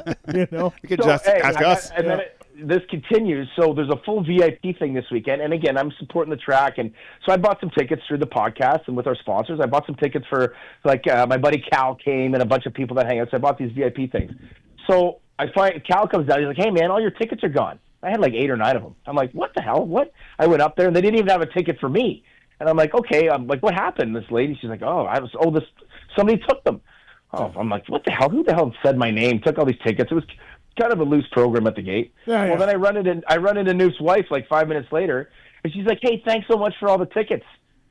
Fucking Noof took all my VIP tickets for all his buddies and family and shit to go to this tent, and So is this the end of the Unfiltered podcast as we know it? Is this it? No, we actually just finished one. We just got offline before I got on with this, so it'll be up tomorrow. But no, it's a nice running joke, and it makes me feel better. He's sitting in the middle of. JT, did you do Lethbridge? Did we go to Lethbridge in 2000? Yep, did. So Lethbridge is this coming weekend for round 2. Mm-hmm. Oh, cool. It is the exact same. Go for holes everywhere and wind gusts up to 500 miles an hour. It was actually a really nice day when I was there. Was it? Yeah. Okay, yeah. So Noof's there right now, sitting in the middle of this field. He's like, "It's uneven parking. It's fucking windy. I'm hating everything. I've already tripped in 4 gopher holes." And I'm like, you know what? I don't feel bad about it now. I don't feel as bad if you're taking me for this minute. I'm glad you're sitting in the wind and the dust and shit right now. That was where Noof. that was where Rollerball missed almost the whole day. Oh, and then showed up. He looked like he got hit by a freight train, literally. Yeah. And then he tried to fight my mechanic. Oh yeah. Yes, awesome. Rollerball indulged back in the day when he was doing the TV and stuff back then, and he was the riding coach, right, for Blackfoot. Back then. Hey, Gauldy. So we saw our buddy T-Dags. It's really ironic that Dan is bringing up Drew Adams, Team Green Kid, and he's making fun of T-Dags and the battle, and T-Dags being 40 years old and all this. And then Drew Adams runs over T-Dag's head. Yeah. Yes. Irony. You can't script it any better, but actually, it was when I listened to your guys' review show, and you were talking about, I can't remember which rider, but how quick it just disappears, right? All the training and everything like that. Yeah. And T-Dags was ready. I don't think he was going to win this weekend, but he would have been the podium threat. Mm-hmm. It's hard to say the champion's out, or the championship is done, but he's already 47 points down. We're only 7 rounds to go, right? That's what I mean. If Benoit, there's such few rounds, if Benoit just stays healthy and makes the podium, which he can do, Dags needs a lot of luck, Well, Benoit was the class other than Drew in the second moto. Drew had that accident, and then he had another tumble later on in the first moto. But the second moto, wow, that kid has got some speed. You know what? Honestly, I was talking to somebody about Drew Adams. He's going to be a pro circuit kid. He's really come on the last little bit. Really impressive. I'm like, I think he can win. I don't know. Benoit and T-Dags are pretty good. He can be in the mix, but he crushed them second moto. Yeah. I was like, wait, this much better than Benoit? So coming up to the TV podium there, I was like, give him hey boys, we got 2 minutes or whatever. And Benoit's like, holy shit, kid, you're fast. I can't go that fast. I'm good. I'm good with that. I'm not going that fast. So he threw the towel in on lap. I don't think he got by him on lap 2 or 3 there, and that was it. And the kid just kind of ran away. Hey, I saw a tweet criticizing Benoit and T-Dags for riding 250s. Obviously, we know that. Benoit quit for 3 years or whatever. T-Dags, been a 450 guy forever. Is there any of that you hear from other teams and other riders? Anybody pissed off that these two old guys are in 250s? I don't really care, but not a bit. It's not even remotely what you guys kind of deal with down there with the Supercross rulings and stuff. Not even a bit. It's more exciting. People are like, this is so cool. Okay. I watched them 10 years ago, or there's guys the same age now, and they talk about their kids and stuff like that. it's kind of a very Steve, you cool love this, Canadian right? branded thing. You love this? No, Oh, I'm really? fine with it. It's a national class. It's not a Okay. regional class. All right. Like, I'm fine with it. So is MX2 in Europe. Like they're not stealing rides. Like they're way faster than everybody else. No, I right? don't have Like, a you know what I problem. mean? They're not just stealing No, rides yeah. kind of thing. Yeah. No, you've got it backwards. I So don't care about MX2. I care You about cared about Hurlings. Well, because he should have been gone. Like, he was so much better than But what about everybody. all the other guys that should be gone? Like, you don't think Benoit should be in a 450?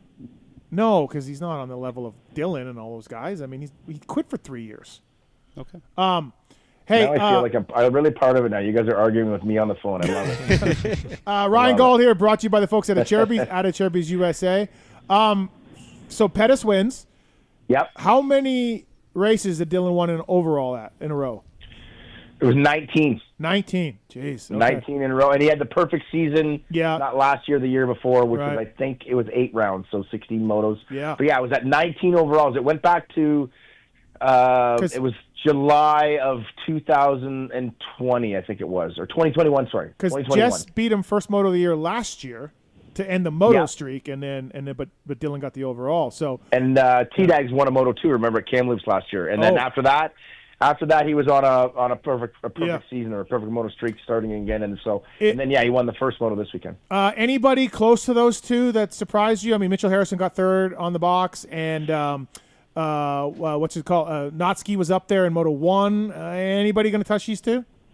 I mean, I think Notsky has what it takes there for sure. He caught both of them. I think that Dylan kind of dogged maybe late in the moto, and Pettis sort of picked it up because Pettis had 2 tip overs in Moto 1, and Notsky caught up to him, and then they both kind of combined together to kind of catch Dylan towards the end, but he had enough of a cushion that he was kind of chilling. But I don't know, Pettis and Dylan both in Moto 1, they definitely looked like the class of the field. They were quite a ways ahead, like they pulled ahead of Notsky.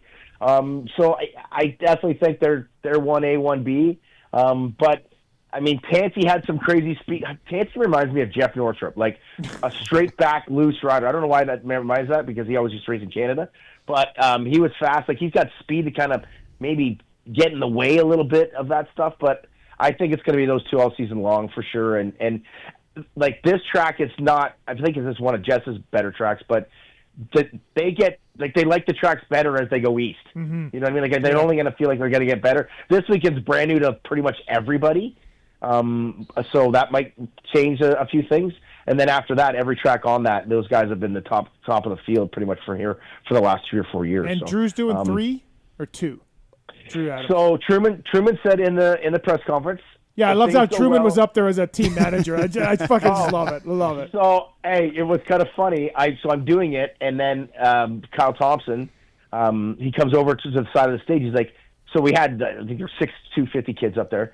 And he's like, hey, hey, we should bring Truman. And I'm like, really? I'm not trying to be a dick, but why? Like, these are all the teams that support the series and stuff. And he's like, no, let's get them up there. Like, have a little talk. I'm like, all right, cool, whatever. Yeah. I'm like, no problem. So yeah, we got up there, and then in the interview there, we were talking. He said that it could work out that he does the whole series. Like, they're pumped on the idea of the long motos, and you guys have been kind of talking about it in your group chats and a little bit here and there, probably about, the amateur scene is a little broken down there. And, JT, you can attest this coming up here in 2000. That was, you started what, 99, right? Turned pro in 97. 97. So. Okay. So with that, coming up, longer motos, experienced riders, and I think there's a little bit of a buzz about, the Cohen brothers, right? And Kai DeWolf coming out of there to come over here, race against these. So did you say the Cohen brothers that directed movies? Wait, what did I? Coonan. Coonan. Oh, shit. Yeah, the comedian. The Big Lebowski guys. Yeah. The Coonan story. But yeah, I think we're a little fortunate being just above you guys, right? Where the hat of the top hat of America. It's cheap for these guys to come, and yeah, I think it's a good idea. Yeah, for me it was. It could be really cool. Yeah, for me it was a little different, but I think like Nick Way definitely took advantage of that scenario, right? Like, go up there, learn the ropes, get Josh used Woods, to those motos. Josh Woods did it. Yep, kind of. And Dean Wilson for get your race a couple legs rounds. a little bit. Yep. Dean was Villapoto when freaking Weimer came one year. Yeah, Weimer did the whole West Coast Series one year. I still bug Weimer getting smoked. I went straight into big bikes, and I was getting paid pretty well, so it was a little bit different for me. But the Drew Adams route, I think there is. Yeah. I think there's logic to it. Yeah, and shout out to and PRMX Tiger Wood too, right? Tiger Wood. Yep. PRMX too. Like, Drew's got different sponsors, and Drew's got different things going on than the PRMX guys. And Julian at PRMX was like, yeah, man, just pit with us. Like, it wasn't like a whole thing, Yeah. about like gear and pipe sponsors. It's you know? hard, So, though. It's hard. Like, it is. on the gear side for us, we devote a lot of resources, and these two gentlemen, you know, they spend a lot of time working to make it look uniform and everybody look the same. You bring somebody in, like, we've done it, Ryan Sipes, right? We're just like, you're like, okay, like, it's hard. Yeah. It's really hard to kind of swallow, you know? to be cool, quote unquote. Yeah, I think too with the PRMX, they use you know, like an off-brand, right? Like it's not a major brand label kind of thing. Active or Pure Adrenaline, I think, is their gear, so it might be a little bit easier. And of course, up in Canada, guys, whatever, let's just do it. Sure, it's a bit loose, you know, like whatever. So biggest surprise for you out of either class all weekend? Biggest surprise? 250 was Gage Linville. Linville, yeah. I figured he would be good. He'd ridden the bike like 5 times. I talked to him a little bit before, but Gage Linville was the surprise for me. He went 2-3 and not just like locked into it. Like he fought the whole moto, he got good starts. So he was my surprise in 250. Can I just mention too that Julian asked me about who he should bring up? I got any ideas, and I said Gage Linville. Oh yeah, Yes. And he said I've been in contact with him. Talk to Yogi. Yeah, well, he'd crushed in Supercross, right? He's Like really the good. dude was in Supercross, was like the first non-factory guy, and I'm like, impressive. And he's a really nice kid. And Yogi said he works really hard, so I was like, yeah, Gage Linville. I mean, Julie was already on. What? Didn't he have them have like a trial, right? Wasn't Braswell a part of it? I don't know what Braswell is doing. No one knows. Okay, I thought. I don't think Braswell knows what. No, Braswell doesn't know what Braswell's doing. I'd like to hear an interview about what Braswell thinks he's doing. Yeah. Okay, Okay, so 450 surprise. Class, yeah. I guess I don't really have like a big surprise. I suppose maybe Harrison. Like I knew he'd be good, but I didn't. I thought Kilroy would have took that third. It's Kilroy and Natsky, but Harrison was good all day. So I guess I give the nod to Harrison as a bit of surprise. I thought he would have been more of a 5-6 on the day, but with the Natsky fell in the second or third turn of Moto 2 and kind of opened the door, and then Harrison, Kilroy, and Ward went at it like the whole moto there, and Harrison took it down and took that third. So I guess both parts of the other guys actually were a bit of a surprise. Okay, all right. How's the crowd and how's the vibe and everything? How's that? Everything good? It was good. Yeah. It wasn't one of the bigger ones. There wasn't like the days of my old buddy Stolly leaving with a bag of cash and having to tape it around his leg when he went on the plane. Nothing like that. But it was good. Like it was a good vibe, and everybody seemed excited. Not too much drama. I don't think there was any dockings or any flag issues. There was the 2-lap board came out early in the first 250 moto by accident. But yeah, it was good. We got a little bit of rain before Moto 1 there, so it looked typical Calgary. Like all of a sudden blue skies, and then it just went like full dark for, 25 minutes. Rained, made the first few laps of Moto 1 of the 250 slippery, which kind of where the Medags thing happened. But other than that, it was good, man. Lots of old guys coming up and cheering and all that kind of stuff. Julian Cerny was there. He didn't race, but it was kinda, and Dags was lap 1 of first moto, right? Like lap 1? Yeah, about 3/4 of a lap around. Yeah, and he was in second spot. He was in second. Welcome to the new season. Yeah. Not a great way to start for do you sure. think I saw a photo of Social of his helmet and like did you guys see it on video? Like it was brutal. It was a big one. Do you think he races this weekend? As far as I've learned, he's Dags? Because he's just Dags. Well, I don't even know if he's getting checked out or anything. To be honest, I have no idea. But he went. I got a text from. I texted him like, "Hey, how you feeling today?" And he's like, "I feel pretty good. I just went for a nice walk and I feel okay." Okay, well there we go. So, Canadian medical system. My favorite part of the weekend is so Truman's flying up with Drew Adams. Yeah. Right. He shows them like a picture, and I'm not exaggerating. It was probably from. Oh yeah, mid-70s. Yeah, I was gonna say early 70s. Yeah. Realistically, and he says this is Tyler Nagler. You're gonna race against him, and he's like, which one is he? Which one of the two? And Truman's like, are you kidding me? Like, what is wrong with you? Like, this is 50 plus years ago, man. Yeah. Kids, man. Yeah, it's just they're just. He's like, oh well, which one? Yeah. He's like, yeah, this is what we're dealing with. Yeah, it's he seems like a really good kid. He wasn't like a shy kid. No, he's super nice. He's a little really cocky. nice. He's a little low key cocky. He's been really nice to me. Yeah. I don't know. No, he's been. No, nice I'm not saying you're too. wrong. Yeah. I haven't gotten that from him. Yeah. I met his so the mom and the dad came up and everything like that, and shook his dad's hand, and I'm like, he's a spitting image of Bobby Reagan. Oh, is he? His dad, yeah. I'm looking at him I'm like, holy crap, you look like Bobby Reagan. He's like, oh, I've got that before, yeah. Small town Tennessee, right? That's where from Tennessee. I think it is, so. I was just hoping Truman made his flight on on Monday today. Do we know? He red-eyed. He did. He red-eyed. Okay, home, yeah. God. So he didn't go out after the race. Oh, he probably went out. Okay, yeah. At the airport. we had some beverages there and some laughs. There we go. Yep. That's about right. Yeah, Truman. Yeah, it was. That's my guy, but man, he worries me. He keeps it loose. He worries me. Yeah. He keeps it loose. I check in with him once a week, and I ask, like, how much sleep have you had? When was the last time you did sleep? Like, that's my weekly check-in. Yeah. Not how are you doing, not how are the kids. It's when did you sleep? Connect to his iPhone. Do that like when you got like a crazy wife that wants to follow the husband, you can follow the iPhone and follow where he's going and dictate his heart rate and all that kind of stuff. There's an app out there. Get the app. I already have enough stress. That would just stress me out more. CMX Unfiltered podcast. Check it out. It's now going weekly with recaps, right, Goldie? You, the other guy. A bunch of stuff we'll do. Interviews. And, we just launched one tonight. It'll be out there tomorrow. It was pretty good. Like I said, Noof makes me laugh. He's in the middle of a field drinking White Claws doing it. So. Do you feel like you're getting more buzz at the races about this? About the pod and everything? 100% actually. Yeah. It's gaining some good traction for sure. I don't know if I'll be getting any ceilings extended in the near future, but it's for what we are and what it is, and you guys know me and the new. If we can have some fun with it and be a little looser and all that kind of stuff, and it's got some good sponsors. So, it's going well, man. I'm pretty pumped for sure. And you're missing the boat, bud. You were supposed to have it on your channel, and you fucked us. He's got a hockey thing going. He's coming out with a hockey pod. No, I'm not. I canceled that. I canceled the hockey pod. Yeah. So, it's going good.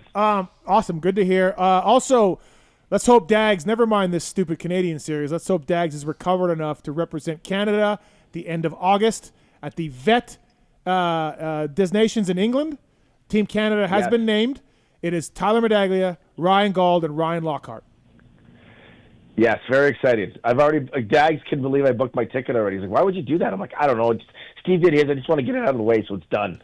And me booking flights is a bit of an odd. Oh, we know. Now, so hopefully, I just did it again on the weekend. I booked the red eye, and I woke up Sunday morning and I got a thing. Oh, your flight's boarding.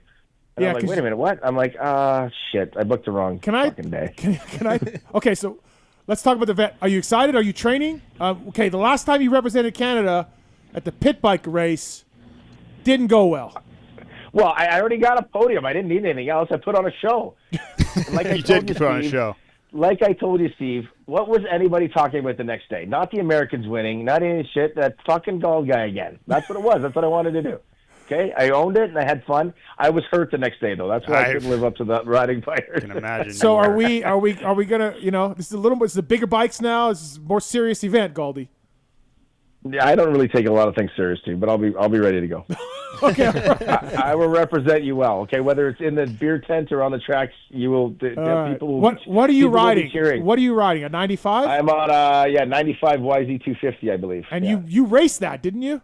No, actually, it's funny. That's the only bike of Yamaha I never had. In 95, I had a brand new 125 that they supported me with, but I had to buy a 250, and I actually bought an 94 that Machine Racing had that was like brand new and stuff like that. Because I was super small back then, and I was more 125, even though we had to do both classes. But that's what it is. So I never had a 95, but then I had 96 or 7. Well, okay. All right. Well. Yeah, so. So where's he racing this at? At Motocross? Fox Hill. Okay. Is it Vet Motocross of Nations? Yeah, the one, the old bike, the old two-stroke. You coming, JT? I am not. What about World Vets this year, JT? No. World Vets. No. I'll be at Motocross of Nations. If that counts. The real one? It's being held at Matterley Basin, sir. Yeah. I will be there. Yeah, the real race? Okay. Yeah. I might be at that one. We'll see. Dags is our ace in the hole, plus 30. Dags is our guy. He's going to carry the team, and then I need solid finishes from Gauldy and Noof. Just solid workman-like finishes, and we'll let Dags do the heavy lifting. The heavy lifting. Yeah, anchor the team. Can we not just go there with the same mentality of our regular MX of Nation team? We're not winning shit, but we're going for a good time. Wow. It can't. Right? Listen, if we perform in the UK like you guys did in France last year, it could get sideways. Yeah. It could. Yeah, that could be a little bit south, but no, we're ready to go. I saw today we're getting some Renegade fuel. Yeah. So that's a few horsepower for this guy right there. I'm ready to go. Why is this podcast not on your network? Yes. Great question, JT. Great question. Great question. Lots of ins and outs. Very complicated lots case. Lots of ins and outs. Yeah, lots of ins and outs for that one. All right. So, you're such a corporate man now. I didn't. Can we tell the story of you booking the flight from the fucking fraud website? Oh yeah. Well, Can you tell JT what you did last year? This is great. What are you doing? Listen to this story. So I'm going over that Arena Cross Series. I bought an Arena Cross Series out in BC, so I got to book these flights. And I don't know what happened. I just fly to Vancouver, and it comes up and the site, boom, boom, boom. I start clicking this and that. ACET.com. Anybody, don't go there. So I get this. How did you find this? It's in an email. He gets an email, I think. No. It was I went to Google and I searched flights to Vancouver, and this thing popped up. Okay. So I searched flights to Vancouver. This is what wait, just carry on. Stop, JT. Okay, let me finish this stupidity here. You already know I'm an idiot already. So yeah. So I booked a flight for my son and my dad. I drive it with some of my staff and Queen Amia. So anyway, we get out there. I'm in the parking lot, and I get a phone call from the ticket agent in Toronto that my dad is. And my dad is it's from my dad, and my dad runs a flip phone still, right? Old as hell. So he's like, hey, man, these tickets aren't paid for. And I'm like, what the fuck are you talking about? What are you talking about? I'm like, he's like, yeah, the tickets, there's nothing here. And I'm like, I emailed them and everything. He's like, yeah, the guy at the counter says this is fraud. And I'm like, are you fucking kidding me? So I tell him, I go, give him the flip phone. Let me talk to the agent. So I'm talking to the agent. He's like, yeah, sir, you fully got frauded. And I'm like, how does that even happen? I didn't even know that could be a thing. So this company soaked me for $1,500. So and even the funniest thing ever, the way I booked the tickets, because I wasn't sure if my dad could go and stuff. So I got cancellation insurance and all that shit. I called a number on the deal, and a friendly gentleman from another country, not very well spoken, or I could barely understand him. And he's yeah, boom, boom, and then they just hang up. Like, what the hell? I thought it was my phone. I call back again, same thing. They hang up 4 times. Hang up. Full ghost company, nothing. Fully robbed. Booked the tickets. So why would you go to WestJet, AirCanada.com? Yes.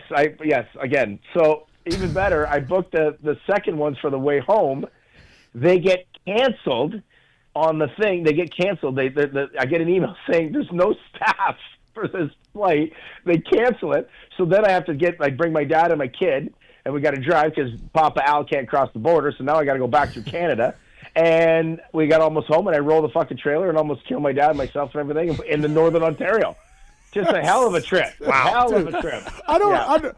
He just Googles flight and then just buys the. And you just start entering your payment information. Fuck yeah. Here's my social. Yeah, I always thought it was funny. They wanted my credit card information before they even knew who I was. Oh, weird. So yeah, $2,700 or whatever. But I ended up getting it back because I booked it with my credit card. So my credit card. Oh, they got you. Oh, you did get it back? Okay, so I did get the money back. It took a little bit, but yeah, I got the money back. But yeah, and then literally the last 2 weekends. So I booked a flight last weekend. I was supposed to be on the red eye for Monday morning, and I booked it, and I ended up booking it for Sunday morning. So I woke up ready to go to the race. I missed my plane. I had to rebook that. And then I'm like, fuck, I wonder if I did that for this coming weekend. I did the same thing for this coming weekend. I booked flying out Sunday morning instead of Monday morning on the red eye. Because it's 12:03 and the date says Sunday, but it's they're meaning You gotta be really careful right, with that. Right. Be very That's careful. excusable a little bit because Wygant's done that. Yeah, I've done it too. Right, I've done it. But the entering of the credit card into some unknown website for some flight that didn't exist, Another good one, Kinger last year or the year before books a flight. I'm literally in Bermuda on vacation with my wife, and he calls me, and I'm like, "Hey, what's up, man?" He's like, "Dude, why aren't you here?" And I'm like, "What are you talking about?" "Well, we're in Quebec this weekend." I'm like, "Kinger, that's next week." He got the full dates. He was a week ahead of time booking flights. Canadian Moto, everybody. On vacation in Quebec for a week. Yeah, it was pretty good. So well, awesome, man. Thank you for the update. Canadian Round 1 Anytime, update, guys. Gauldy, and Vet MXDN start training. We're gonna have physicals. We're gonna have check-in physicals in every few months. Oh, that's not a good thing. That's not okay. I'm gonna find some older person in my clean neighborhood. urine. But I appreciate you guys getting me on and talking about the series. It looks like it's gonna be a banger with lots of hopefully not too much drama, but good racing stuff. And before I go, JT, I don't know how much you've taken me. I've been doing this 22 years. You're doing a really good job on TV, thanks, man. and I really like watching it. The way that, I mean, obviously you guys got, I think, a lot better shit than I do here in Canada, so they can hear you and it actually works. But I think you're doing a great job. But you're always like, you always sound like you're nervous when they're talking about it. You're just own it, dude. You're doing a great job. So thank you very much. Well, do you know what he doesn't do, Gauld? He doesn't have his fucking hat on backwards, is what I used to make fun of you for. Yeah. Oh, hey, I'm bringing that back. Like when Gauldy and I didn't like each other. I mean, he did a good job in a pit interview. He was good, right? Exciting, and he knew his stuff. Gauldy knows moto. Yeah. But I'd be like, why is his hat on backwards? Like, it's just always just like, what are you doing, Gauldy? No, one of the big reason why we had an office was when I was doing arena cross. Yes, and we were that writing too. for RaceX Canada, and you were making fun of me because I was huffing and puffing out of breath doing the track lap because I was so drunk the night before. Yeah, that's why. I mean, this was true, but you didn't have to write it. Yeah. Okay, the internet was new back then. People didn't have to know it like that. I was like, Gauldy's like doing the one lap arena cross. He's like, okay, catapult. Here it goes.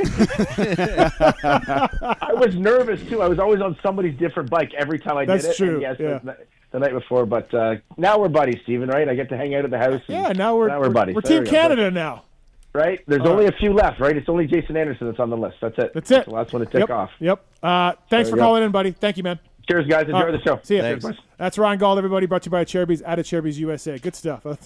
Gauldy's, I mean, it could go anywhere. It could really go anywhere. All right, let's still get into the show. I want to talk 250s as well, but let's do Race Tech Rant. I got a couple of them. Racetech.com. Love these guys. JT, you've used Race Tech over the years a few times.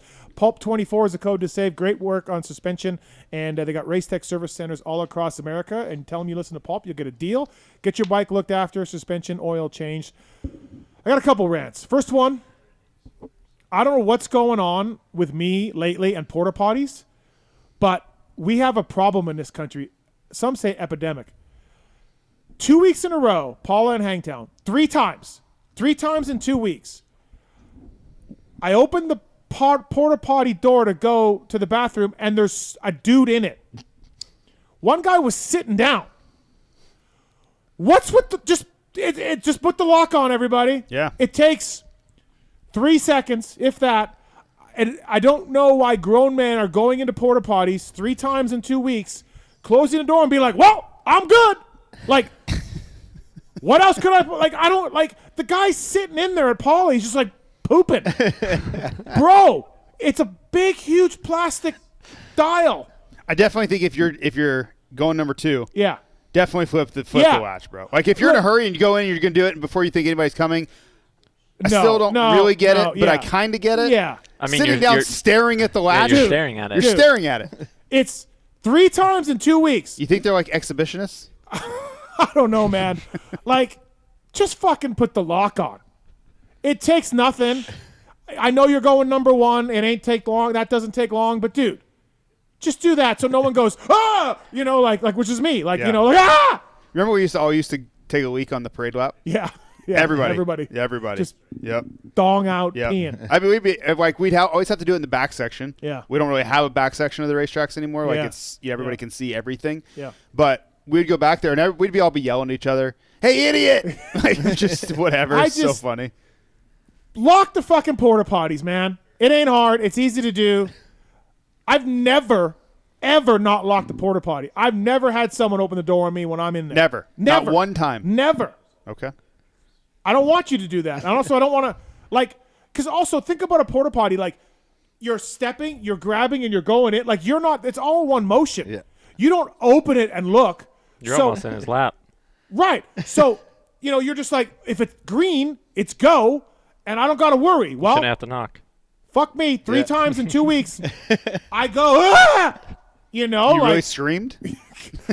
I made noises. Like, ah! Really? Yeah. Wow. Ah, excuse me, or you know, or the guy in the porta potties.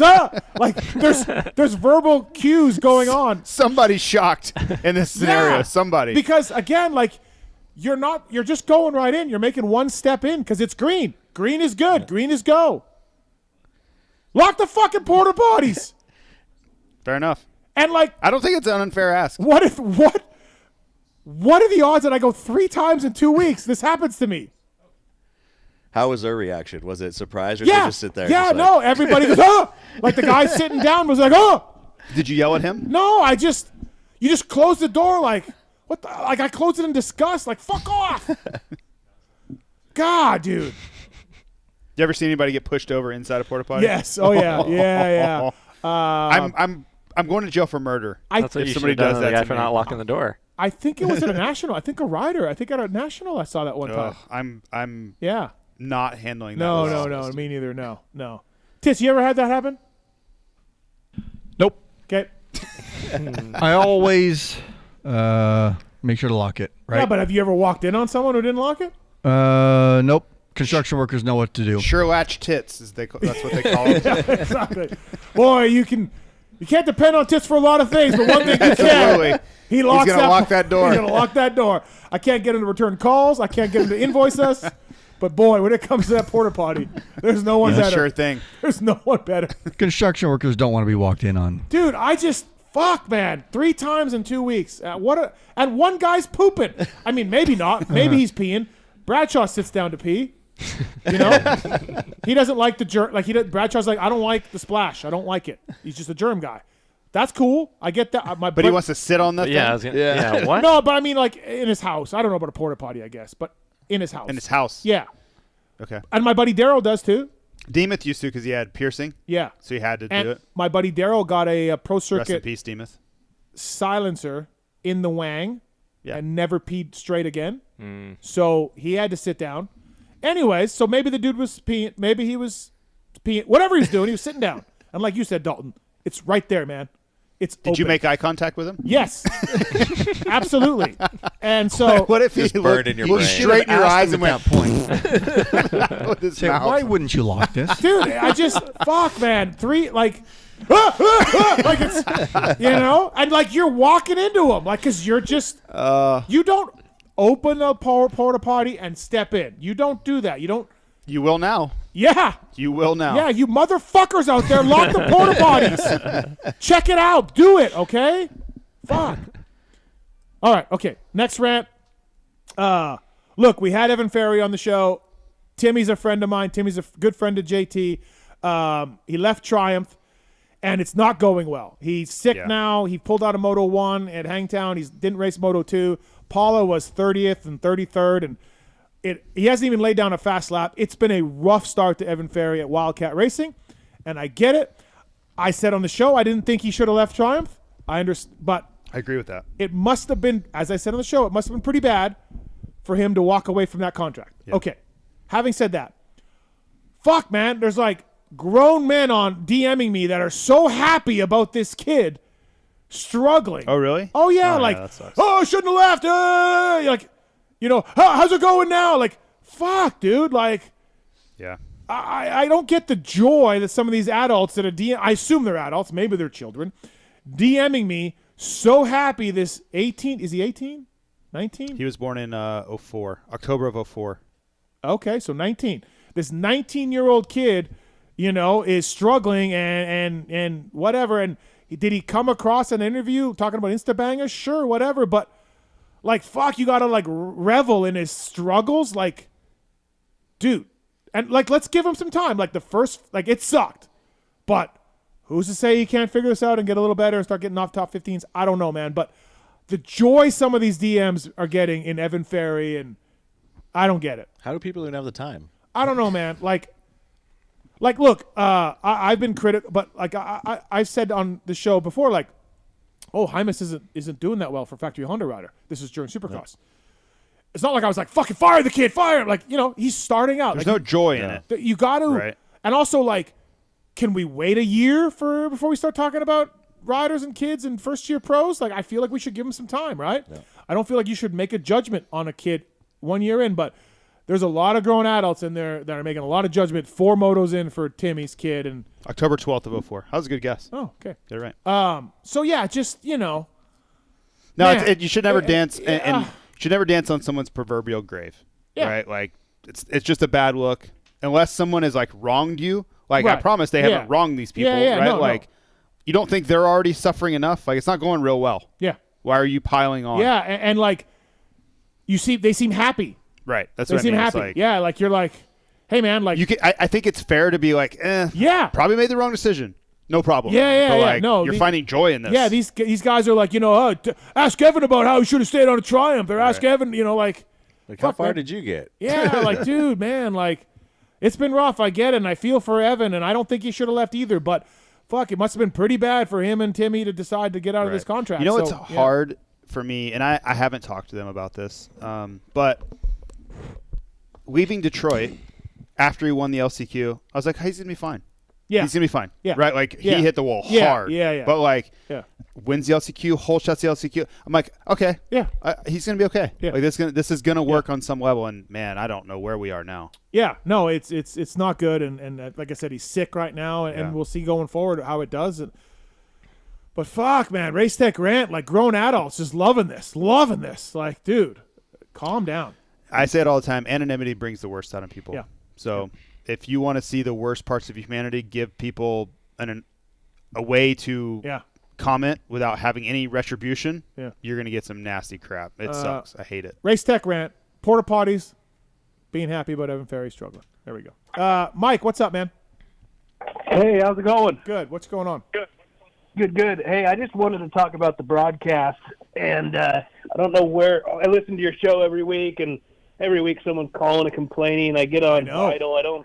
I don't ever post. I just get to go there for info and stuff, and it seems like everyone's like, fire this guy. This guy needs to be replaced. Yeah. I come from the days of – I started watching in like 2002, and when it was broadcasted on ESPN, a day later you'd get the main event in Supercross. You'd get a kind of like a review of one of the heats. You'd watch one heat live like 12 hours later, and that was awesome. And now we get six hours. Let's see, you get 3-hour main event and then 3-hour race day live or 2-hour race day live, and it's live and people are complaining. I don't understand. It has never been a better time to be it's never been a better time to be a race fan. Yeah. Period. No. I don't even have enough time on a Saturday to watch all this stuff. Think about let alone think about complaining about it. Right. It's just crazy. Like there are things that drives me crazy, but like they don't drive me crazy enough to like I'm like, oh well, it's not for me, or I don't really like that, or like. But think about what's available: social clips everywhere, right? During the week, on the weekends, all the Peacock coverage that you can replay anytime you want. Yeah. All the podcasts that are available, all the articles that are written, like it's overload. You can like this to this gentleman's point. I remember like Moto World would be our first taste of it. You get like some highlights of it and you're like glued to it, right? Like rewind it 75 times, right? Now it's just at the tip of your fingers. But like, anything you'd ever want to see. Like sometimes Will ask some questions that I'm like, oh my God. And sometimes Ricky says things where I'm like, I screw up all the time too. Yeah, I don't know if you screw up that much. These people want to fire someone for screwing up. It's like, what do these people do for a living that every time we all screw up every day? Yeah. And you're going to get fired every time? Where would I be working today if I got a few fired weeks every ago, time? I was on Vital. There's a weekly Bondo complaint box thread where people just go on and on about the broadcast and Bondo's the director. And like I'm just like. I read it. I've read it. Man. I've read it all. And there's so much going on behind the scenes. Like the show can always be better. I can be a lot better than I am. I don't think it's perfect. I don't. There are things that I wish were different about the broadcast. I do, right? Sometimes we miss the shot. Sometimes the camera changes right when it shouldn't. Yeah. And I'm like, oh, like it drives me crazy too. But there are so many other things that they're hammering the show about. They're like, no, because of this. Like, you don't know. There are segments planned, and these are advertising things and like all these things that there's not really a lot of control over. Yeah. And it's lack of information that leads you down this path of criticism. And it's unfair. Some of it's warranted. I should get my own criticism, but a lot of it is just like you don't understand the whole process. So when I just look at it, I'm like, you don't. I don't have all the information. I've been the analyst guy on webcast. I've been the play-by-play guy on webcast. A lot of things you can make mistakes. It's easy to screw something up. Yeah. You got timing. You got to get in and out of stuff. You know, there's so many things that you have to do, and like no one's perfect, and like. Dude, there's weekly people just rip on the broadcast, and you're like, fuck, man. Like it's easy fodder, though, I guess, right? You just hammer on it, and like it's never going to be perfect. Never. Yeah, never. Like it's never going to be. Nothing is, though. Exactly. Nothing is. It's never going to be everything you'd ever want it to be, right? And I think Weege does a great. I never really heard this, but like you compare it to football. Well, there's one ball. And as long as the cameras stay on that one ball wherever the action's going, you're probably going to see everything you need to see. Yeah. Well, racing, there are 40 different people and all these storylines and things going on and mechanics areas and all these there's a lot to cover. You're not going to get everything, right? Yeah. You're lucky if we can get the replay of a crash that happened when we were watching the leader or whatever. So it's not the same thing. Yeah. It's just not the same thing. Thanks, Mike. Thanks for the call, man. Yep. Hey, one more quick thing. I used your 100% code and got. I never bought any 100% sunglasses before. Went on there and got 4 different pair for about the price that you'd pay for one Oakley, and I feel like they're great freaking glasses. Good to hear. Them, so. Yeah, thanks for supporting the code. Yeah, thank you, man. Yeah. All right, see ya. Appreciate it. Kyle, what's up, man? Kyle. Yes. Hi, Kyle. I have a suggestion and maybe a question after that too. Okay. So let's start with the suggestion. Let me unpack this for just a second. So, Steve, I've heard your take on the different personalities that we've seen with Hayden Deegan on his his podium interviews. One week he's humble, the next week it's I knew he was going to fade, or hey, it's the American versus the foreigners, right? Yep. And I've been in this space for a while too, like thinking, well, hey, he's young, give him time to mature. But it seems like we're still seeing the same pattern, and at some point you wonder, well, maybe it's all part of the show. Right. So here's where I'm going with this suggestion, right? We've got JT there, and JT always has great comments. What we need JT to do is go full Mean Gene for us, bring this WWF. Yeah. He's got to bring that out in some of the other guys. Like, when Vial was coming up for his interview, I was really hoping Vial was going to say, "Hey, I knew I just had to apply a little pressure, and Danger Boy was going to." No, that would have been great. That would have been fantastic. Wouldn't that have been great? Yeah. Wouldn't that have been great? And so we know Vial's not going to do that. He's too classy of a guy, so we need JT to put the words in his mouth. Yeah, I don't think it's going to go real well for me if I start doing that. I'm just going to send it. Yeah. Hayden, Vial says he's going to crush you. Bring a chair up. Bring a chair and smash him with a chair. Yeah, I mean, I wish these guys would, say what's on their mind, but we all know it's just not going to happen. Yeah. It's just not, yeah. unfortunately. To ask Weech the story about when he started doing the webcast and what Chad Damiani told him to do. Yeah? Yeah, Okay. it's great. It's a great story. All Yeah, it'd be great. I like that, Kyle. Let's do it. That would be great. And so my question, I was actually JT always so he does a phenomenal job. And I will say I wish he was the one doing, I don't know who his I'm probably not using the right words here, reporter down there that does some of the interviews, whatever her name is, but she'll usually ask like one question and she doesn't maybe know the follow-up questions. And right, it's a tough job. I'm not saying I could do it either. JT knows the follow-up questions to ask, and my question is, how much of that is scripted for JT? And I'm guessing it's not. I'm guessing he is freewheeling all of this, other than, hey, here's the hot take. We want you to ask about this. But he knows the follow-up questions too, or how much of that is scripted for him. And no, there's none. My question. There's none. It's ask what you want, pretty much. I appreciate the kind words. Yeah, when I watch it back, I cringe so hard because I don't feel like I said the things that I should have said or the way I wanted to say it.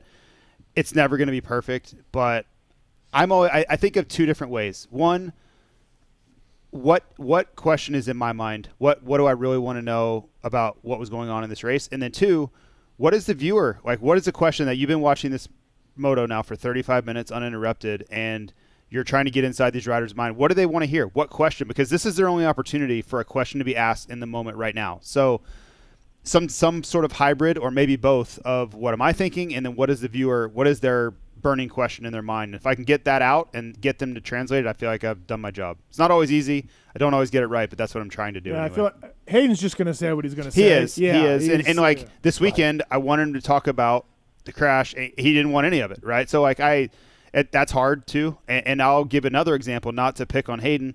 Like, I'll ask Tom Vial something and he doesn't say anything to do with what I asked him. And I don't know if that's a language thing or if he just wants to say what he was planning on saying, which both are okay, I guess, right? But it's one of those things where I've been trying to talk to them before, and it's like, hey, do you have a message that you want to share? Mm-hmm. Because I'll set you up for it. Yeah. I may also ask you something else. Sure. But if I ask you something You don't talk about that at all, and you talk about something else. Both of us look bad.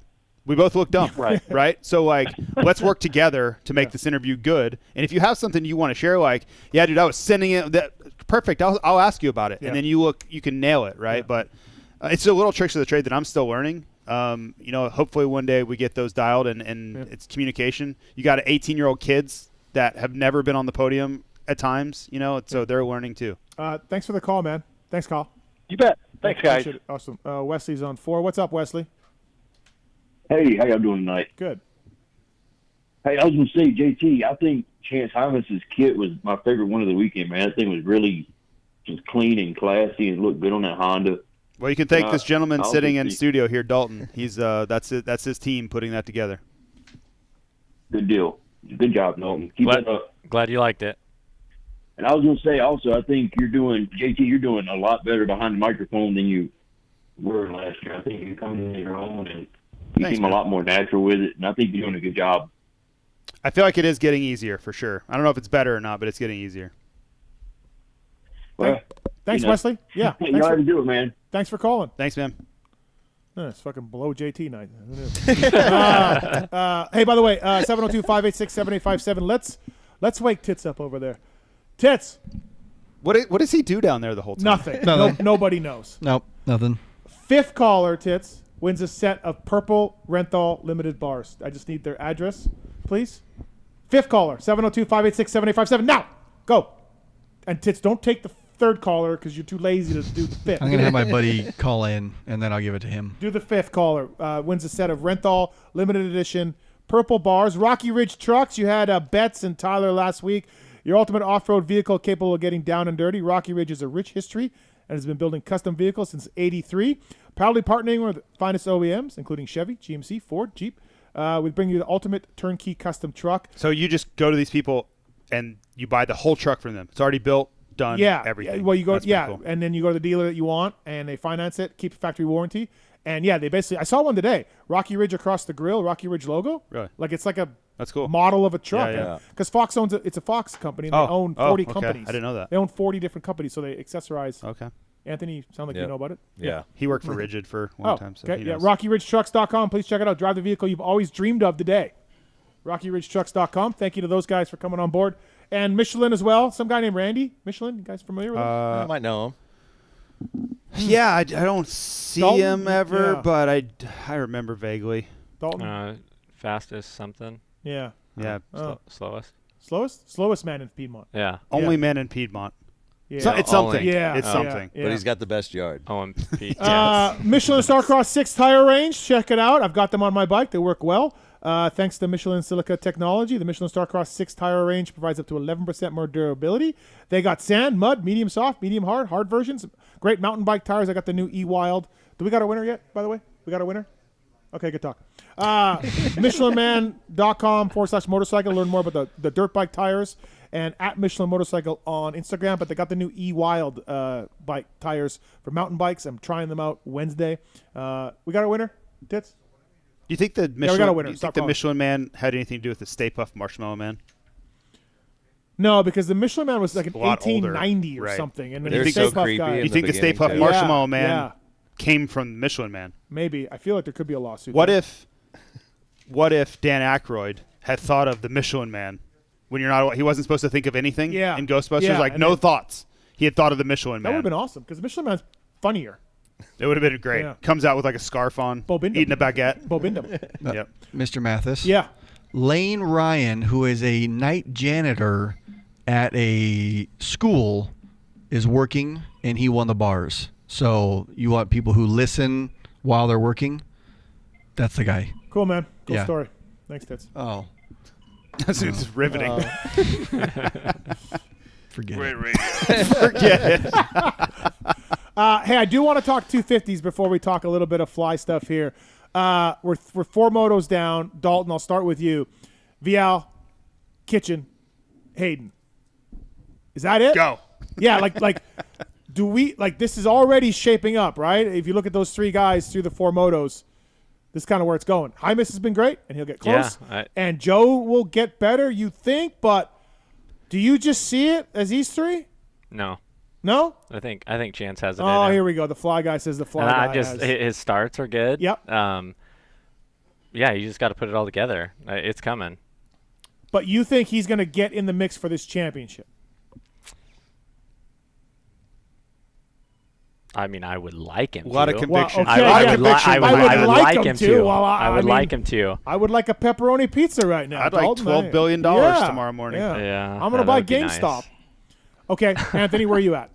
I think he's in the mix with all the stuff they've done with his diet lately. Yeah. We went out to dinner, I don't know, a few weeks ago, me, him, and his parents. Yeah. And he doesn't like the diet that he's on by any means. Yeah. But his energy level that he has just 2 weeks after doing it's right? bar none. Yep. So I think he's right on pace. So you think he's going to get in with Kitchen and Vial and Hayden? Yep. Yeah. I think he'll be in the run-in. Okay. It's awesome seeing what Kitchen's doing. Yeah. Such a good kid, and watching him ride's pretty awesome. So it'll be good to see that pack. Listen, I don't want to be a chance. I don't get to go. Okay, go ahead. I mean, what else can we talk about tonight? It's been fucking JT on the phone every night. Well, I didn't do any of that. It's probably all your friends from Florida. I've been paying them off. I got like a GoFundMe for pick me ups. Hey, Pete, it's call like a it confidence builder. 737. Confidence builder. I'm gonna say no title fight for no. Hymas. Yeah, yeah. But podium, yeah. a lot of podium fighting. I just think Deegan and Bial are probably gonna separate themselves because you go. Oh, you think they're gonna pull away from Kitch? Well, I just think if you start throwing a lot of 1s and 2s on the board over and over and over and over and over, you're gone. Yeah. Like you're just gone, right? So, and as we've seen, as titles move on, they separate. They separate. Yeah. But I don't think that's a big deal. Like Hymas has taken such a huge step forward, right? Like this is what he needs to be doing. Battling for podiums, leading laps. Do that. Yeah. No problem. Yeah. Then think about let's go win a title in 25. Yeah. Right? This is a monumental step forward from where we were. Yeah, it is. It really is. It's a really big surprise. And it's crazy that it's really just seemed like diet and fitness a little bit and figuring it out. And like the kid is just next level. I mean, he won a heat in Supercross. He led laps. Like, I mean, all Berner's of this, been telling me the whole time, like, he can do it. He can do it. Right? Like, it's a puzzle you got to put together, but he can do it. Consistency. And Berner doesn't pull punches, right? Yeah. Like, if he doesn't think you're talented enough or capable, he's just like, we're going to do the best we can, but, like, being factory Honda race-winning guy is not in the cards for you. And I said this on the review show, too. Like, obviously, Joe's dealing with that ankle, but from people I talked to, Chance has been faster than Joe at every outdoor test. So, Joe was a race winner last year and podium guy near the end. And he'll probably win a moto or two. Yeah. He's just warming up. Yeah, he's just getting warming up. You didn't like my text today? You didn't like that text? I mean, I responded to it. I was shocked. The other recipient of the text did not respond. Never replied. Did not respond. It's just very unlike him. I'm going to text him right now. He never responded. Text him right now. After I sent it, JT, I was like, it's a little aggressive. Hold on. Where's this? Steve has this practice of just no warm up, no nothing, just dropping a bomb into a group text and then departing. Yeah. I like it. I'm never really serious, but yeah. No, I think everybody knows that. Yeah. Yeah, I would hope so. Anyways, all right. So 250s. Okay. Does Hymas win a race overall? I'll say moto, but not overall. Okay. Anthony. Yeah. We already know where Dalton stands. Yeah. I think he does. Yeah. Okay. Yeah. Who else wins an overall? I think Joe gets one.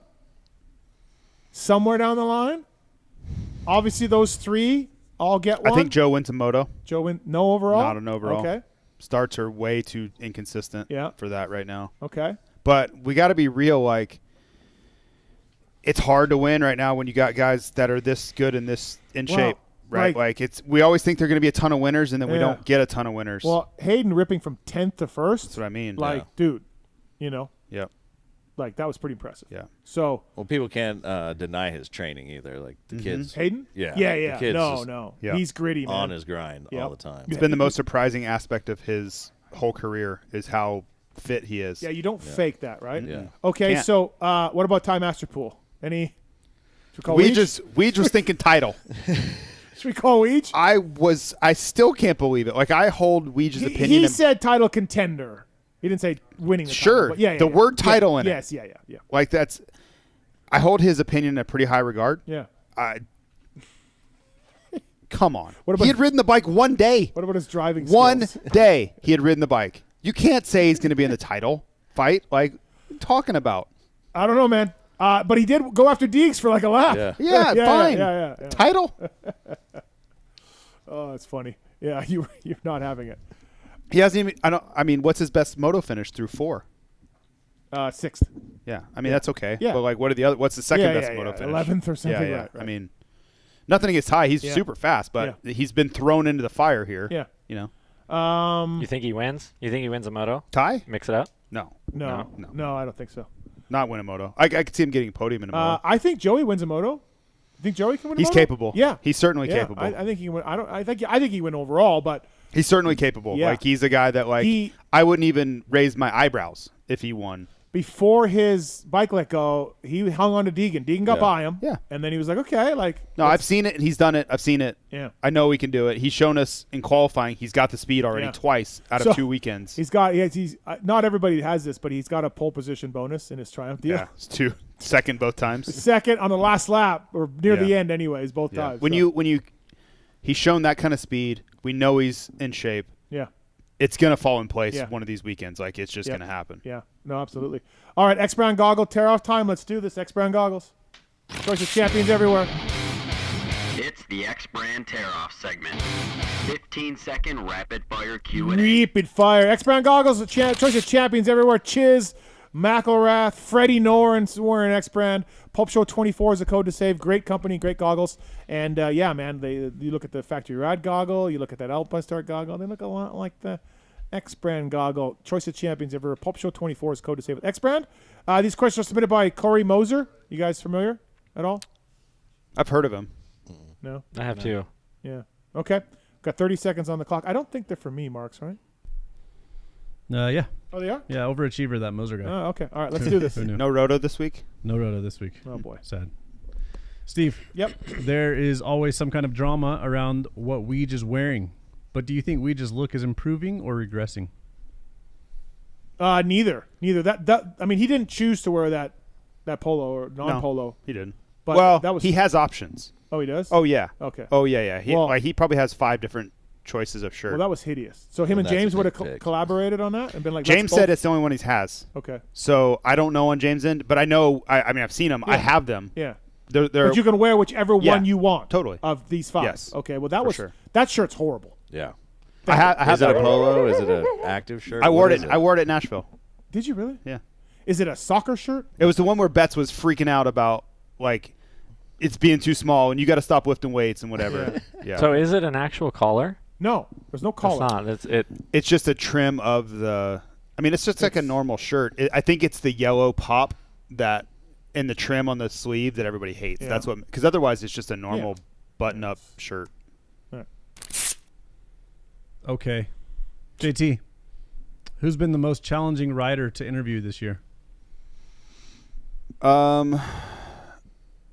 Deegan gets really like frustrated with my questioning. Like, I don't think he wants he wants to say what he wants to say, not what I ask him.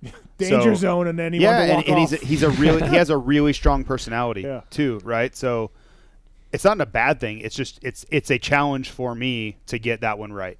The danger zone, and then like, no, I got one more. Like, I know you want to walk off, Right. but Yeah, I want to get it right because he's gonna be a star. Yeah. Like, I want to get it, and it's Yeah. tough for me. But then pull him aside and ask him, and be like, hey man, Maybe, yeah. I noticed you're not answering. Like, so what do you want me to ask? Yeah, and you? I need to do a better Yeah. job of that. Ask him before, like, Yeah. what do you want to say? Yeah. And then I can set you up to say that. Yeah. But I also have like a legit question sometimes. Yeah. That I know he doesn't want to say, but Yeah, I need to and ask you him. gotta ask it, right? Yeah. That's why I saw that Coker on the show, and I'm like, hey man, I gotta ask you. Well, I asked my boss, and he's like, "You're doing your job. You ask him what ask him the right question. Yeah. If he doesn't want to answer that, that's on him. But Yeah. ask him the right question. Right. All right. Great, quick. Dalton. Yo. How does JT get his day job done at WPS on top of all his other gigs? Announcing, stock trading, fitness influencer. Fitness influencer. Influencer. Yeah. I'm influencing myself. I don't know. I don't know. Do you sleep, JT? Early, He and goes then I'm ear- up early. yeah. His work schedule is early. So you just got like 30 alarms set. I'm at the keeping you I'm on at the schedule. office by like before 6. That's how it really happened. He- Like we just work all the time. That's he left it. 4:30 in the morning this morning to go to the gym. Yeah, I'm getting emails from him at 3:30 in the morning. 3:30. right just- after he wakes up. Yeah. You just work all the time. Like these guys do it. Like their schedules are different than mine, right? Like Dalton's got family life he's dealing with, but like they're at the office way later than me. Anthony's never not working. Like it's just what it is. Like Marks, it's how did your it cardio goes. day go? Yeah, it was good. Yeah. Yep. One and done. Just kidding. Were you up at 4:30? Absolutely not. He probably was, but he hadn't gone to bed yet. Yeah, I was gonna That's say, the thing. only time I'm up at 4:30 is if I'm still awake from the night before. Right. No shot. Did you get the thing working, Marks? No, not yet. It used to be great. I used to be able to email Marks when I got up, and he was still up. That was legit. A thing We were for a like, we while. had Yeah. a nice Yeah. window there. I'm glad that's over. Anthony, when you are looking to hire a rider, break down a percentage pie of what you are looking for.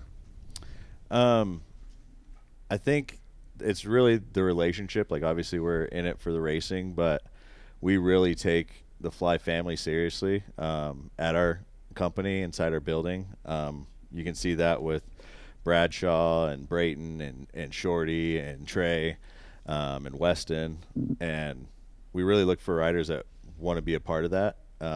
We really look for people that'll come on after racing to help with new product development, testing, everything like that. So I'd say that goes probably the biggest part for us is that really long-term relationship where we can work off each other and feed off each other. Yeah, that's probably at least half of it, right? Yeah. And then you've got social on top of that and results. And results. Yeah. Yeah, half. Steve, how Mhm. many motos do you think Jet can score 0 points and still win the title? I probably got one more in them. Maybe 3 max, but yeah, one more and that's about it. JT, are you pitching the longer in-depth storylines you've been covering in MX, or are those coming from the top?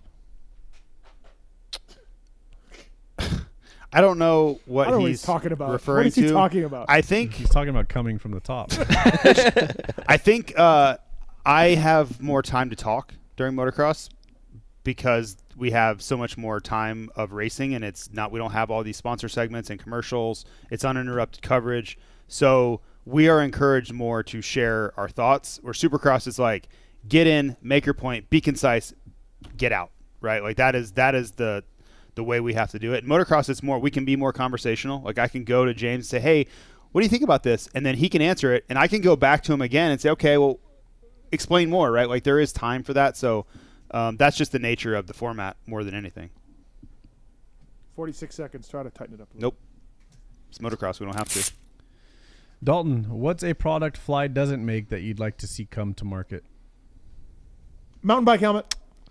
Well, that's a good With point. Rion. I mean, we do. No, but with Rion. He wants a half helmet. A half helmet helmet. with Rion. And EPS and everything. You know, like stack it up. All right. Wow, that was easy. I mean, the Freestone R is what he wants. Right. That's what he wants. It's on its way. Yep. All right, Anthony, what's been your favorite Fly ad campaign?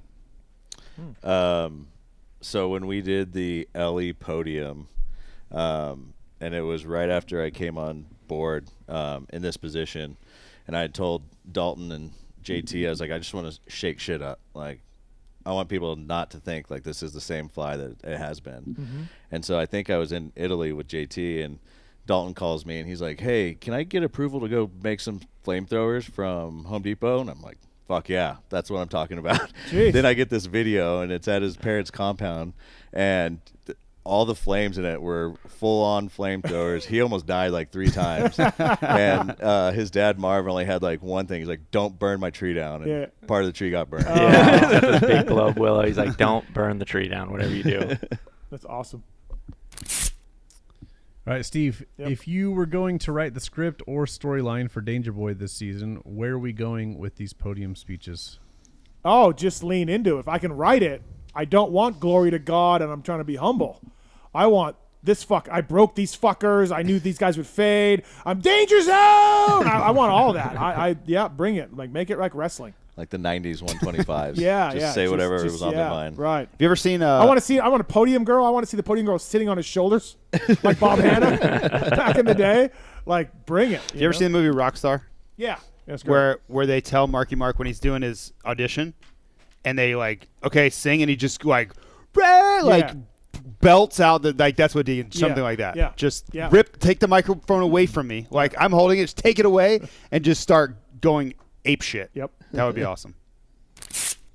JT, have any of the riders complained about the drones or had any close calls?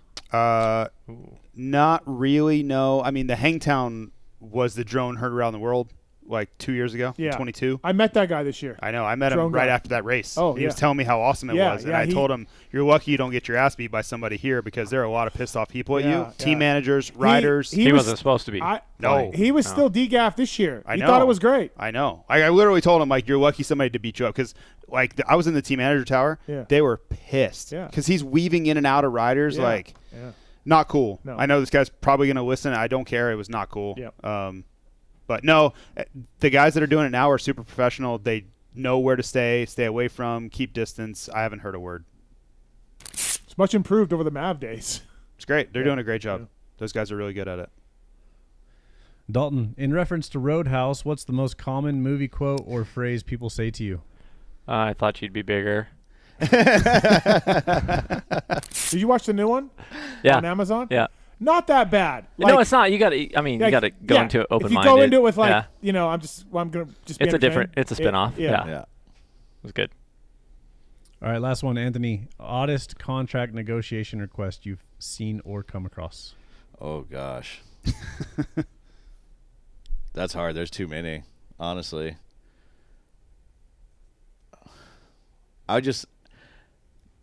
We were working with the team, and they gave us a number. They would be worth that if they had that team. Everyone in the industry knows that they don't have that team going into the following season. They were like, hey, we're going to sign these guys. Yeah. Yeah. And then you just basically have to call their shit out on it and be like, prove it. Dude, that happens all the time, right? You're like, hey, I got this guy signed. You're like, I can just call that guy. Yeah. I just call that rider and be like, did you sign? It's funny. Yeah, usually when you hear that, you're like, I'm hearing that from 4 other people that they're signed. So Yeah. What is true? X-Brand Goggles, everybody, choice of champions everywhere. Hey, look, Rich Taylor, great guy. He's been in the industry for a long time. A little bit of ruckus going on with Rich and some litigation he was involved with the LACR. I'm sure you guys heard about this. It's been an ongoing thing, and like I've honestly only heard about it from you. Oh, really? I mean, I know there's scuttlebutt, but I haven't heard all that much. Thankfully, I don't want to hear about it. Right. Well, listen, I want to stand up for my guy Rich. I mean, did he go after LACR? Yes. Was there a dangerous section on there? Yes, that Rich didn't know about, and other people have testified to me. They said it was a super dangerous section. Rich's kid, Zach, got hurt on this, and basically Rich said, "Hey, listen, there was a guy that morning, a guy who won a Supercross back in the day. That morning testified under oath. Can you guys change this part of the track?" They told him no. He said it's really dangerous. You should change it. Told him no. Rich's kid Zach crashes there. Rich doesn't know anything about it. He didn't walk the track, and Zach goes and breaks like 28 bones. Wow, insane. Pelvis and wrists and sacrum or something, and like all of this shit. And Rich went after the track to change that section, But he did write me a little bit. So I'm reading Rich's letter. He's putting it out basically to kind of clear the air here a little bit because there's a lot of false shit going around, of course, about this. More than 7 years ago, my son got seriously hurt under the circumstances that were far beyond the normal for our sport. He fell off more than a 2-story drop at the backside of a high-speed bull turn during the last moto of the day at an AMA-sanctioned Road to Mammoth race. From the fall, my son broke 28 bones, including his pelvis, back, sacrum, both arms, both legs, ankles, feet, and ribs, punctured a lung, and tore his internals, which caused severe bleeding and required blood transfusions. In the days, months, and years following the crash, my son had to undergo many surgeries and will continue to have lifelong internal issues. And so this is what Rich has written about this.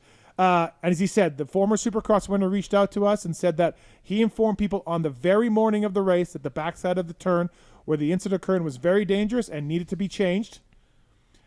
He even filed a declaration with the court along with this, and it was not changed. It was not until Rich was on the backside of the turn, tending to his son, that he saw the drop and started yelling at the people around him about why something like that had to be allowed on the track. Injury report from that day was filed. It corroborates everything the son had, including the falling from 30 feet to the ground.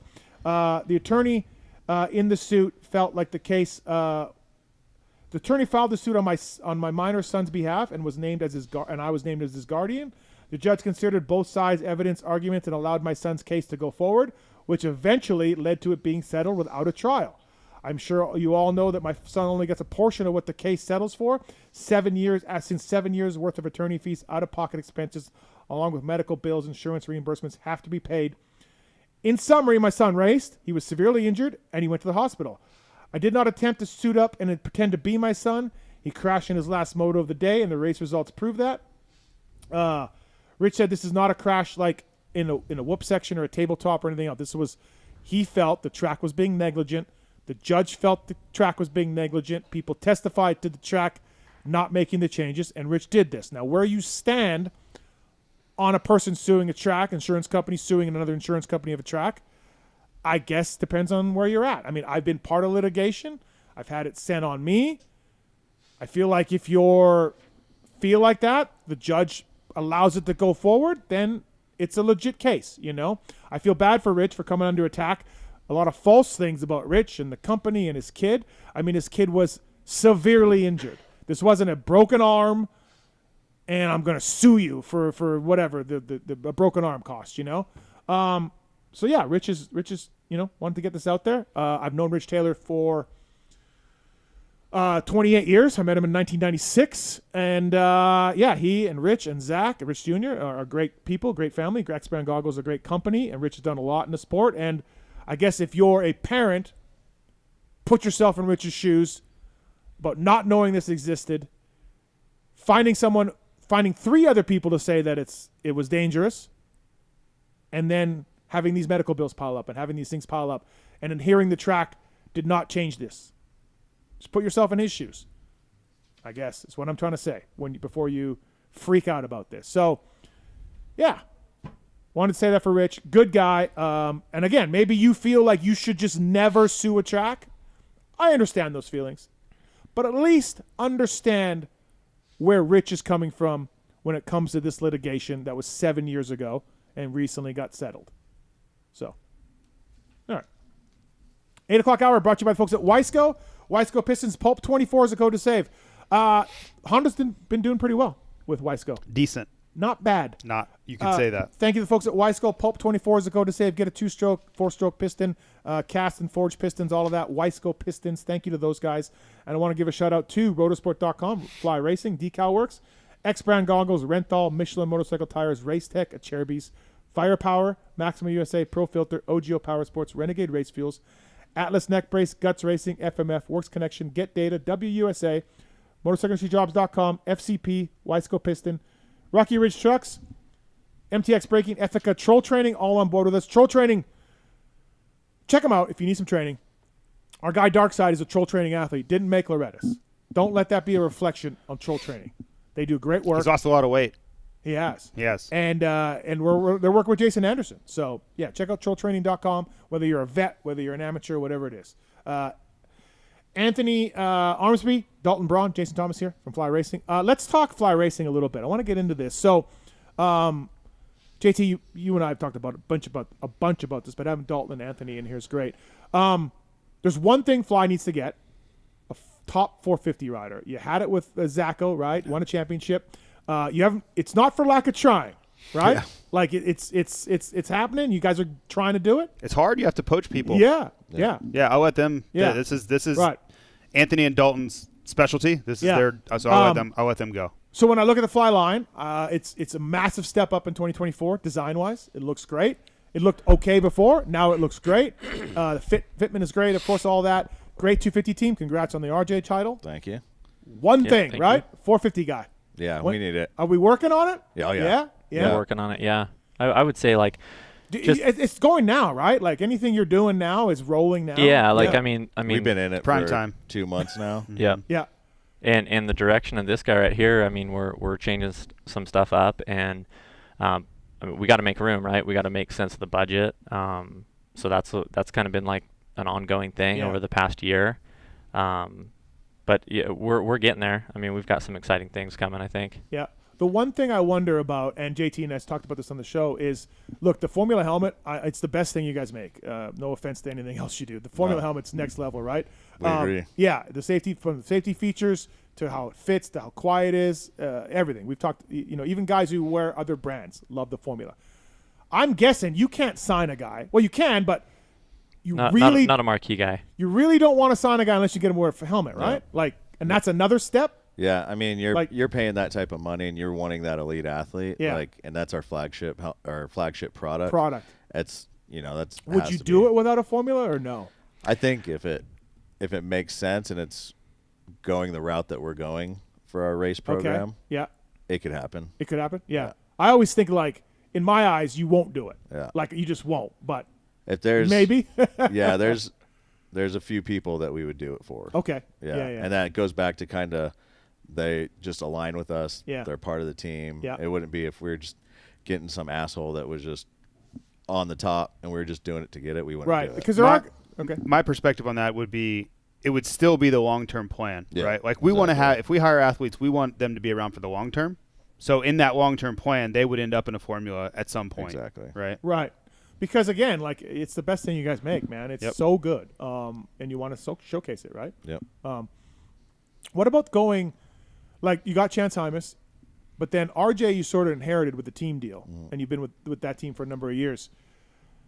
If you could just wave a magic wand, would you want teams or would you want riders? Because the team, hey, you get an injured guy, they drop a fill-in guy, or get an injured, you still have 3 other riders or whatever. You sign Chance Hymas, he gets hurt, which happens a lot in our sport, and he's gone.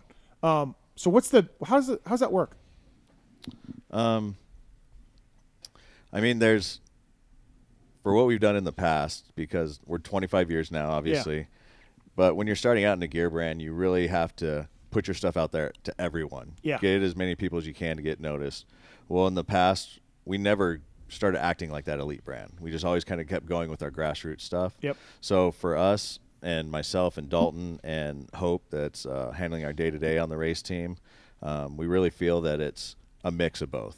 We want that, a few 450 elites. Mm-hmm. We want a good solid 2, 3, 4 of 250 elites, Yep. and then 2 teams would be ideal. Okay. So you really want it all. There's not a preference one or another. Yeah, just a good mix. Yeah. I mean, teams are nice because if you have injury or something, I mean, they fulfill that obligation, right? Yep. And keep people out there. But then at the same time, I mean, we get to kind of choose the route or the, I guess, the overall aspect it's of really fly 2 different conversations in my mind. It's 450, you have to have individuals, and 250, you have to have teams. So if you're going to have both 450 and 250, you got to have both. Yeah. Yeah, I guess. I look at a team like you had Firepower this year, right? Mm-hmm. Max and Dean, and they did really well. You could probably just sign Dean. Right, but I think for the brand, we need to go after the Anderson, Tomac, Webb, Sexton, Jet. Yeah. That's who we need. That's your next who we need to level. have. Yeah. Right? Yeah. Dean's great. We love Dean. He does such a fantastic job on social and whatever. But we also know Dean's days are numbered. He would be the first one to say that, right? Yeah. So we need to go after that guy that can win races, right? Yeah. That's a brand of our stature. As much as we've invested into the sport, that's what this brand deserves to have, right? As the representative and that forward-facing person, So perception is everything, and I think sometimes it takes a long time to change things over and change people's minds. For example, JT rode for BTO KTM for 100 years. They changed to Rocky Mountain, and everybody kept calling them BTO. It just never changed. And even though it should have, right? Yep. How many people that you talk to now? I don't think this. I'm plugged in, and I obviously am one with the Fly family. But how many people that you guys talk to, elite guys, are like, "Oh, every privateer wears it, and Teddy Parks guys wear it," and because for a long time that's what worked and that's what Fly was, right? And that helped build the brand. There's no mistaking it, right? but you kind of move away from that a little bit and go towards like, a little more of a Fox style or a little bit more elite-ish. But perceptions take a long time to change. So do you find that still or no? Like that's not that you don't hear that part. Yeah, I wouldn't say we hear that too much. I think it kind of goes back to that fly family thing. We actually have, we've had more 450 elites reach out to us because they see how we work with our athletes and what we do for them, where they want to be a part of that. And a lot of people, especially with how big our sport's getting, it's easy to be just some guy under a tent, versus where we try to take that whole family aspect to it. We want to be part of everything, just like our athletes are supporting our brand. Right. So, because like the joke of if we're just all sitting around making jokes and busting balls, it's like, Fly gives everybody gear. Well, that used to be that. That was legacy. Yeah, it's not doesn't happen anymore. But people have Dalton. When that was Weege's thing. We'll sponsor anyone. Yeah. No, I was told that multiple times that Fly was sort of like the 11th hour, like the last resort. Yeah. If you couldn't find a gear deal, Yeah. call Fly. Yeah. They'll find room. Right, and that's not so much true anymore. You know what I mean? Almost like the guys at FXR who are good guys. They took your business model for a number of years and were like, float them out, LCQ time, And that's the thing is that's their time now. They're massive in snow, and they're getting into this side where that was our time. Now we're acting at a way different level. So now and Fly has been built up. You're at the point now where you're like, hey, man, no, you're not either good enough or your team's not at the level, right? Like that's kind of where thankfully you're at a little bit. I don't think, and I shouldn't even be speaking this as their thing, but I don't think that you can give the level of support that the top tier guy, like we're talking the top couple of riders in the world, the level of support they need if you're sponsoring 300 other privateers. Like it's almost impossible, right? We would have to triple our staff to be able to handle all of that because that person needs one person thinking about them all the time. Yeah. You know what I mean? Like it's crazy. You almost have to pick. Like you can't probably do both. It makes me roll my eyes, but like James and Ricky had a gear guy. Each had one guy. Well, and you also have to think our former regime, Craig who built this brand up and he invested and put his heart and soul into the brand. There's no denying that, period, right? But he also, I've been in conversations where we had opportunities to sign that guy, and he's like, it's too expensive, I'm out. Like, I'm not doing it. Yeah. I'm not – that number, I'm not paying it, right? Yeah. So we're going to sponsor everybody else because I'm not paying that guy $1 million. I'm not doing it. Yeah. So that's the battle you get into is you tee it up, we have this opportunity, and then Craig's like, I don't care.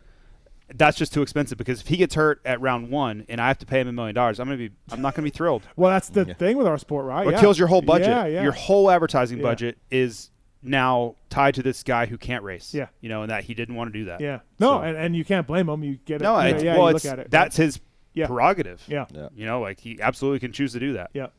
How big is social media for you guys in determining on what you do with it? Like, I think it plays a big part, especially going forward, because kind of going back to that, just being not having enough resources for the amount of people we're helping. Mm-hmm. Like talking about Dino, he's a home run when it comes to social and YouTube. Yeah. We didn't do justice by him or ourselves because we didn't have the resources to do anything fun and cool and crazy with him.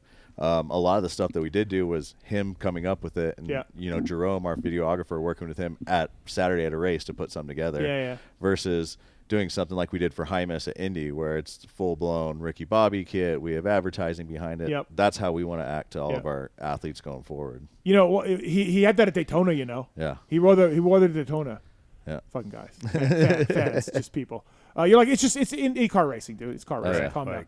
Calm down. And when you deal with a team like obviously the Bar X guys, right? Yep. Right now you got the Bar X guys, you got Rockstar Energy, Husqvarna, you got HEP. Yep. Mm-hmm. What goes into that? Is it really like does a rider lineup matter, or does the strength of program matter? And you're like, hey, Pipes, we like what you got going on, and we're just with you, and hire whoever, or Bobby Hewitt back in the day, or whatever. Yeah. Like how does that work, or is it more like who you got, what do you want? Like is that like what's it like for that? I mean, it's both. It's really team dependent. Okay. Like some are so on top of their proposals and who they have, and for sure they're showing you proof that of conversations, like they're locked in, right? And then some other teams, it's kind of like this him-haw, like, I'm talking to this person, I'm like, oh, okay, so are 4 other people. So what is it? And then no, they're signing. Yeah. They're signing. I'm like, weird. That's what the other guy said, that they're signing. So it's like, but like you write a check for Rockstar Energy and just be like, Gilliam Ferris, cool? Like, just, we trust you, like, he's solid, like, or does it weigh in? Does it? No, it definitely weighs in. I'd say. Especially like with all the teams, and especially if you have a really good working relationship with them. Okay. They're coming to you at the talking they are? point. Okay, so they're bouncing some names off you guys. We need to know roster before we agree on a number. A lot of times too, these teams will come and say, "Hey, we have an opportunity to sign this big name, but we're going to need help. You're going to have to pay up to get it. Yeah. Can you do that or not? There's right? buy-in. Are you interested enough to offer more money so we can go get it? Because otherwise we can't do it, right? So there's that proposal period too. And then you do have certain things like with HEP, like Pipes does a really good job at marketing his team. So we've had the benefit of like being on the Today Show when Kenny was on there and having our jerseys on there. And he's like really good about lining stuff up in that local area. Yep. So that plays a part too, because there's business behind it. We're not in it just for racing. Like, we all got to make money. And Kenny being underneath there doesn't change anything? I mean, if anything, brings more. To me, it brings more. We got a sticker on his bike. Yeah, I know. We got a sticker on his bike. What helped was that was part of our deal, being on the graphics and being on the team apparel. And so it's kind of a bigger package deal. Yeah. Yeah. And even if that didn't happen, which JT's, I mean, you got a great points on the bike. Even if that didn't happen, you got eyeballs on. Exactly. Well, I kind of look at it as like that whole where we had it the same, where Fox was sponsoring Honda. Mm-hmm. And their guys are wearing Alpine Stars, and they have Fox logo on their team shirt, and it was it's almost similar to that, right? Where he's got Fly on his team shirt and bike, but he's not wearing Fly. I mean, with Trey, JB, I mean, they all had to wear a really, Fox right? pit shirt. What about MXGP? Are you still trying to make some inroads in there? Oh yeah, that's why we went. We went to Rayo Sardo. We're going to Wamel. Right. We'll go to the end of the You've year. taken some swings, hasn't? It's worked yet, right? Again, my first comment was it's really hard when you're trying to poach other apparel companies' riders, right? Because they have first right, and if they don't want to let them go or they have the budget to fight back, what are you going to do? Yep. Right. So it's an uphill climb, but we are dead set on getting in that fight. You almost got to source out like a smaller team and be like, you don't have to. Yeah. You don't have to. You just have to prioritize guys, in my opinion. Right. Like, you make it a priority. That's the guy we're going after.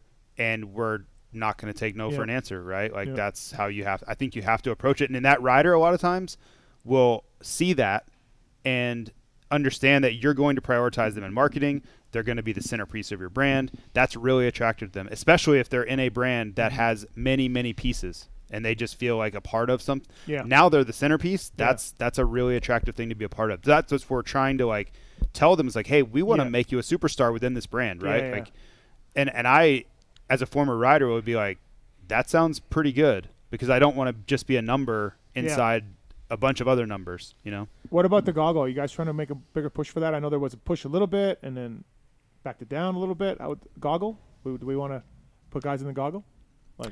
Yeah, I think so, eventually. JT, I don't know if you have anything to add to that. Well, the Zone Elite is our newest goggle, Yep. right? So injected lens, which helps a lot. That was a big thing with the riders, right? So that Zone Elite has kind of been the unlock.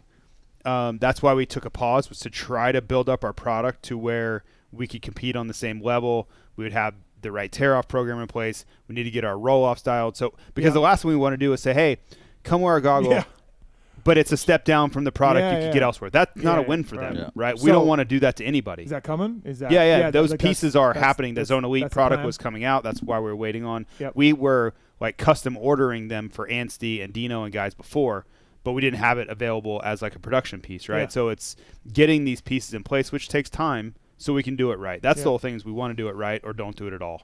Yep. Anthony, 2025 450 guy. What do you think? I mean, if all of our stars align, we'll have at least one 450 elite guy. Okay. Here. Yeah.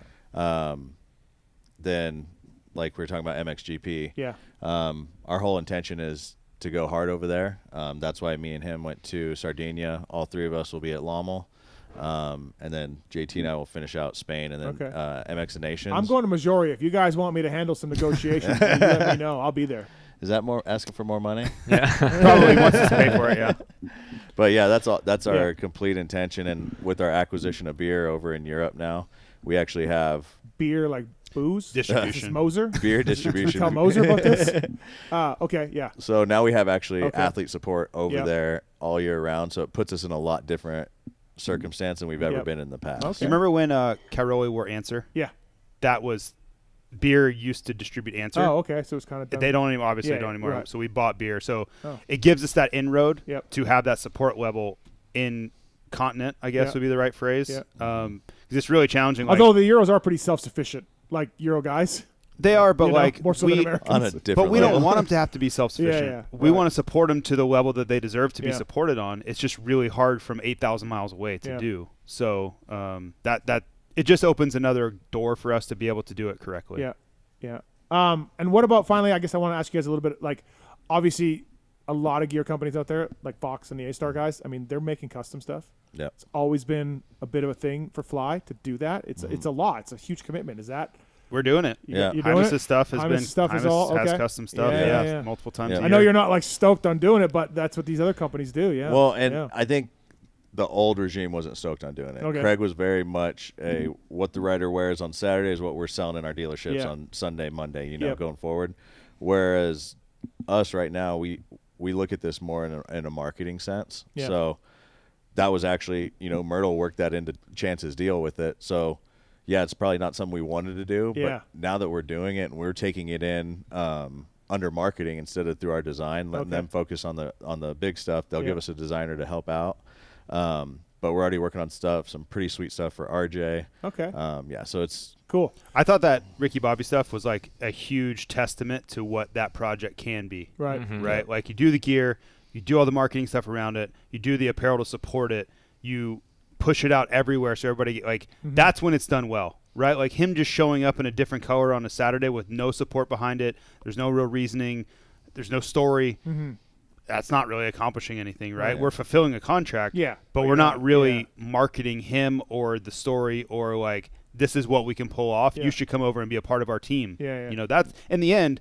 We want to create a feel around the brand where a customer walks into a store, they turn on their laptop, they are clicking through Instagram, and they're like, I kind of want to do what those guys are doing. Like I like what those guys are about.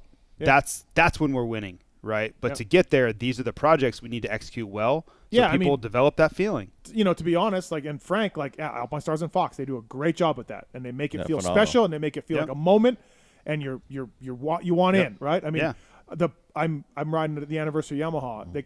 Alpine Stars dropped some purple shit. I'm like, oh my god, I gotta get it. The best brands, whatever it is, doesn't matter. It doesn't have to be motocross. It could be Nike. It could be golf stuff. Yeah, they emote a feeling that you want to be associated with. That's why you spend your money to be a part of it.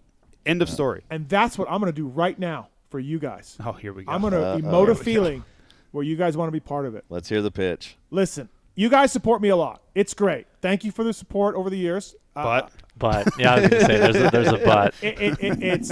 Listen. I hope we can continue this relationship going forward. I do a lot for Fly, and you guys do a lot for me, and it's great.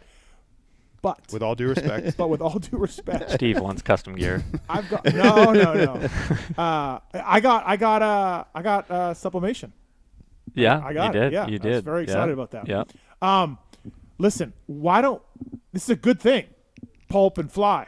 Let's take it to another level. Let's keep going forward. Why not?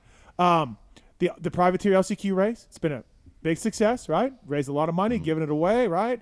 I got these guys all involved. Everybody, it's a really cool thing. Great feelings. Yeah, Yamaha's doing a great job of emoting feelings. Being a title of that race. Right. Yeah. So I was at Hangtown.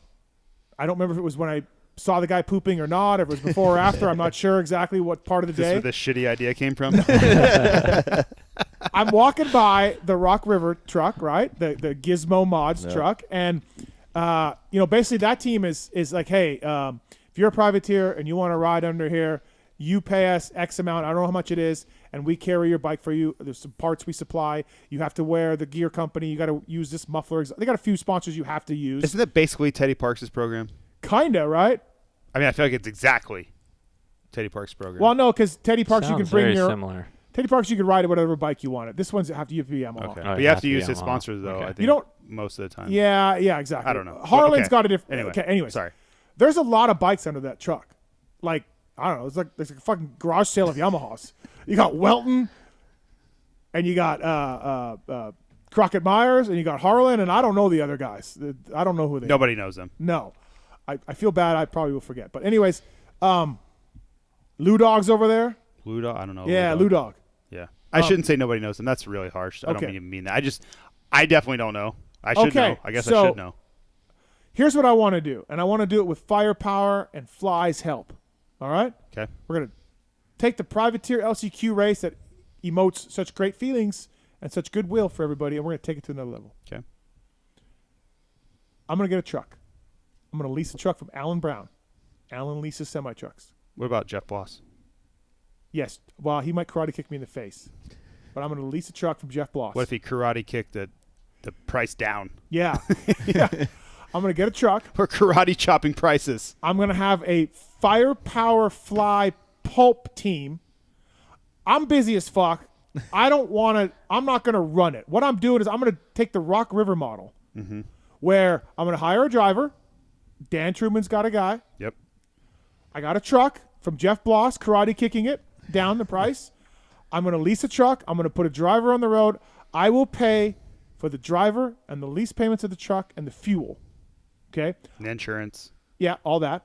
And the registration. And we're going racing. We're going racing. And we're going to get riders to pay per round to carry the bike. Bring your mechanic, pay your own expenses and all that, but you're going to wear Fly. You're going to use firepower chains, so firepower you want to be Teddy Parks. All I hear is that you want to be Ted Parks. No. The Steve Mathis experience. and think of that rolling billboard with Fly and firepower on the side. SMJ. And think about helping. All I can hear is you in a Ted Parks voice at the races and a cowboy hat. No. I think, first of all, it's the cool place to hang out. We all know that. Lewis will be there. I'll be there. Kellen, Weege, JT. We'll have a nice hospitality, right? Maybe pump some tunes. Maybe put some speakers up there. Back in black? Yep. Blast some AC/DC. We're going to have cool privateers only. So, if we don't like you, you're not getting on the team. So we want cool guys. Harlan, maybe we'll steal him from Rock River. Okay. So, yeah, fun. I'll hang out. Speakers, chicks, Harlan, bikes, firepower, Fly. Boom. What do you need us in this? I need equation? Product. I need product and money. That's it? That's all you need? I mean, yeah. I'll take care. I'll take care of the driver. I'll take care of the insurance. Jeff Bloss would be karate kicking me cheap lease rates. So we would have to give gear to all of these people that are paying you. Yes. But what's so funny? It's not funny. I was going to ask if they were paying for gear too. No. Is it heat transferred? No. Heat transfer, yeah. Okay. We don't need to do sublimation. Okay. Well, Harlan gets sublimated. Okay. No one else. All right. And think about these privateers. I know these guys all, right? We have this race. You named 2 out of the 8 that ride over there, so clearly you don't know all of them. No, but I'm saying we can do this. We can get a cool team. Yeah, going. we do it. It's called Teddy Parks' program. We do it right now. It's different. This would be different. I mean, it's literally what we have. Do you guys still do that? Kind of? Yeah. I need Parks' budget. He's going to murder you. Firepower, Pulp, Fly.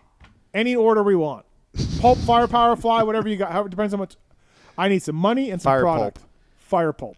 Only if we get final decision on the truck. It has to be a black, murdered out Peterbilt. Yeah, absolutely. Peterbilt all day. Absolutely. And I'm going to build the lounge out. It's going to, It has to have underglow too. Yeah. Sure. Yeah, I'll build some speakers. Sure. I want speakers in there too. And so these riders will come and show up and look, man, we're probably not going to win main events. Okay? I'll be honest with you guys. I'll be honest. We're not going to win. But we're going to have a good time. You can be like Red Bull and just sell the lifestyle. That's what I'm saying. Yeah. Maybe we get a little sand island. Yeah. Maybe we get a pool, a kids pool. with a fake palm tree. Like, we'll do it. And this will be the cool truck in the pits. We got to bring back the. You want like 100 yards worth of fly easy ups also? No, we will have a tent. That's what separates us from Teddy Parks. Sounds like Canadian motocross. We will have a tent. So I need and good porter potties like the ones at MXGP. Dude. With latches. Yeah, with latches. I will put latches everywhere. Actually, the toilet, I will design one where it doesn't open to pee or poo unless the latch goes on, and then automatic goes. Oh, the toilet seat won't open? Yeah, like you have to put the latch on to activate the seat. So There you don't you have go. any other fucking. $1 million idea. What do you guys think? I need, again, but okay. Don't take from all the money I get now. Like, I need extra Right. money. I need more money. I think it's great. I just think it's a program we already support. Yeah, but that's why we joined in the first place. It was a yeah, great but idea. honestly, and I'm not shitting on Teddy Parks with all due respect. We'll have better guys than Teddy. Teddy seems to take anybody. So my favorite part of this whole thing is that I know without a shadow of a doubt you're never doing this. So I take offense to that. It's okay. As long as we don't have to actually answer that question other than a hypothetical, awesome. Dude, it'll be a great team. It'll be fantastic. It'll be so much fun. Dalton? So this is the whole series.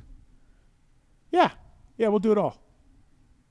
And again, I feel like Teddy Parks just takes anybody's money, and that's fine. That's his business model. We're having the fucking cool guys, the good guys. I'm here for cool. It sounds like Anthony's in. It sounds like you're in. He's in, but he's in the negotiation tactic. You're like, hey, dude, don't hold me to this. Like, you can use this. Okay, against I just got a text. Unless I get a Peterbilt. I got my second rider. I just got a commitment from a guy right now. Cade? No, TJ Albright. He's in on the Mathis journey. Nice. I got Harlan and Albright. We're in. Stacking them Albright up. Albright has a long legacy with fly. He's not currently in it, but he has a long Simonson will be legacy. right behind him. They're fucking buddies, so they're in too. So I got Simonson. We're in. What are you charging these poor saps? I don't know. I need to figure that out. How much money am I getting? That's what I was gonna ask. How okay, much is this? I need roughly 350 grand. From who? Fly. Me too. I do too. I also need this. And I need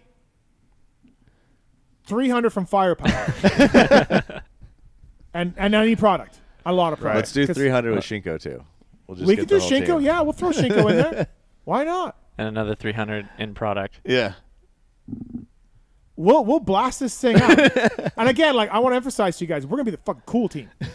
Are you guys really gonna, selling that cool team thing We're gonna hard? be Are the you cool going to make a team. difference? Are you guys gonna fly private to every round? No. Those guys worry about their own stuff. They pay me to put their bike on the truck. The cool privateers, and the cool mechanics, and the cool guys. That's where we're gonna hang out. We're gonna wrap coolers. We're gonna wrap the coolers. We have a Cordova. Yeah, they got to be Cordova. Yep. You can. I don't know what Cordova is. Cool. It's a cooler Oh, company. okay. All right. Cordova's in. Yep. No charge for that. No charge. Product only. See, I'm already giving back. Supporting another Idaho company. Right. I like it. Yeah. What do you guys think? You in? Great idea. We just do it for a lot cheaper with a company already. Yeah, but it's not the cool team, man. It's not the cool team. Keep missing this word. Yeah. Yeah. Clearly, I'm missing the It's idea. the cool guys. Right. Like you guys are gonna be like, hey man, where's the cool team at? I feel like you're doing that pitch where you're just like, no, you're just not getting it. I'm going to start over. Yeah. So it's a cool team. Listen, for reals. I got a lot of listeners. I got a lot of people fan base. There are a lot of things. Pulp. We're gonna have Deegan-esque type of crowd around. Really? Not as big. Okay. Not promising. So not. So 35, 40-year-old women just throwing themselves at a No. 18-year-old boy. It's good. Every week I'm gonna be like, hey man, come to the cool team. I'll see you guys there, and I'll be there, and Lewis will be there. Kellen. Are you gonna have an alcohol sponsor? Yeah, we got Billy Grotto on board. Twisted Tea. Yo, We got Twisted Teas. We're gonna have a fake pool. We're gonna have fake trees, fake sand. Let's do it. Say go for the real pool. Speakers. Yeah, go real Speakers. So you need $650 to put this together. No. But honestly, I was looking at Rock River to close, and I'm doing the math. I don't know how much those guys pay. but it's like 14 bikes, and I'm like, this guy's crushing it. I can do that with a black semi. Again, thank God you have no time. Because if you really wanted to do this, I would be terrified. No way. You don't think Muley and Prater would love it? They might. I just know you're not doing it. That's my favorite part. I'm not. I'm busy. I got a driver. I may have a manager, and they're going to handle it. Oh, yeah, you're going to run a race team with all these dudes on it that you're collecting money from, and you're not going to have to do anything? That's what you think? I'll be the, the overseer. He'll sign the checks. I'll be around, but I got people to handle it. Right. Okay. Great idea. No. Where do I put the proposal in? Trash can. Oh, fuck. Don't. Thank God he's no not. reply at wps-inc.com. Dalton, can I email you the proposal? Yeah, PDF it. He doesn't have any unread emails. It'll go right to the top. I didn't even get my right to the top. I didn't even get my firepower fucking. That's on me. No, but I put him on it too. Well, that's on me. Though. I don't think you did. I think I did. I don't know. That's my job. That's on me, not him. Tits, are you in on the cool team? Nope. Okay. Can I get Sundell and Sons backing? What was that whole elite thing that we just talked about? Listen, man. The what? I don't have that email. It's probably in another email inbox. I'm going to ship it tomorrow. Calm down. It's my bad. Anthony, we in? I mean, no. Sir, Peterbilt. No, I'm digging him out of a hole here. He doesn't want to tell you no because it's a horrific thing. It's not a horrific idea. But I really want a Peterbilt. Fair enough. That does sound awesome. You just want the truck? Murdered out semi? Yeah, it does sound pretty awesome. Dude, it's a cool team. Yeah. Hey! Like Fonzie? Yeah. Is Fonzie coming? Yeah. Peter Fonzie. What's his name? Peter Fonda? Arthur Fonzarelli. No, in real life. Oh, Henry Winkler. Peter Winkler. Fonda. What am I talking He's about? from Easy Rider. Henry Winkler, yeah. Yeah. It's going to be the cool team. No? I like it. We need more coolness. Like Can you imagine having Henry Winkler? Is he alive? Yeah, he's alive. In a leather jacket at every race? Yeah. So all the chicks that Deegan turns down, they can go hit on Henry Winkler. Can I get a we'll think about it? Anthony, can I get a we'll think about it? We'll think about it. Okay, thank you. We thought about thank it. Thank you. We got Harlan and Albright lined up, locked and loaded. So that's my two of my cool guys. Simon's going to be right around the corner. Carnow? I can get Carnow. I mean, this all sounds like it's worth $650,000. No problem. You probably got 2 more riders on your phone already. I could be flexible on the price. I mean, we can. You got a little wiggle room? I got a little wiggle room. Yeah, we can move it around. You guys are missing awesome. out. I'm doing this. 5 plus bonuses. You guys are missing out. I love between you, JT, Truman. You guys just want to take more jobs on every single day. Dude, I want to help privateers. I want to have the feel-good team. I want to have the. No, he doesn't at all. Because I'll give him like, hey, I think you should do there's an opportunity for a pod about this. He's like, I'm not doing anything else. I'm not doing one more ounce of work that I have to. So that's what I'm so sure that he's not doing a damn thing with this idea. This is a cool team. This will be fun. Right. This will be fun. Right. I mean, like dealing with the privateers and maybe might sometimes be like, a little bit of a pain in the ass, but not doing it. Unfortunate. Thankfully. All right. That was my pitch. Worked about as well as Max's pitch. If you quit all your other jobs and decided to just do that, it would be pretty cool. But you're not going to do that. Like he would drive and crew chief and no, he would just be the owner. But I would hire Tits as my manager. Get him off the concrete business. If the industry was a little stronger right now, like COVID type strength, you could probably get support. Not $650,000, but if you really want to do something like that, you probably find support for it to do something cool like that. But not right now. It's really tough right now.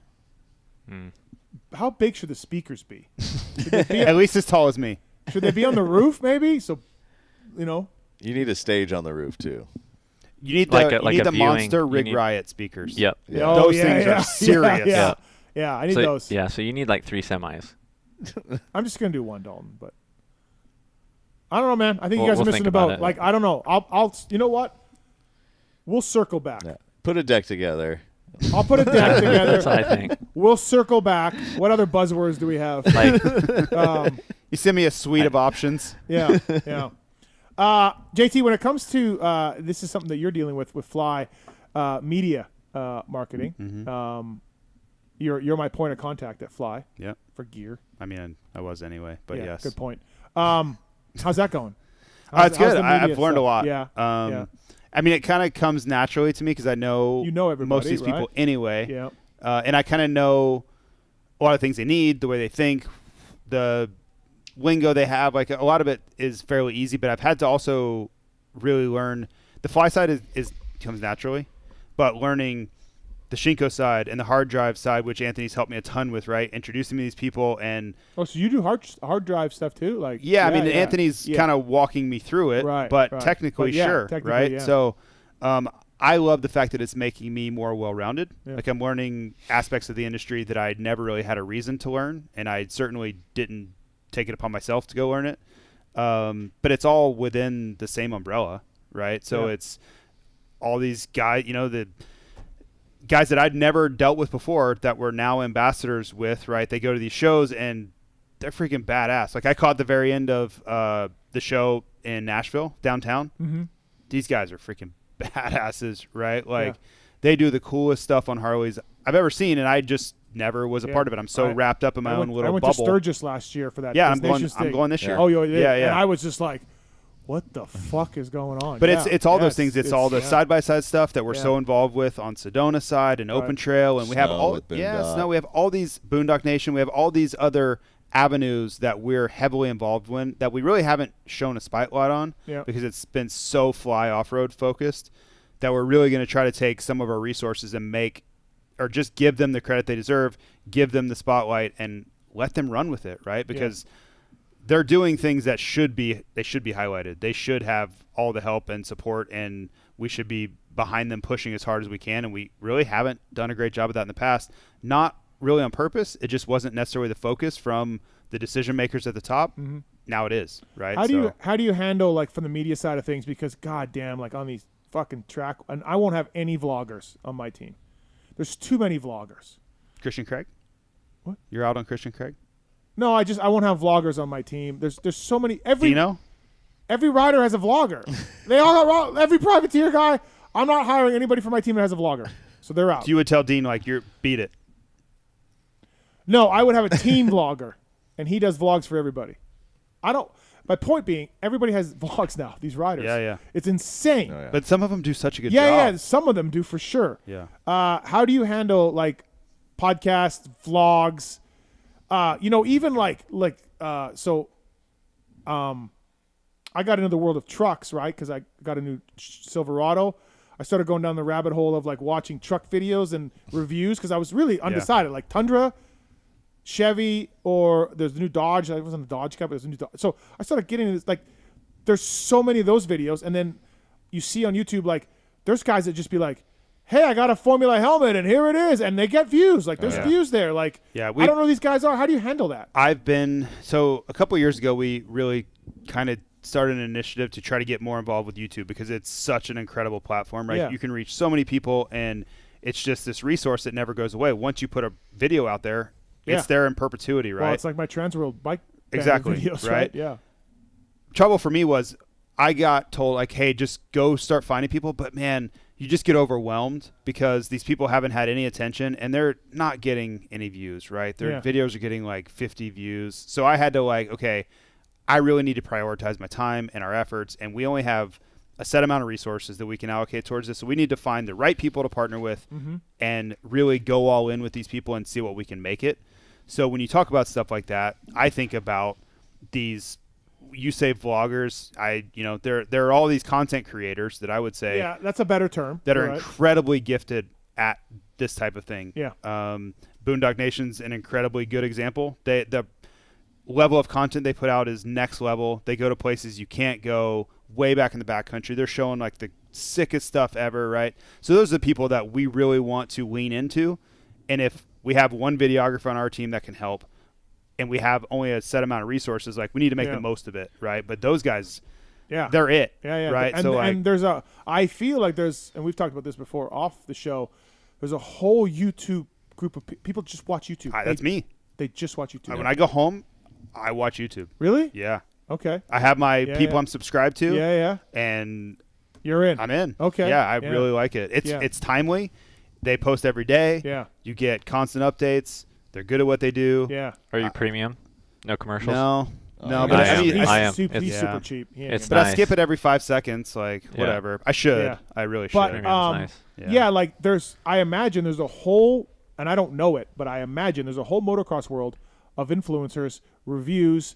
People There is, but a lot of them want to make me blow my brains out. Okay. Like I can't. I cannot do it, man. Like, that's terrible to say, Yeah. but I'm too deep. Yeah. I'm too deep, and I'm like, I watch it, and I'm like, that's a terrible take. Okay. That's so wrong.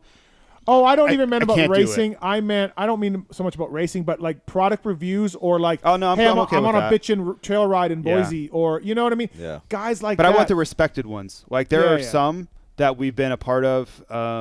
Some guys on the East Coast that do a lot of more like metric bike builds and things like that. That I've, gone out of my way to kind of create a relationship, instigate something with them of like, hey, we want to be involved. How can we be a part of this? Whether it's parts you want to try, be the official apparel sponsor, but you can tell the ones that are respected. Yeah. They do it the right way. Yeah. People take them at their word. Like if that person says this product's legit, we're Yeah. freaking buying it. Yeah. That's enough for me. Like those Right, are the so ones you got to find those guys. you do. You got to do some research. That's just homework. Yeah, that's yeah, just homework, right? I don't want to be with the kooks Yeah. that every comment section's a war in it. Right. No Yeah. thanks, right? I want the people that are well respected. They're doing quality reviews on quality products, Yeah. and you can tell it's respectful people in the comments that are just looking for great information so they can make an informed buying decision. Yeah. You show me something like that, I promise you I want to get Yeah, it's a involved. whole other area that It is. that people It want is. to get into, Yeah. right? But it is such a great resource for people. Yeah. Like you think about these really expensive products like a Formula S, for example, right? A lot of our retailers do a fantastic job, whether it's Rocky Mountain or Revzilla or take your pick. They have really skilled product developers that make great content. They go through every aspect of the helmet. They tell you all the features. They try it on. They show you every angle of it. Mhm. You know what you're buying before you get it, right? Yeah. So for them, that's exactly what I'm looking for from somebody not affiliated with us that we're going to start a relationship with. Yep. I don't want these wingnuts that I'd rather them not test our product. I'd rather not, because I don't know what's coming out of their mouth next, Yeah. Yeah, or what about podcasts? All the new podcasts that are out there, like there's a lot. Well, we have this partnership with this guy in Vegas, and Yeah. he's out of his mind most Okay. of the time. He comes up with these ideas about sponsoring Yeah. race teams Good and guy. whatever. Smart guy. But I would say we're pretty heavily involved in the podcast arena. Yeah.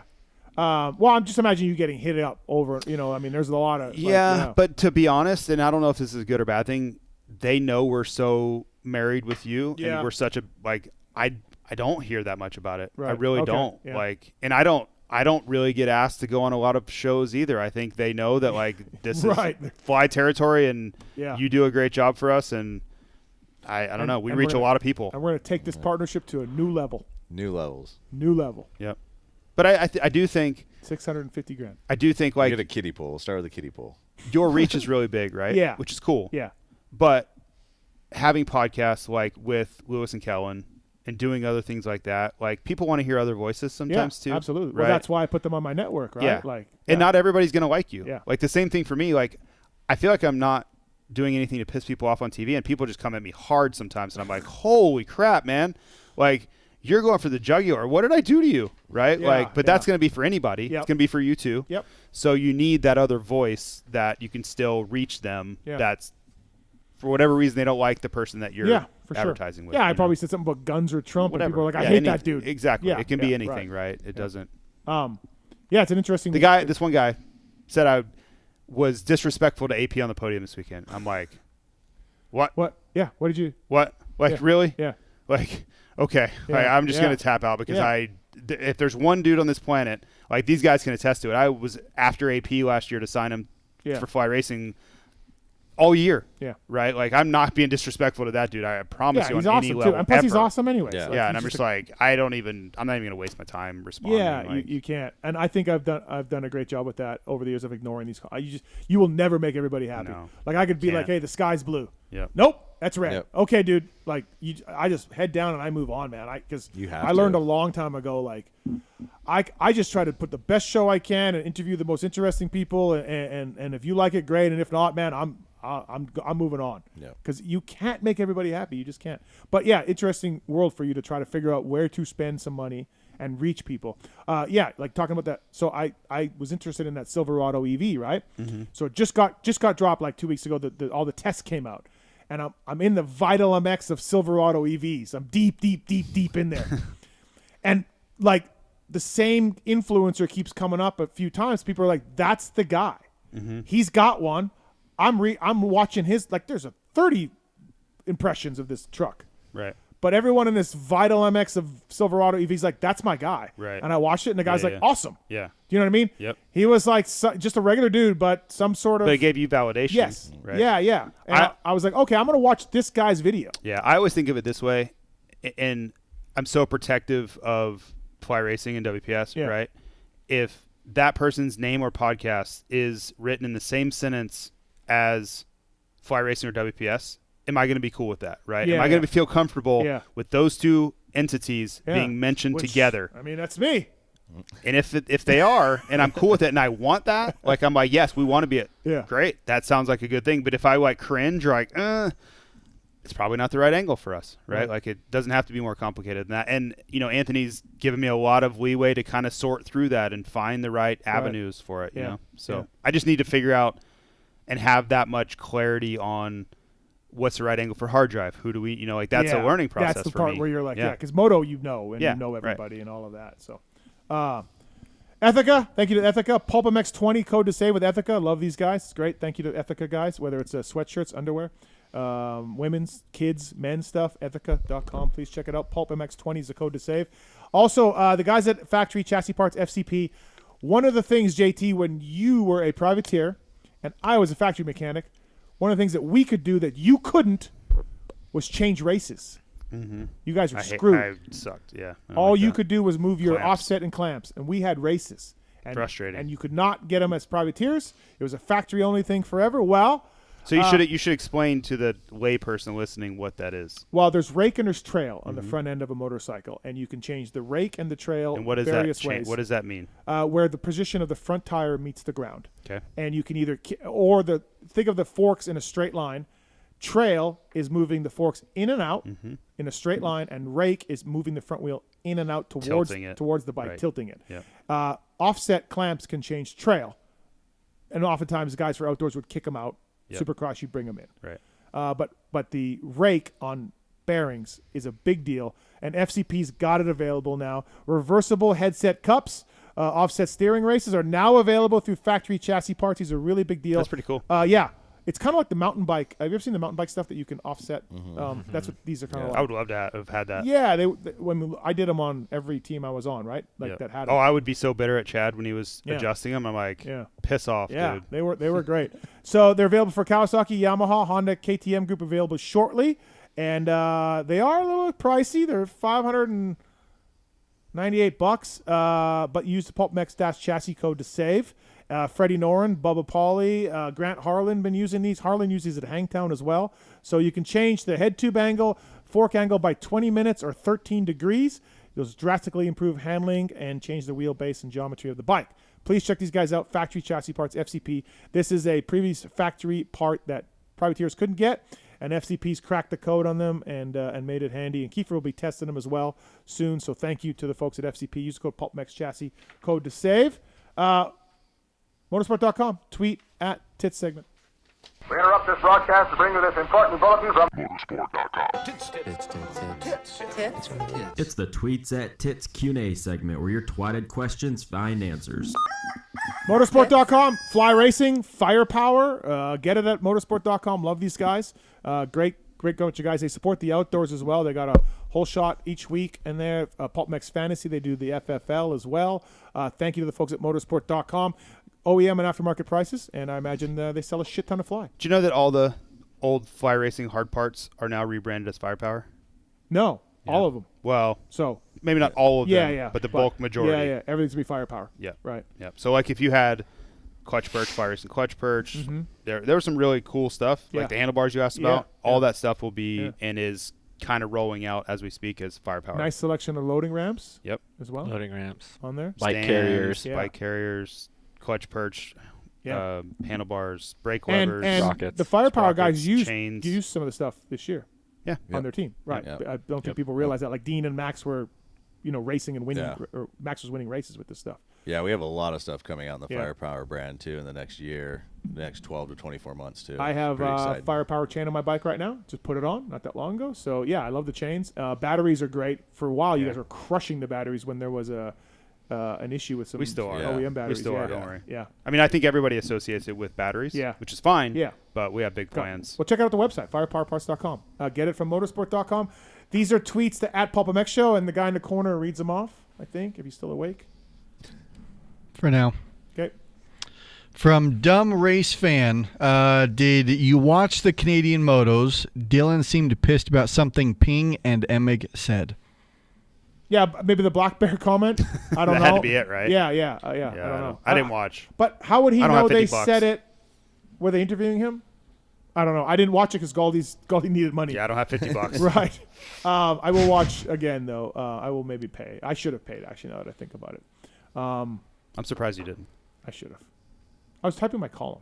You were. Busy with that. All right. From Barboski, speaking of professionalism in our sport, if you're on TV, you should have a shirt on. I can't believe Star Yamaha is very happy to not have their sponsors on TV. I know plenty of riders have done it in the past, but maybe it should be mandatory.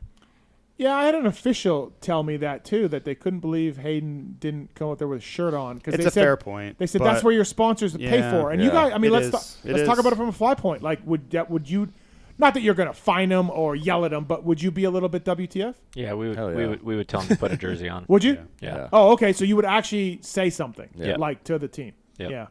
I think like a one-off is okay. Okay. Definitely don't make it a habit. I feel like if it was anybody, He had it in his hand, trying to put it on, couldn't get it on, then just threw it. Like I think he got frustrated because it's so wet and like sloppy, and he was like, couldn't get it on, and it was like sticking to him, and he's like getting really, and he's just like, forget it, right? Because he was trying to put it on. But his jersey from the race, not a fresh one. No, it was the same one, Yeah. right? So it's like sticking to you as it gets for wet, sure. right? Yeah. Honestly, if it was anybody but Hayden, would that question even be asked? Like, well, Jet did it multiple times last year. Last year, yeah. I mean, I don't know. He would do it again. I think if it's hot, he'll do it again. Yeah. He did it at Daytona this year. I mean, back in the day, they did it. All the old guys did it. He did it at Daytona this year. Did he? Mm-hmm. So you guys would say something. Okay. All right. Yeah. Interesting. All right. From Wesley Cox, JT, how come most gear companies are designing jerseys for Monster, Claws, and Rockstars instead of being the loud, robust designs before? Fox had a small 2-inch logo on their jersey instead of their normal thing. I'll let Dalton answer that. That's his department. I would say like if it's co-branded, right?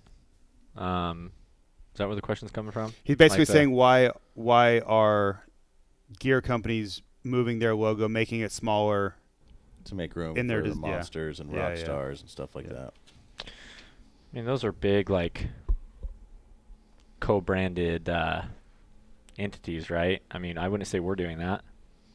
It's also a lot of times we don't have a choice. Well, yeah, like you with Rockstar. I mean, we have our obligations on how big the star has to be. Placement, Honda like also that. huge Honda logo on it. Yeah. Like look at Chance's jersey from this weekend. Yeah, like it has to be. It's very specific. Yeah, like Honda has very specific parameters for that logo. Like Renthal stickers on team bikes too. It's the same premise. No, I know. Right, but Honda they take that stuff really seriously. Yeah. You know. So we're not talking like production. No. For team Okay. stuff. Okay. For team Yeah. stuff. Yeah, that would just be sponsor obligations and placement too. So like we only have so much room to work with. If we put fly too low, you're not really going to see it on the podium. It's got to be up high. And it's got to. Yeah. Honestly, we're placating. My opinion, we're placating. Like we have to, right? Like we have to do this deal.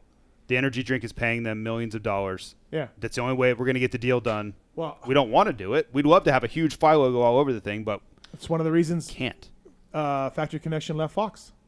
Yep. You know, Fox kept putting the Fox head there, and they're like, "Hey, you can't see Geico," and they're like, "Yeah," and then they would not do it, and then they're like, "Fuck it, we'll build our own brand, Alias. Yep. We'll do exactly what we want." So. From Golden Midnight, what do you all think about them changing the section after Jet got hurt? The 250s got through it just fine. I think it's on Jet, not the track. They didn't change it after. They did. No, 100% Yep. they did. Oh, I did they a track did. report Yeah, on it. sorry, they did. Yes. I thought it meant like before jet. Like it was just, it was changed after. It was groomed and probably lowered because of the grooming.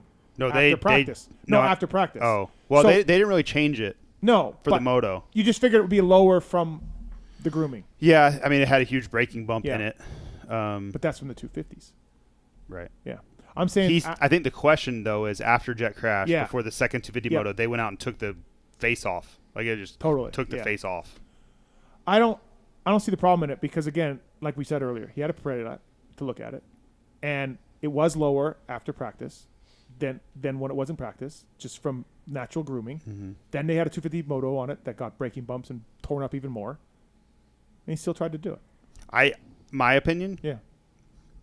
Their rule number 1 is don't get our stars hurt.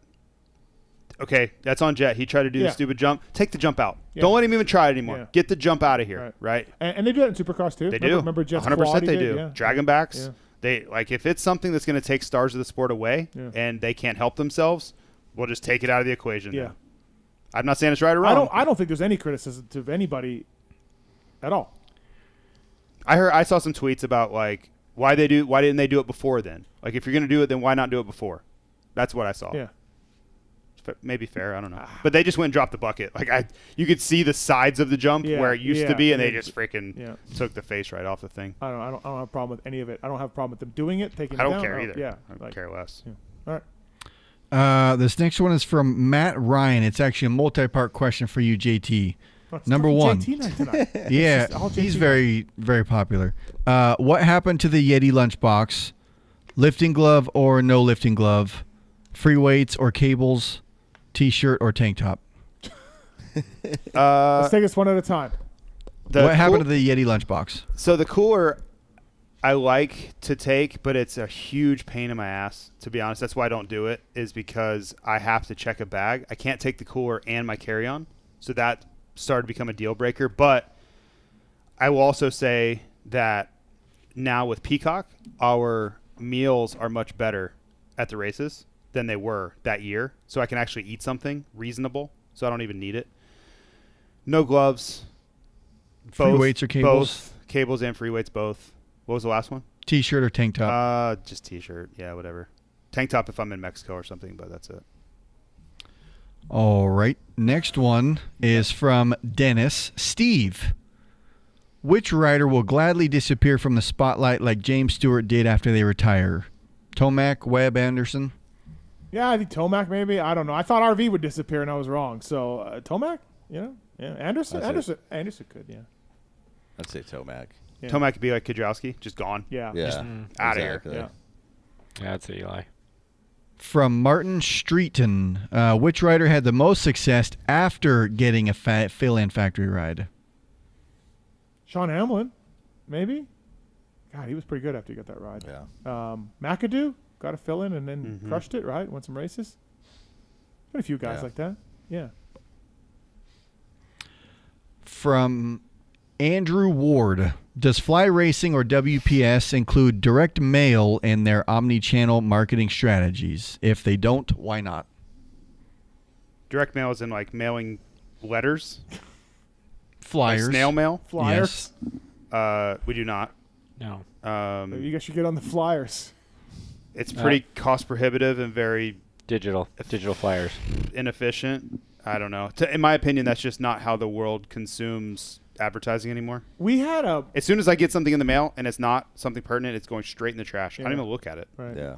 I had I was doing the MailChimp program where I was paying and we were sending out a weekly newsletter of Pulp and like, hey, here's the podcast we did this week or here's what you missed, right? There's fucking some very angry people about that. And I was like, spamming them? Yeah, and I'm like, I don't know, bro, just delete it. Like, maybe you missed this podcast. You were a Moto fan. We do obviously. like Constant Contact Yeah. and we employ some companies that like do weed nurturing and Yeah. things like that, but some of that's effective. Like Yeah, it's fine, well, right? And people can opt out. Yeah. No yeah, problem. we had an opt-out button. It's Yeah. just like, yeah, man. But angry people. Yeah. Well, that's the whole thing. If you opt in, Yeah. Well, no, okay, so they weren't opting you didn't opt in. I don't even know if that's legal. I don't know Where'd either. you get the list? We got lists. Don't worry about it. I bet you did. We got Dark web. lists. Yeah, That's why they're Fuck you, pissed. fired. That's why they're pissed. Listen, we It's like figured those it out, flights, those fraud flights. Yeah. I'd fly the girls in From LA, James boy. Britton, Anthony. Pick one bucket list bike event to attend: the Isle of Man TT or the Erzberg Rodeo. Oh wow. I'd have to go with Isle of Man right now, because another company that we just acquired, RST, they own all the rights to Isle of Man TT, and they're all out there right now sending me a bunch of videos, and I'm jealous. Carmichael's there too, right? Yeah. Concrete Cowboys there? Who's there? Unknown. Unknown. Yeah. Okay. Mark, did you get that thing working yet? For real? He hasn't been doing anything. No, I think he's trying to help me, but I don't understand. He's doing what I'm doing. Dude, I thought he was a coder. All right. From Corey Mosier. Oh, boy. Will we ever get to see another national under the lights? No, I don't think so. It's very expensive, I guess. If you could, what track would you like to see host a night national? Does SMX playoffs count? Was like Chicago-ish kind of that? No? Close. Sure. Ish. Yeah. I don't know. I don't care. What track? Yeah. At night? Southwick. Washougal, because you can't see shit anyway. Yeah. There you go. So They should just wouldn't run, be any different. They should run lights all the time. Wouldn't be any different. Yeah. From Charlie Worthy, how much of being a successful mechanic is getting lucky enough to work with a young rider who's able to work his way up through the ranks? Oh, yeah, a ton of it, right? Like, there's some great mechanics that never won shit. You know, if you're a factory guy or whatever, like, yeah, they're totally luck of the draw. Like, my dad was a really good mechanic. We didn't win a damn thing. yeah, I mean, like, love J-Bone and Skip, and they're awesome, but a lot of guys could have done what J-Bone and Skip did. They just never hooked up with that rider, right? Yeah. And that's what it is. I remember when I got the job at FMF Honda, I've told JT this story. I got the job at FMF Honda, and I figured, like, okay, I'm on my way. Like, it'll be FMF Honda, then factory Honda, and then I'll be like Skip, and then, you know, we're on our way. And they hired me from Birdwell, and they said, we got two riders. We got Danny Smith or Jason McCormick. Which one do you want to work for? And I'm like, okay, well, I kind of knew McCormick. Good guy, but, like, just kind of a workman, like, privateer dude. And I'm like, fuck, Danny Smith, up-and-coming amateur. Like, I'll work with him, and we'll win some titles, and then we'll go to factory Honda. Yeah, yep. just keep this thing rolling. Yeah, just roll it on. McGrath and Skip, here we go. So I said, I'll work with Danny Smith. And then, like, 2 days into meeting Danny, he's like, my buddy Mike's going to work for me next year. Mike Williamson, who was his NCY guy. And I was like, cool, man. Like, he literally told me that. He's like, I really wanted my buddy Mike to work for me, but he couldn't do it. He's going to do it next year. Well, you could still be a factory mechanic right now. Or you could have this house and wherever you want to live and do this great show and start your team next year. Yeah, I mean, I guess, but I'd rather be a factory mechanic.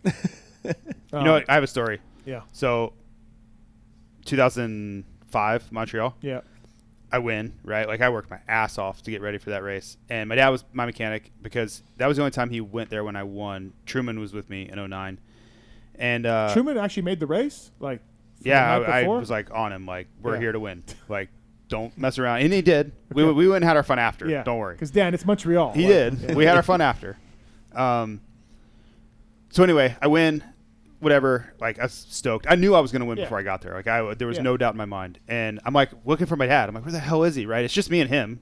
There's no one else there. I don't have a team there. You know, my mom's not there. No one's there. I'm like, where the hell is he, man? Like, I'm by myself out here, champagne and whatever. He's freaking back at the truck, like, tearing stuff down with the bike. Like, really? He took the bike. Yeah. He's taking suspension off, tearing clamps down. I come back, I, like, champagne, like, I'm like, where were you? He's like, we had to get ready. Like, we got to fight in the morning. We got this. I'm like, come on, man. Dude, I just won. He's like, well, I watched over there for a little while, but then I had work to do. Yeah. I'm just like, grinding. So so practical. Like, he was obviously stoked. Yeah, right. But just so funny. By the way, MTXBraking.com. I don't know. Do you guys mountain bike up there in Boise? Either one? Yeah. I got to get you some of these pads. Do it. Yeah. What kind of bikes you got? You got Shimano or SRAM brakes?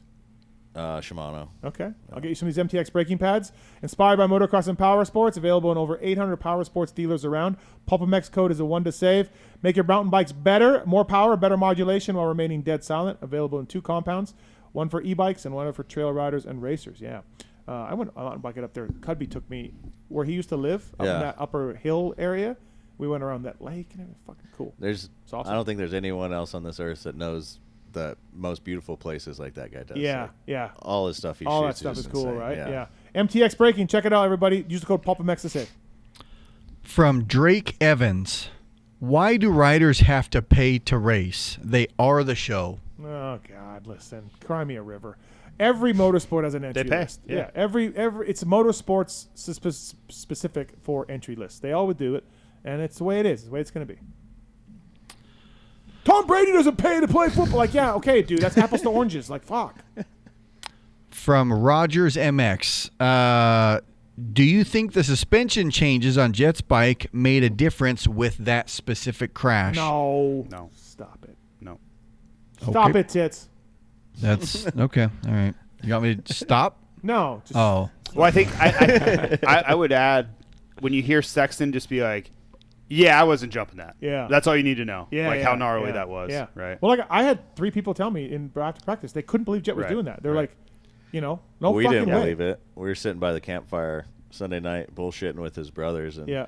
his brother Dustin kept telling us, like, no, he was going for it. And me and Don were like, no, he I was like, wasn't. there's no way he was. I didn't see it, but I watched him do it a bunch in practice. No, I wish I would have. Yeah. He had it dialed in practice. Yep. Dialed. Yep. And he would just like rail that corner No about problem. 4th gear, wide No open. problem. Yep.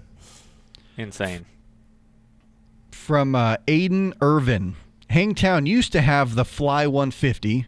How far in advance are those branded obstacle deals figured out? And have you heard of a company requesting a track change to then sponsor it? I heard about them bringing it back this year on Friday at Press Day when I was So you had watching nothing to do with it. videos. Okay, you had nothing to do No, with it. I heard about it. Yeah. 0%. Yeah, No- nor nobody was said, it hey, ever. yeah. No, it's really cool. Why did it go away in the first place? They just changed the track. Okay. Yeah. I honestly, like, even so, we used to be exclusive sponsor WPS and Fly for Outdoors. Yep. Right. We got a lot of things like that. Like back then, it was David Harvey with Dirt Diggers.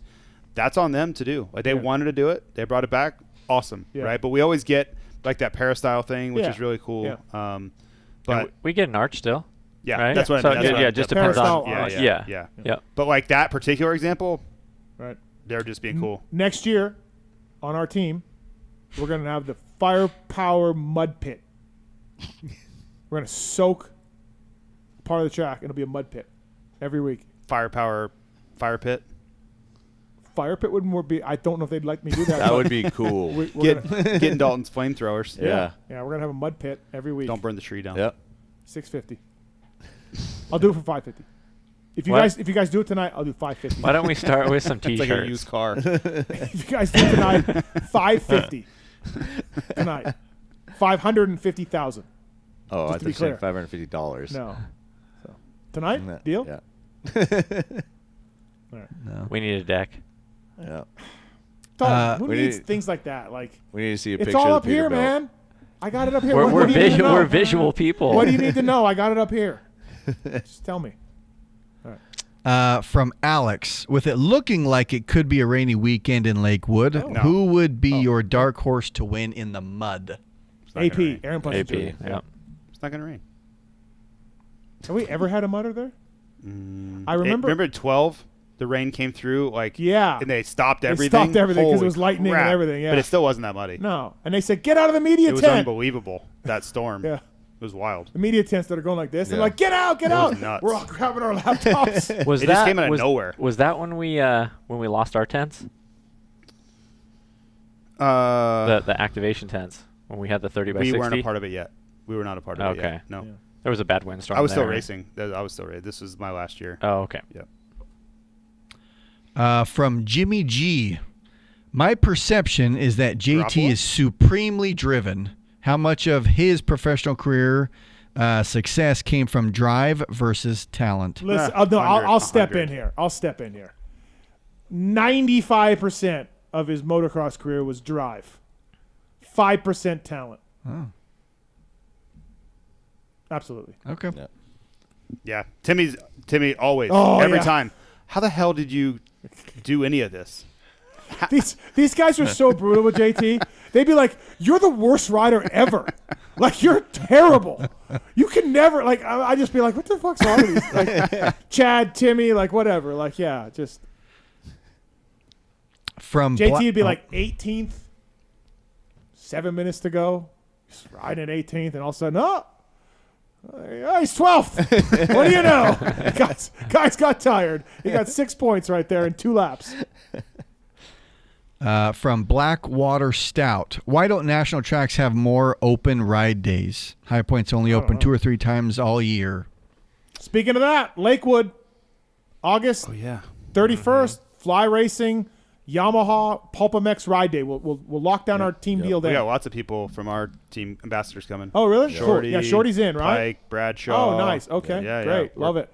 Full force. 2 days of riding at Lakewood. Thank you to those guys. And you just pay the gate fee and come ride, prep track. Fly will be there. We'll do a Fly Racing Pulp show on Saturday night. And demos for Jason Raines and the Yamaha guys. Bradshaw will be there hanging out. So please check it out. Open ride day, Lakewood. Some of them do, to answer the question. Bud Streak has a lot. Washougal has a lot. Paula's open all the time. Some don't. Some don't. Yeah, I know. Like, my original ride day was Redbud. Yep. I wanted to do Redbud. And, dude, Tim's like, nothing. Right. Like, everything's booked. Just races Yeah. and everything. I was like, I mean, what? High Point, they don't own it. Like, Yeah. the Coombs don't own the track. Yeah. Hangtown is a club. Like, it's a off-road park. Yeah. Right? So, yeah. A lot of them, they just can't. Like, they're not allowed. They get certain dates. That's it. Yeah. From James Fair, where's Carson Mumford? Did MCR cut him? Does he have plans for what to do next? They don't ride outdoors. I don't know. He got hurt, and then they don't ride outdoors. So I don't know. I saw this question earlier. I'm like, yeah. Okay. From Sakadoo. Do you think the speed Chase had in Moto2 would have been enough to beat Jet straight up, assuming Chase had a top 5 start and Jet didn't crash in Moto1? It's a great question. Yeah. I didn't listen. He said if Jet's not hurt and Chase rides the way he rode and had a good start, got a good start, top 5 start. Chase beat Jet. Top 5 start. Great question. Yeah. Yeah. I don't know. Question. Anthony? I think the way he was riding this weekend, I think he definitely could have. Okay. Yeah. Because, I mean, if you look at Paula, he was all over him and not riding as well. Oh. I think, to me, this is not a great answer, but I think it's could have. The question is, would he have? Yeah. That's, you know what I mean? Like, he definitely could have. Yeah. That's definitely what's had the awesome. drive. That's what's awesome about this sport and this class. I don't know. Like, I don't know. I don't feel like I could be possibly more informed than I am, and I still don't know. That's old news, right? Hey, is that not good enough? Before we go, our buddy Mark's here. He works really hard. He does. Grinds it away. So we thought we would help him and try to get a fill-in for him every now and then. Yeah. We asked Mr. Legendary. He said no. Roto was thinking about it, and he is not coming out available. Not as available. Staying as in Columbus. Yes, Columbus, locking down Columbus Yep. area. So we got Nick in. Nick, what's up, man? How are you? Thanks for coming in. Appreciate it. Thanks for having me. So you do video production here in Vegas, but Yeah. you're a moto guy. Yeah, I was an industry guy. I've been out of the industry for Lean closer to the mic if you been can. out of the industry now for about 10 years. Yeah. And since then, I started a photo video business. And yeah, now that I've got it up to kind of running where I want it to be, I wanted to kind of dabble back into my first passion, which is motorsports. Yeah. You got a 2000 and what? YZ125? Oh, man. The only bike I kept was my 2004 YZ125. 125. Good bike. Everybody loved that 04 frame. Yeah, it was a good bike. And so, yeah, how's it going over there? Mark's set you up a little bit. But remember, Jagger Craig ran that thing too. So how are we doing? You know, it's a pretty good setup. Just kind of learning the dance. Okay. Yeah. Honored to be here. Yeah. You're a listener to the show and everything, right? Definitely. Yeah, I've been listening for a little while. I moved to Vegas about 5 years ago. Yeah. And you used to work at Parts Unlimited. Parts Unlimited. And Thor. we met somewhere? You know, we met in passing probably at one of the trade shows. Okay. One of the mini trade shows. All right. Yeah. Well, thanks for coming in. Yeah, appreciate you having me. The show's still running. He's doing a good job. Yeah, Mark's just left. Mark's just walked away. Just checked out. Right. Yep. It's Yeah, beginning of the I end. gotta, Yeah. Beginning of the end for Travis Marks. No, I got to admit it. You know, being a fan of motocross and then also now coming back into it from a different perspective with the photo and video eyes. Yeah. Honestly, I was a little starstruck coming in here. JT's here. You're here. Oh. So yeah. Tits. You want to learn to screen calls? No, thanks. No? Okay. Yeah. Tits has lost 30 pounds, everybody. It's incredible. Yes, Golf thank and you. all he does is golf and vacation. It's easy to lose weight when you don't have to worry about whatever anything. works. Find what works for it. Find what works for you and do that. Yeah, Nick. No, I appreciate you coming in. I'm glad. Good. Did you do a good job, Mark? Okay, you did. Yeah, you figured it out. So maybe we'll see you again. No, I'd definitely love to be back. I did have a question for you guys. Okay. You know, last week we talked about where Paula ranked as far as like the tracks, outdoor tracks. Yep. Where does Hangtown rate, but like on a different eyes, like as boots on the ground guys, like as JT is someone that needs to cover the entire track to, do reports all around the track. Where does Hangtown rank on the tracks of accessibility for people walking around? It's okay. It's not too bad. I think for the fans, it's tough because they have that all the way around the top part.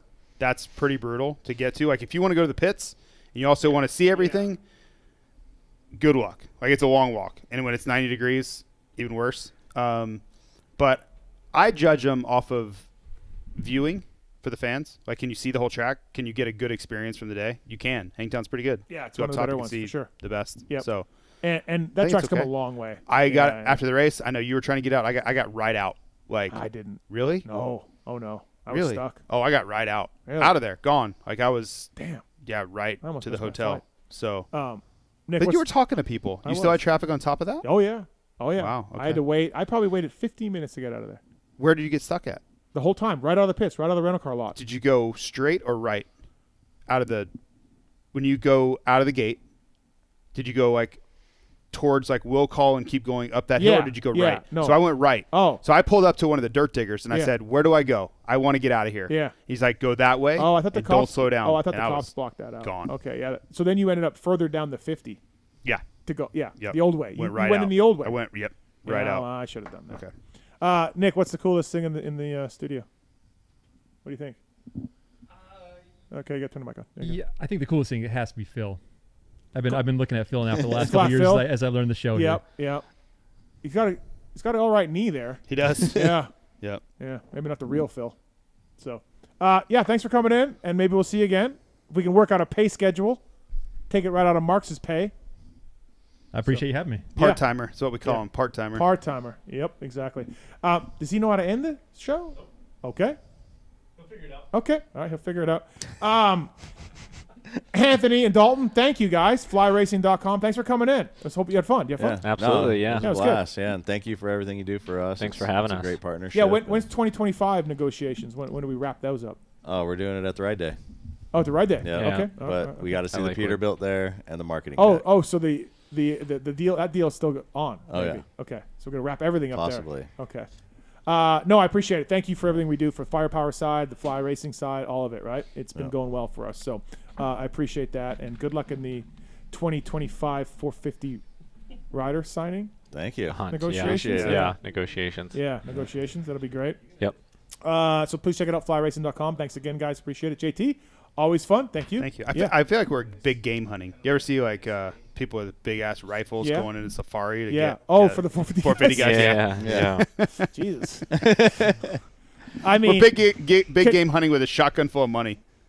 I think I know who it is. Oh, you do? Yeah, I think so. Oh, really? Because when I think about big guys and deals are up, or guys that aren't impossible, okay, I got a name. I got a guy. Well, don't say it. Okay. All right. Appreciate that. Yeah. I hope it happens. That'd be great. I appreciate it. Yeah, no, absolutely. Okay, best interview tonight. Sexton. Coker. Sexton. Gauld. Gauldy's, Jason Bonham. Gauldy's Gauldy. Bonham's great, but I love hearing from Sexton because he sounds like relieved. Like, I feel like he just took the biggest exhale of his life. Yeah. Right? And he can at least like sleep this week and look himself in the mirror and be like, I freaking did it. You know what I mean? Yeah. Like, Well, I don't know. I really like that for him. I'll go Jason Bonham. Okay. That was amazing. Stop asking him about music. He was even texting me race stuff. Stop asking him about music. No. He was texting back and forth with me, and how many texts before I drop in the, hey, can you introduce me to Sammy? No, can I get some passes, or can I like how? And then that goes into backstage stuff. Right. You just send him your address. I feel like you're in. Like I do. Really? I feel like you're in. Yeah. I got to talk a few more times to him. And Yeah, then maybe, but no, I'm like you're gonna be in. Yeah. Why would he not? Like it's not a big deal to him. Think about it. If he was like, hey, I would kill to meet whoever. Phil. Whoever, like, I don't know, a rider you know well. Yeah. He knows Sammy really well. Yeah. You'd be like, yeah, no problem. Yeah. You know what I mean? Right. Like, I don't know. That's how I look at it. Because I met the Edge earlier this year. Yeah. Yeah, it was pretty awesome. But that's the same thing. It's like, right. if somebody was like, hey, it's my, and that's somebody I respected and really liked, and they're like, I would freaking do whatever it took to meet RJ, I'd be like, okay, what? Like, yeah. Yeah, then let's go get him. Like, let's Right, go. right. Yeah. Best interview tonight? Bonham. The history with Yeah. his family and everything. That was cool. Awesome. Dalton. I was gonna say Goldie. Fantastic. Yeah. Nice. You made me laugh. Yeah. That was good. Did you see any of the Motocross Nation stuff at Redbud with him? Pit bike stuff? Yeah. Naked? No, I didn't see Oh that. my God. No, it wasn't naked. He had his pants down. No, he was just pissing in front of the fan. With his ass Oh, hanging there was a out. lot of people doing that. He's in the middle of the track. Did you see the video to music where he was rolling off the tabletop when he crashed? No. Oh my God. No, Like when I your didn't. ass is out Yeah. and you're Yeah. peeing in front of everyone, What that's about- naked. What about when he was trying to get on the hay bale? Yeah, He was trying to amazing. jump on the It's hay bale. amazing. Like the whole thing is amazing. Tits, best interview tonight. What? Okay. Nick, best interview tonight. What'd you think? Definitely Chase. Oh, damn Definitely it. Chase. See? He So we're 2-2. He doesn't hold back very much. He really gave us a lot. Marks? Yeah. Okay. Great. Now he's gone into full tits mode. Full tits mode down there. I want to thank the guys from Fly Racing. Thank you people for listening and watching. Thanks to Nick and Roto and Swizz and Moser and Marks and maybe Tits. And thanks to Pookie, of course, as well. And for Anthony, Dalton, JT, I'm Steve Mathis. Thanks, everybody. See you next week. There's something I want to get off my chest. And it's about that summer when you went away to community college. I got an offer to do Playgirl magazine. And I did it. I did a full spread for Playgirl magazine. I mean spread, man. I pulled my butt apart and stuff, and I was totally nude, and it was weird. I mean, you probably didn't hear about it because I went under the name of Mike Honcho, but I just wanted you to know that. If you could hear me, if it got into your brain somehow, that I spread my butt cheeks as Mike Honcho.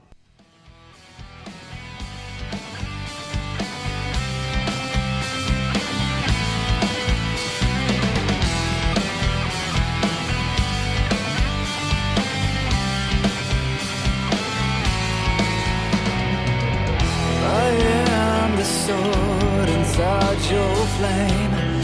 I will burn someday in your games. Destroy me, defeat me, and melt me down. You cast me a complete